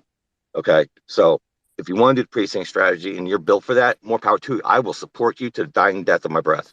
Okay, no problem there. But I will choose how I fight. Okay, no one else does that. All right, I've served this country a long time. I was a firefighter, and I've done a lot, and I've been through a lot, and I've done a lot. So no one's more qualified than me to make that decision for me. So that's where I'm not questioning that. Here's the problem. We have to unite. This is serious. My brother has served over 20 years, and they called him back because of his specialty. Well, yeah, and he's leaving behind two serve kids. I serve too. And your problem with war is my problem with war. Fantastic. We shouldn't be going to war. We're not uniting the correctly way. We're not going to win this way. That's why Scott is doing what he's doing. If you have ideas, fantastic. I respect that. So does Trump, but Trump proved them. They're already been done. And it was stolen from him. He didn't lose it. It was stolen. This was freaking rigged. Now we're facing it again. And our strategy needs to be fixing it. Right. Not and there dividing in the primary. Well, here's part of the fixes that should be going on. That's cool. Can I jump in, guys? Here's some of the fixes. Here's some of the fixes that should be going in court right now. There should be 2-person integrity with these ballots. Okay. I've been promoting this for a long time, for years. And nobody's putting these in the courts. They should be in courts today before any of the elections occur. Things like that. Now, I served almost 20 years for my country as well. All right. They should fire all the Joint Chiefs of Staffs, get new people. All right. And no one should ever be deployed to any war zone for anything unless there's a clearly defined strategy and objective of what the go home point is and what those wins will look like and what that go home point is. And two, there's only 2 reasons to deploy. Either we've been attacked or there's something of strategic national interest that we're screwed if we don't do that. Those are the only two reasons. And even then, we had to have clearly defined objectives only. So, yeah, I'm against all this massive deployment, and it's horseshit, and I agree. Well, can we circle back on this conversation to quote a phrase from a famous press secretary? I want to make sure we get to the other hands that have been patiently waiting, and maybe Scott wants to reply to Ms. Positive, but we do have people that are taking precinct committeeman seats. They are getting active locally. There are spaces where we touch base with them on their work and what they're doing. And so, yes, there's a lot of talk, and we're talking. That's true. You caught me. I'm guilty as charged. But there are a lot of people that are doing grassroots work in our group and in our spaces, and they share that work with us. So I get your frustration. I get what you're saying. And I've said in the past that when you talk about grassroots, you got to start the roots, right? Because there's not going to be any grass without the roots. So you got to get to the base of the problem so that you can actually grow some grass to stand on. Anyways, Angry Pop, jump in, and then we're going to go to Skip and Janine. Angry, please. You're fired up, I'm sure. Okay. Albert, or anybody else that's running for public office, might I suggest that you consider, should you get in office, to put a staunch constitutionalist in charge of the education and return the education back to its original charter as it was established across this nation, state by state, on the curriculum to educate the furtherance of good government was the purpose of it. And those subject matters to stick strictly for that purpose as it was designed: manufacturing, the sciences, the languages, and so on, back to the original standard, and institute by executive order, if necessary, the demand that the constitutions be taught in their entirety, not just a segmented lesson plan that discussed merely the rights, but the limitations of government and the authority of the people. And that way, our students are learning how to become better citizens for the unified purpose of a more perfect union of the people and for the people and by the people. And I just have one more thing that I will give you as a quote from Abraham Lincoln: "We the people are the rightful masters of both Congress and the courts, not to overthrow the Constitution, but to overthrow the men who would pervert the Constitution." And I'll leave that thought for everybody to consider.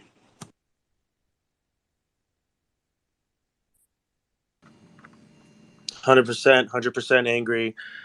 Just to touch up on what Miss Positive was saying, I mean, I hear everything you're saying 100%, but to me personally, I think having as many people spreading the conservative message, that is a positive thing. I mean, I know things don't look bright for Albert and other candidates in the race right now, but the main thing is that Albert is a fierce conservative. He's willing to put literally his life on the line to defend our liberties. That's the most important thing. And all power to him. I mean, he's risking it all apparently to spread this message and move the America First agenda. So just keep it all up, everybody, and good work.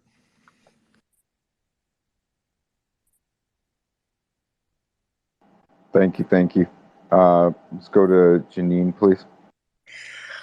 Yeah, I sort of touched on this earlier, and I just miss positive. I've been hearing precinct strategy for. I don't know if you were here when I said I spoke with Dan Schultz on a space yesterday, but California is really a tough area. I did go to the person Dan Schultz put me in contact with, and she basically told me in San Diego, where I live, there are no seats available with the precinct. And then I did speak with the lady Bree yesterday. She's up in LA in the Beverly Hills area, and she has investigated up there. So there are some areas that are completely saturated. I am going to go to the San Diego GOP meeting on Monday. And I'm going to try and help this lady who is a precinct person. They call it Central Committee out here. So I just want you to know there's a lot of brick walls, especially in California, and that people are trying, but it's not as easy. I know where Dan is from, Arizona has a lot of empty seats. Florida seems like they have seats available, but it's pretty saturated out here in California. But I am making every effort to get involved, and I'm learning along the way.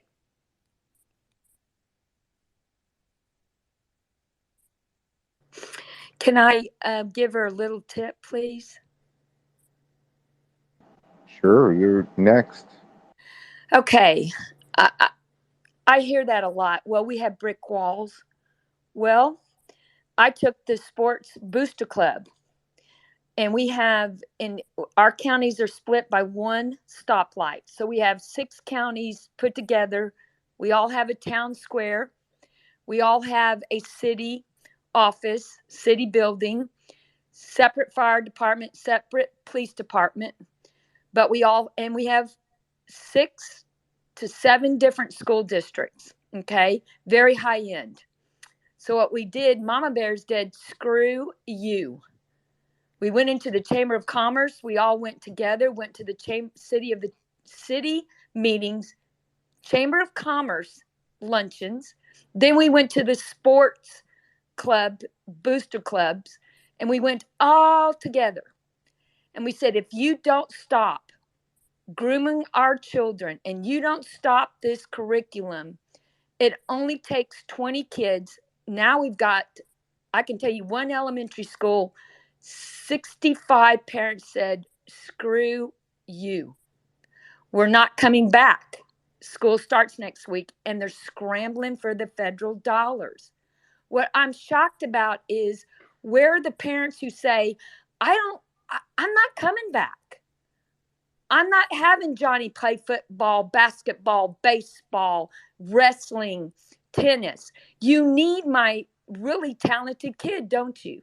Not coming back.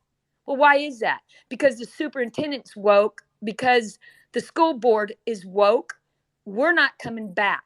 So we went around to the Chamber of Commerce, said, you know what? We're not spending money here, here, here, and here, because it's small businesses. They don't like that. Why is that? Because they go to the city meetings, and the city mayor and the city department needs everybody going to the chamber meetings, and then our businesses show up, and our membership are from 500 to 2,800 individuals. So we go, what can we do? Well, we go back to the parents, we educate them. If you don't like this curriculum, then gather parents. Gather them from your church organization, gather them from a hobby, whatever you do, gather them from next door. Go on next door, form precinct strategy under the category of politics. Call it no censorship here. Post these Twitter spaces there. Post your meetings. Post that we're not going to do wokeness, and they'll come together because that neighborhood is your voting block. That neighborhood is your precinct. That's how you do it. And then the mayor starts waking up. He said, hey, I don't like this. I'm hearing from the Chamber of Commerce, you're not going to start buying from that toy store. You're right, because Toys R Us is gone. But we've got other toy stores. He said, screw you. We're not doing this anymore. You're going to either support us. Are you a precinct chairperson or Yes. chairman? Yeah. Okay, well, you are, but I'm saying, and there's other ways to go about it, but we do not have any seats in San Diego or in LA County, and you know how big those cities are.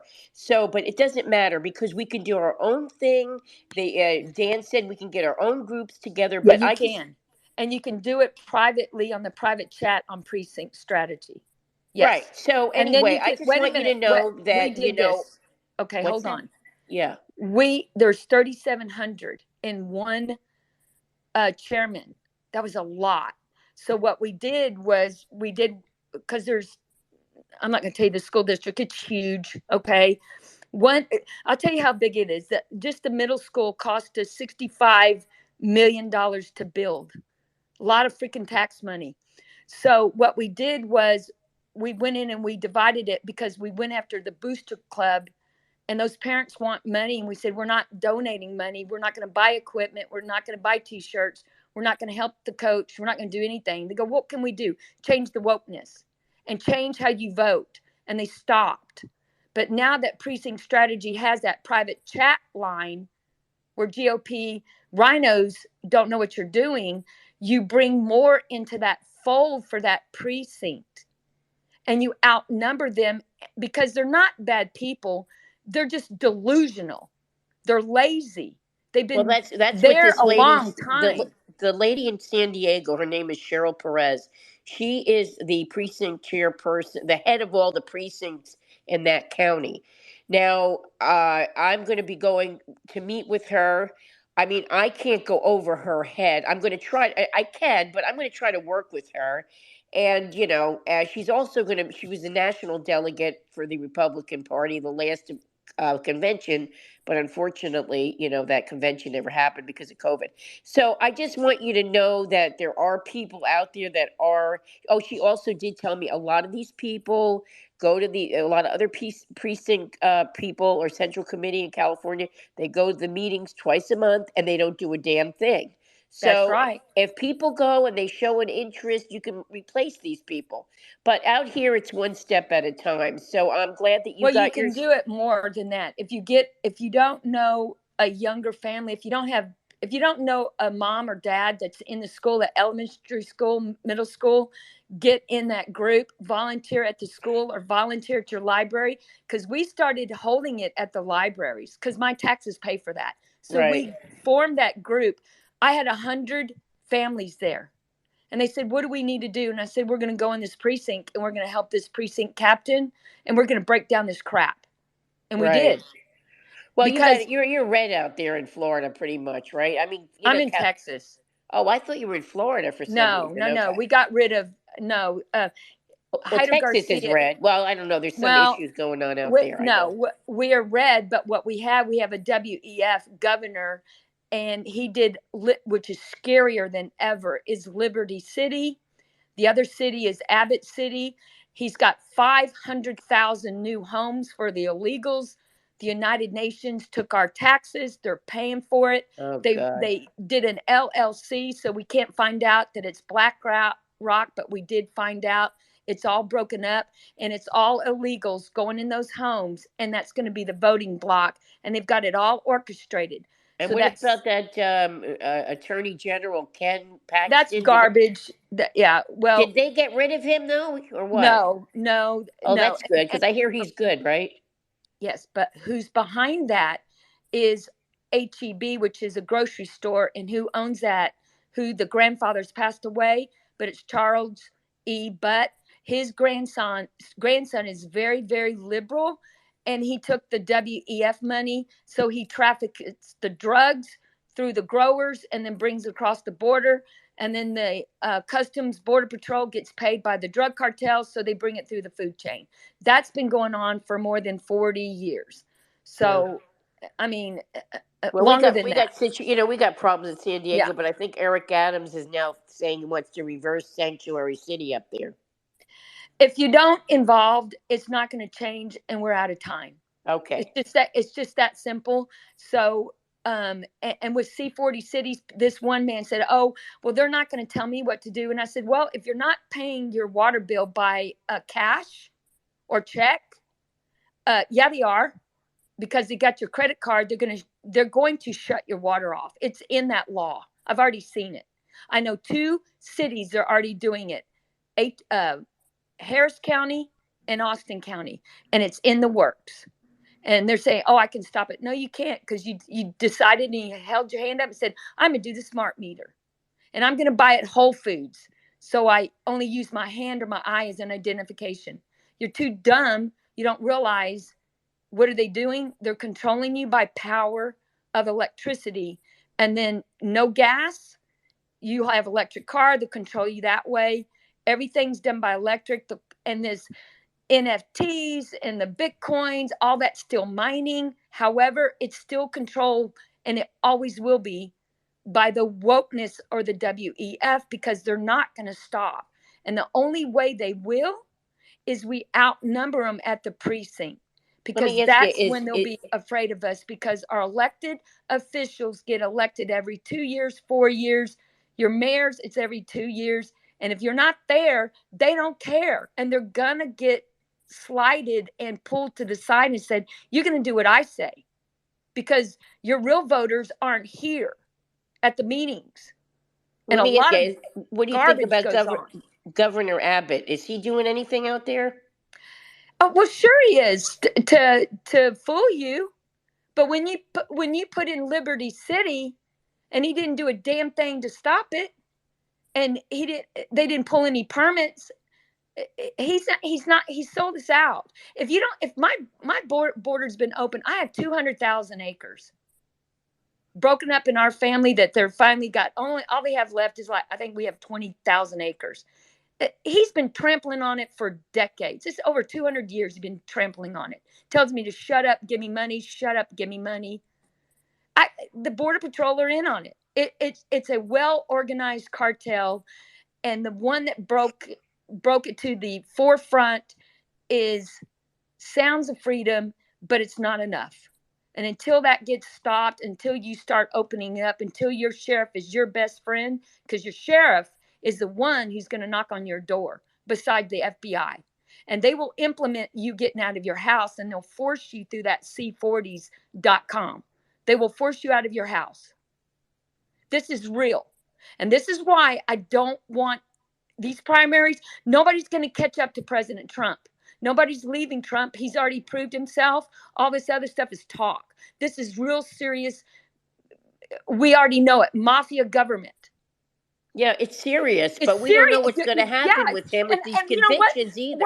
We don't know what's going to happen. Should my brother, who's older, have to go back because his specialty over this bullshit? And we've got the worst woke government, and our next little X, what are they, Z or X now? They're going to be forced into it. They never faced a draft. People don't even know what a draft is. Read the omnibus bill. It was in there. Yeah. Clinton wrote it in 2005. And then Biden carried it and Obama carried it. These parents don't even know. That's how I woke them up.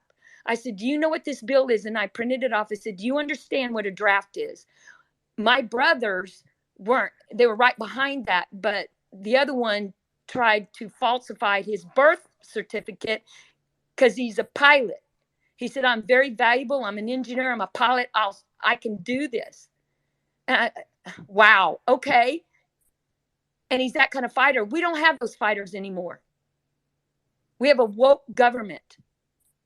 Yeah, And but what this is happens if scary. Trump gets convicted and some states It's turn against him? nonsense, because we're not at the precinct. Everybody's making it so complicated. Our civics duty 101 was removed in 1954, and y'all making this complicated. It's not. It's called laziness. It's I called don't think not it's getting in. laziness.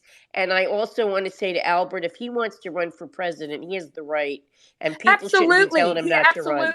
Absolutely. But prove to me what you do in your own precinct, your own county, and take over your own state, and prove to me that you're a fighter. Because it's Well, I'm bad sure Trump. there. I'm 100% behind Trump, but he is not doing any precinct work right now. I can Yes, guarantee. yes, he is. What is he doing? He's behind Scott Presler. He's behind Mike Lindell. He's Right, been but saying, all right, I see what you're saying, but I'm no. just saying No. You cannot say he doesn't, because he says it in every one of his rallies, and he's been saying it more. And well, that's good. I'm glad he's promoting it, but he's not spending his personal time inside the precinct. I'm sure he's got bigger fish to fry. But I understand your point, and I'm behind Trump 100% too. So I'll let you go there. Well, if you don't have a young group, please find them at your libraries and form that group, because they allow it, and go to your weekly and monthly meetings at your libraries, because their taxes are you're paying for it. They cannot say, hey, you can't use one of these rooms to share what precinct strategy or whatever Scott is doing. Because I printed this off and I just give it to the moms, because I don't want to upset them. But I printed the law, freaked them out. They said, what is this? And I said, well, little Johnny here, he's in What is he? 11th grade? Get ready. War's around the corner. If you think it's not, you're blind, okay? Because that's how they pay back the donors.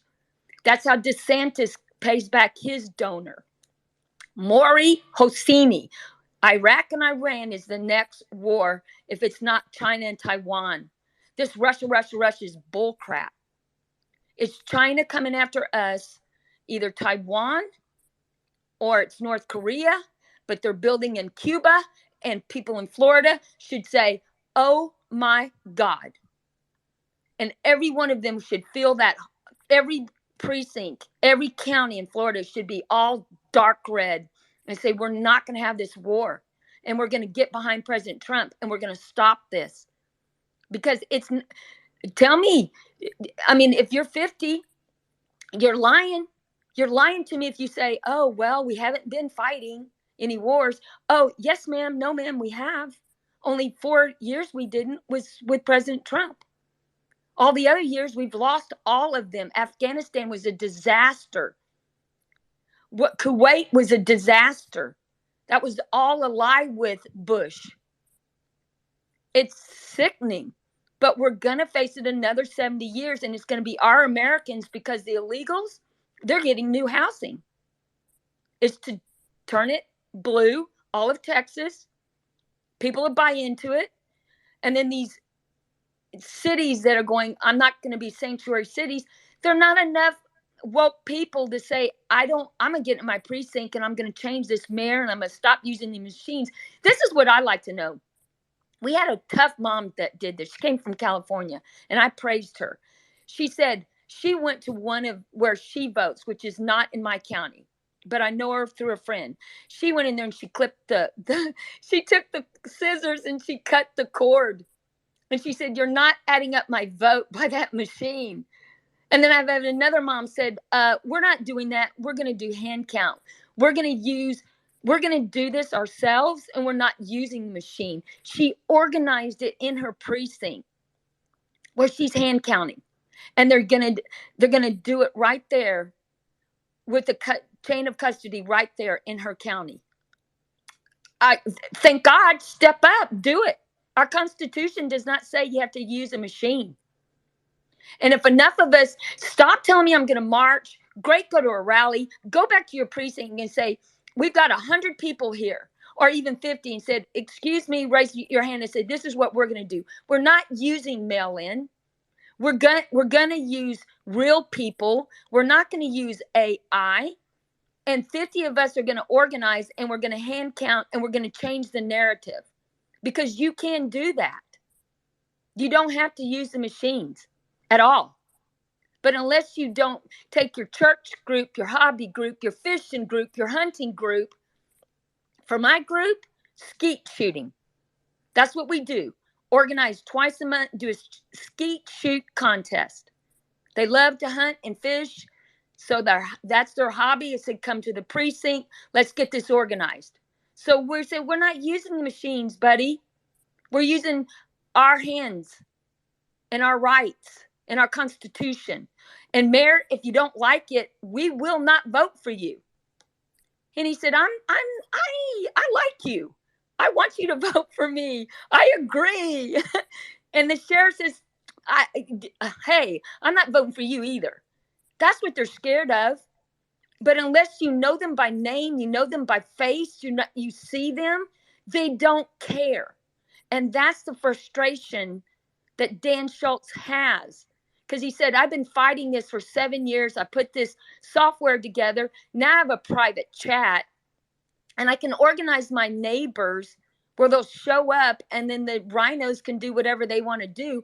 But if you outnumber them and re-educate them and you show them the real policies, even the Democrats will freak out. Because they go, well, why does my brother have to go where my son has to go? Holy cow, I didn't know that Obama wrote that and Clinton signed off and this is what DeSantis is going to do. Yeah, show them the law and they'll freak out. Put a package together and don't upset them because they'll be scared. They'll go, oh, I didn't know that's the law. Yeah. And I wish, and he will change. I want President Trump to talk about the policies. He has great policies, but I want him to say that not only are you going to be freaking poor, you're going to be poor because your son and daughter are automatically going to war. How do you feel about that? Because the abortion crap, that's not going to be an issue. Them going to war, those little Gen Zs that sit behind the computer and won't talk to you or won't get up and go work or change a tire, they're going to say, I'm not going to war. There's one group already saying that. This kid says, well, I'm going to go hide. I said, good luck with that, because they'll find you. They'll send a letter, they'll text you, they'll drop by and they'll say, dude, you're going. And they'll take you. And it's going to be our children. So I am a one vote issue. One issue is the war for me, because it's coming and it's not going to go away. And it's billions and billions to Ukraine. Well, it's going to be more until they bankrupt the United States. And once they do that, all the other countries are going to follow suit, because we are not the beacon on the hill anymore. From United Nations and the WHO of next year, which I've signed that, I've been part of that, been giving it to my neighbors, we will not have any control of our health, our voting rights. Our Constitution is just done away with. Our Supreme Court might be packed with more to outnumber us, and then they control the machines, and we're done. That's simple. Not rocket science. And that's why I'm not for the primaries, because of all this that's going on. Sorry. No, thank you. I mean, it was an interesting conversation. I don't want to turn it into a monologue. We'd like to have a dialogue, and I think you said a lot of interesting things. Albert, what do you have to say, sir? Then we're probably going to be closing the space down here in a second. So, yeah, please land it. Yeah. So, if you want to avoid wars and things like that, also, that's where you got to bring back manufacturing ecosystems. You got to, we don't have any looms in this country. If they go piss, how are we going to buy clothes? So there's a lot of things that have to be done with our infrastructure that has to be done yesterday. So, you want to avoid wars, let's bring back, they're starting to, but we need to extricate the microchips out of Taiwan and things like that, because then Taiwan becomes unimportant. If we're making stuff here, we're producing it here, then we have less strategic areas in the world to worry about. Then we're only reduced to what we actually don't have. These are things that has to happen. We used to have that stuff, but so you want to avoid wars, let's concentrate on getting those items taken care of as well at the same time. It can't just be focused on precinct strategy. It has to be focused on economics. It has to be focused on manufacturing, education. It has to be focused on the global divorce and extricating it and telling the world to go fuck off, right? And that's what it's going to take. It's going to take all of the above. It's not just one thing that's going to save us. It has to be all of us doing different things at different places at different times, but on the same mission. I'm landed. Yeah, I'm hoping that we're going to steer the country towards a prosperity again, and retain the freedoms and go back to becoming a sovereign nation, retaining sovereignty, increase our energy, efforts. I think that we're going down a path where we're looking at some serious issues, and they're all coming at us from many different directions, from the indoctrination of children to the war in Ukraine. I mean, there's just so many things that are going on, and election integrity is something that is of great concern. If there's any message that we could get across to people, back to what Mrs. Positive was saying, is get active locally. Consider your local precinct and maybe getting active there. Definitely. And if you could take away anything, please go to EarlyVoteAction and support Scott Presler and the work he's doing. He has tools there that people can use to learn or use at your disposal, and it's a great thing to have that app on your phone when you're out in the field doing that kind of work. But I'm going to land it, and I do need to close the space. Again, I want to thank everybody for spending their Saturday with us. There were a lot of things discussed. I encourage everybody to go back to the recording and maybe, we had a slow warm up, but it sure fired up pretty quickly, and we went over a lot of things. I want to thank Angry Pop and Thomas and Albert and Scott, the persistence, and people like Pilsner and all the great minds and speakers that are in the room today that shared with us and listened. Can't thank you enough. If we're going to truly save this nation, it's going to be you, the people, that are going to audit the things that are going on around you that you see are unlawful or otherwise unconstitutional, and raise your voice and have your voice be heard. So that's what we're trying to do, get your voices out there. So again, thank you so much. Have a wonderful weekend, a safe and happy Saturday. We will be holding a trucker owner operators association meeting, the National Owner Operators Association meeting on Sundays at 3:00. Make sure to catch Marlin Space in the morning hours, Monday through Friday, and also Gypsy and the Gypsy Lounge. We also have the drive every day at 5. That's Eastern time. I'm always here on Saturdays, 10 o'clock Pacific Standard Time. And what I really like to focus on is at least one day where we get really serious about some of these issues. And you guys really brought the heat today. So I can't thank you enough. I'm going to be closing the space, and I wish everybody